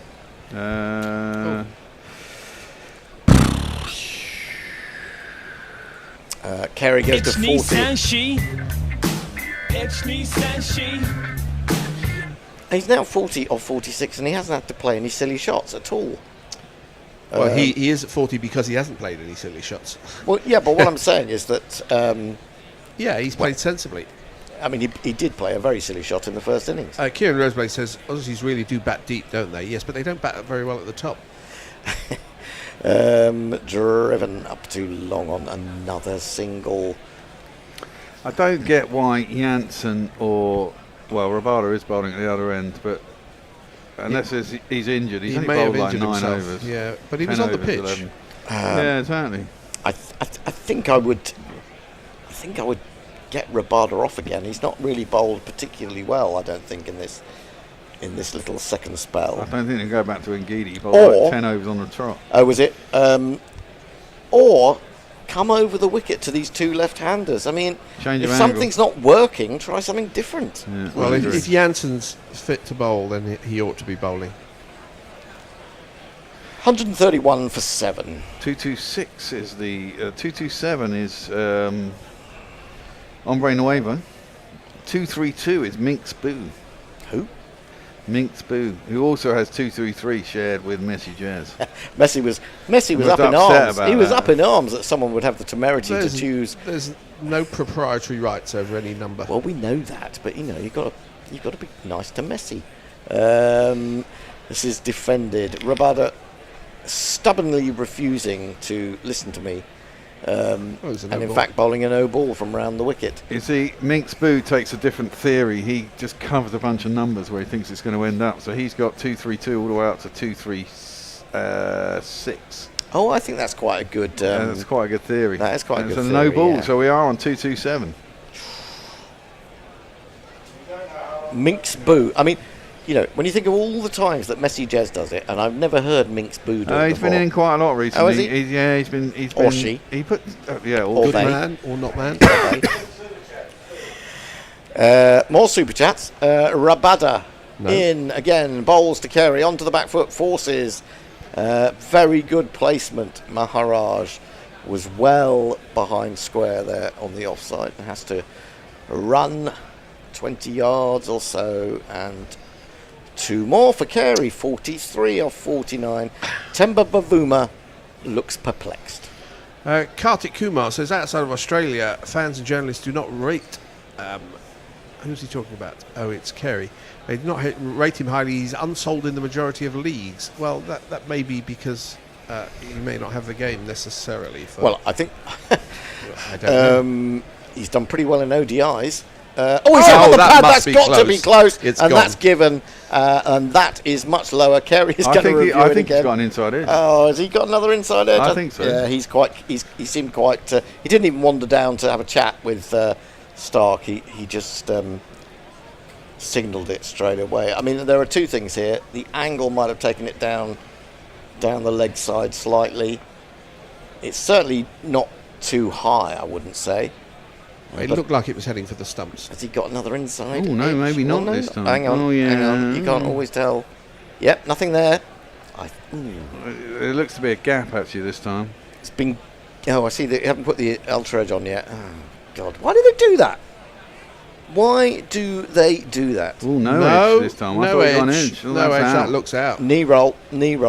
I think that's out. That could be another swing in this just when you think incredible game. Was it leggy? Yeah. Umpire's call. It's out. Top of leg stump. He's shaking his head, but there's no reason to shake his head. He was defeated by a good ball, and he's out. As I said, Rabada should come over the wicket. Anyway, 134 for 8. Oh, how much longer to go today? Well, I don't know, but weirdly... Extra half hour. Could be all over. It could be. 20 minutes should be enough for South Africa. Well, hey, let's have one of these. No. The crowd says, the crowd says, the crowd says. I was going to play this one. No! Golf! Yes! Yes! A bunch of messages. GPL is very much in play, says... Oh, messages from over there. Well, funny enough, him getting out, the score is dead on 239, which no one has. Rankin says something I don't disagree with. He says, gents, I told you yesterday, South Africa essentially surrendered the match by their negative batting. I don't think how long they took to take their runs is an issue at all. It's just the number of runs that they made. 12 overs short today, I think, says Mayank. Dale Rankin says, there's no Australians struggle so much in second innings. South Africa will succeed against a superior attack. Eric J says, don't think we'll have much trouble with this lot in the winter. I don't know who he's talking about, so it's a bit hard to say. Out, says Kartik Kumar. He was, yes. Eric J says, pad then bat, which he wasn't. I thought it was. Just pad. I thought the reason he reviewed so quickly because he thought it was that. He heard two noises. Yeah. Well, actually, it's not 239. We're on 229. No one is on 229. Next run in the GPL is 232, which is three runs away. How long to go? Please, someone tell me. We don't know. Well, no, if it's a 6 o'clock finish. Then this is the last but it over. might be a 6 or 07 finish or something because of rain. Well, if this was the last over and you get a wicket in the last over, it's normally the end of the day. That'll be the end of the day. Yeah. Unless there's 11 minutes left, in which case they come out for one over. Except... I was trying to think of something Except ridiculous. if there's a T in the day and the batsmen are left-handed. Yeah, absolutely. Rabada 3 for 40. Well, they probably needed it earlier, but they've got it now. Ashwell Prince sitting up there on the... Ashwell Prince, fine estate agents in London. But actually, a very good cricketer. Very good cricketer. Nathan Lyon is out there, and he's come over the wicket now to the right-hander, and that's a rotten ball. Way outside the off stump because he's been bowling round the wicket for so long. Yeah, he's lost his line.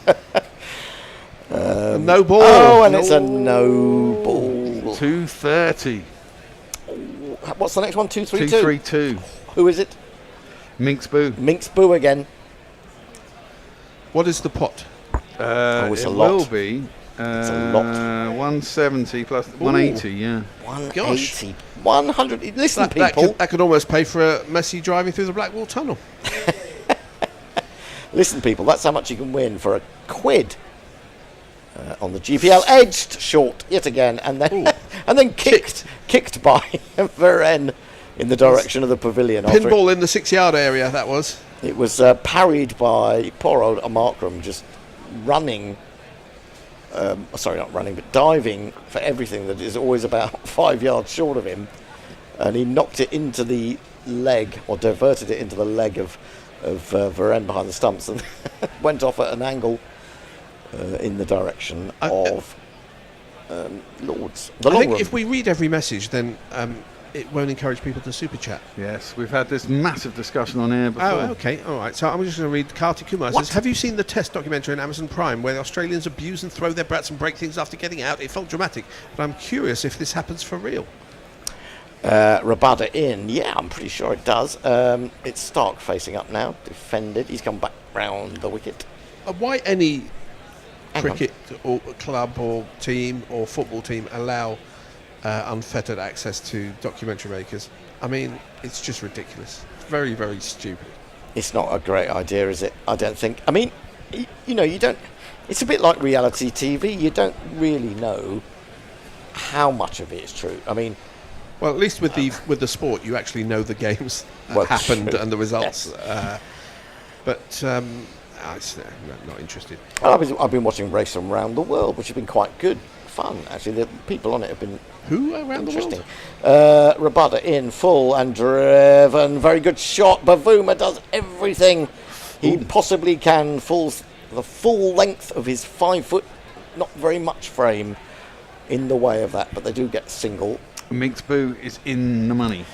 It's 2-3-2 as at the moment. We stand. Oh my goodness me! We could do it in another 7 minutes so we can get out of this We do it the no ball. 137. Well, that would be Messi and Minx Boo sharing the ball. A no ball which goes for. Well, no, this is the thing. Minx Boo covered a whole bunch of numbers up to 236. So he's looking very smart. We need a 6. 6 would do it. 6 would get us to 238, which Messi Jez took an 8 today. So we need a no ball hit for 6, and that gets to 239. And it's Nathan Lyon who's got the work to do. I think Josh Robinson would bet on that. Rabada in, and he leaves it alone, the spoil sport, outside the off stump. Are they knocking the bails off? They don't do Don't do it. Don't do it. Don't do it, umpire. White lines, don't do it.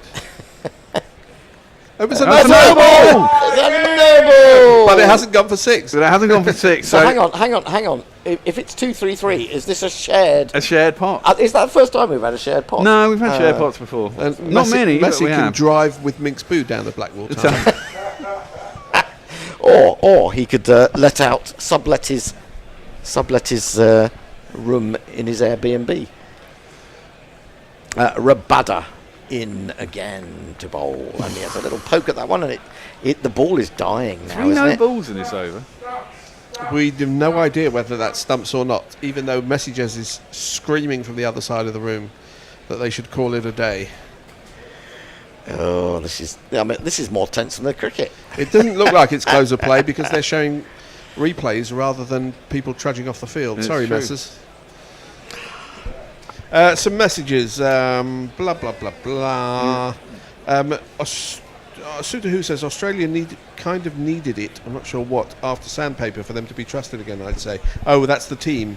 Or what was it called? The Amazon Prime series about the Australia. Right. He was trying to say they were using that to Do you mean whitewash their reputation. They were sports washing? Yeah, but it just didn't it make Justin Langer look like a complete tool?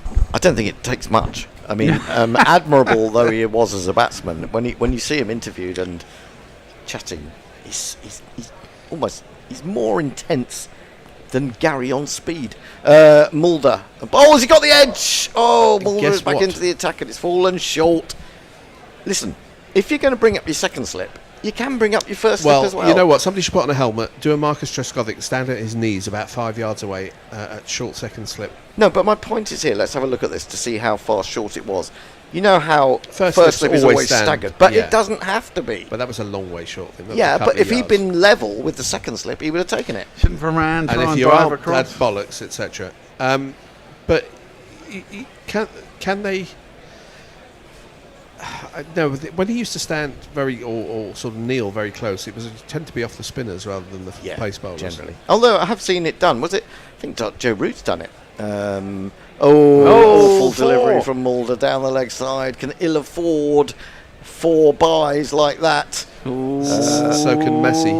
No damage, no blame to the wicketkeeper. 2-3-7. Is a Minx Boo's out? He's taken out of the day. So we're actually in the middle between a Minx Boo. we are. We're in the middle between a Minx Boo and a Messi. Yep.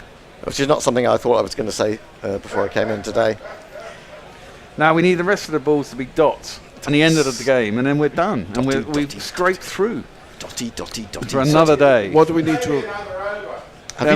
Have you noticed how we're really on the side of our listeners? Yeah. Mulder in bowls wide of the off stump, left alone by Mitchell Stark. Here's what you could have won. Or 43. 14 or 44, in fact, from Stark now. And but the good news done is very well. that it rolls over. Yeah, it does.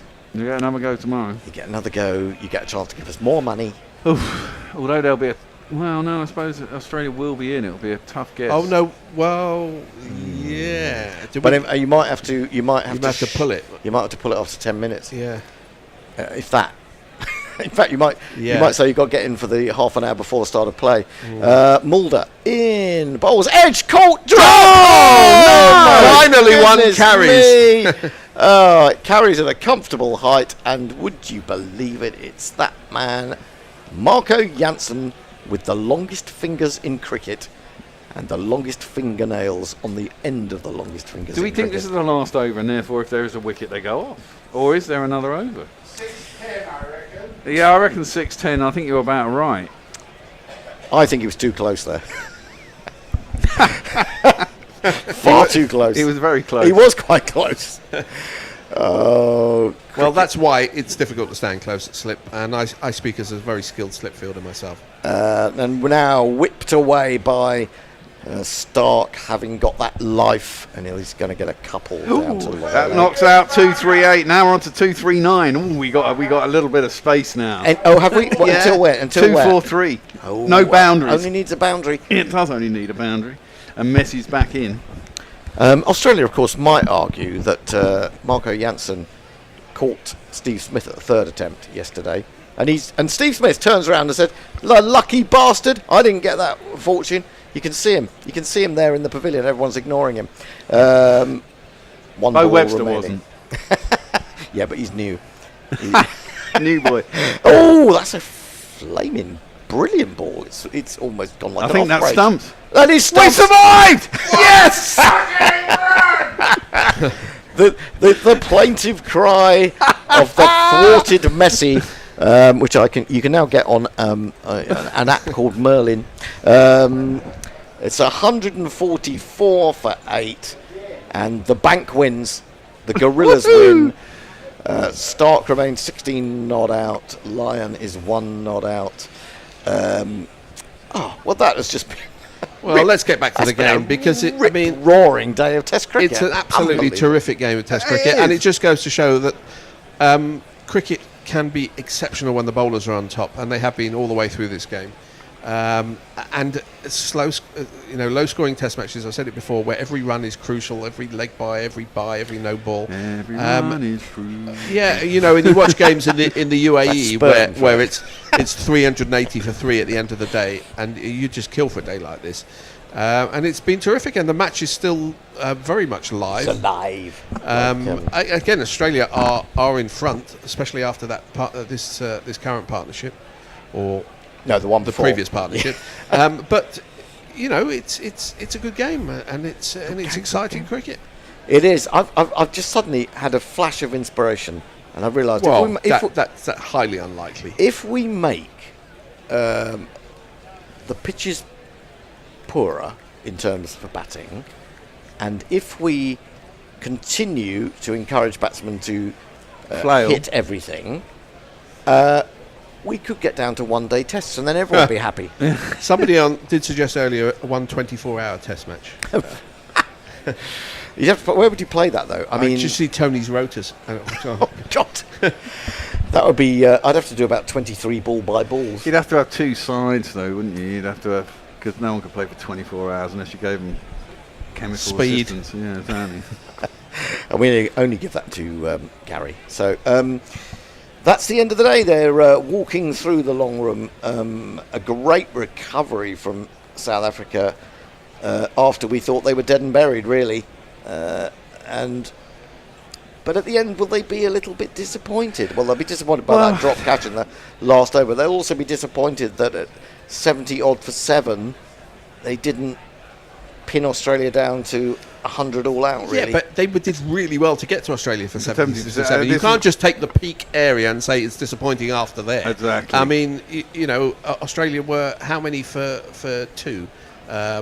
40 possibly. Yeah. 44. Yeah. 44 for 2, and then 73 for 7. So it's peaks and troughs. It's ups and downs.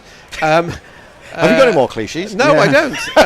You can lead a horse to water, but you can't make it drink. Better the devil you know than the devil you don't. If you have sufficient authority, you can make a horse drink. Really? Yeah. What do? You sort of shoot it in the leg. Well, you whisper. whisper. If it doesn't. You whisper. You're a horse whisperer. I don't see you as a horse whisperer. No, I don't know. I have to say. Not even a cat whisperer. I must say I'm very hoarse right now because I've been talking. Okay, let's do some messages and then we'll wrap up. Sutu says, I'm sure Langer is a character that Justin plays. He must be fucking mental to live with. Mayank asks, how does GPL work? You've been around long enough, Mayank. You want to know, when do you guys keep the cash? We never keep the cash as per se. It just rolls over till the next time. So we just want a bigger jackpot to have more entries, although we do take a little cut. Do we actually? What happens? We take 50p, don't we? We take a certain 5p. 5p. A certain percentage. We take 0. It's a bit like Spotify. We take 0.00005p. Yeah, but the more you entry, the bigger the pot, and the more fun it is for everybody. Exactly. Although it should never really take over the game. Certainly, a game as important as this. Messi is shouting. Unfortunately, we've all got headphones on. So Messi is the only person to get post-traumatic stress disorder from the Gorilla Prediction League. Safa still can't catch, says Lockie. Bring back Jonty.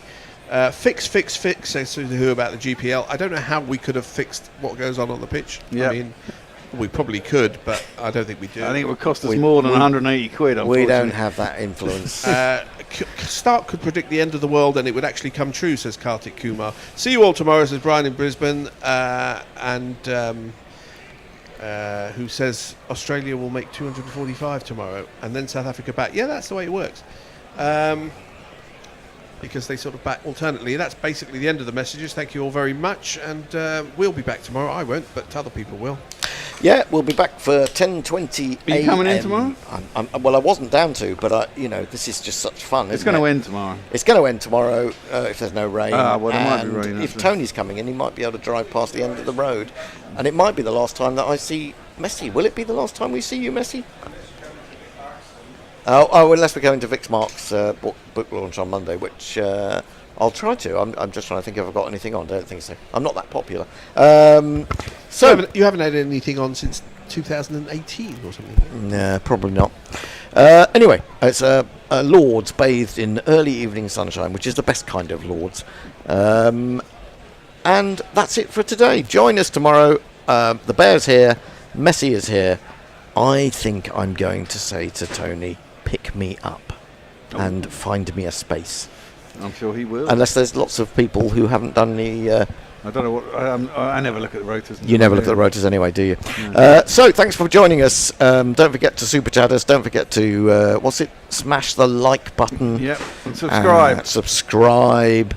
Don't forget to join us again tomorrow. It's going to be great fun. And we'll see you there. We'll welcome you and we will communicate. Until then, ta-da! Bye. Bye-bye. Guerrilla cricket. Whoa. Guerrilla cricket. Whoa. Guerrilla. Take guard, man the barricades, patrol the cover boundary. At last the time has come. This is a cricketing emergency. Hear this call to arms for every cricket revolutionary. Take up your bats and stumps for the test match insurgency. At first they tried to silence us, but we would not be silenced. They threatened us with lies, so we threatened them with violence. Che Guevara, Sangakkara, Joseph Stalin, Douglas Jardine, Robespierre, Darrell Hare, Vladimir Lenin, O'Brien Kevin, guerrilla cricket. It's not about the winning, it's about how many rules you break. Even in cricket commentary, this is the best advice to take. Pick guerrilla cricket, it's the finest choice you'll ever make. There's so much more to cricket than rev counters and a slice of cake. At first they tried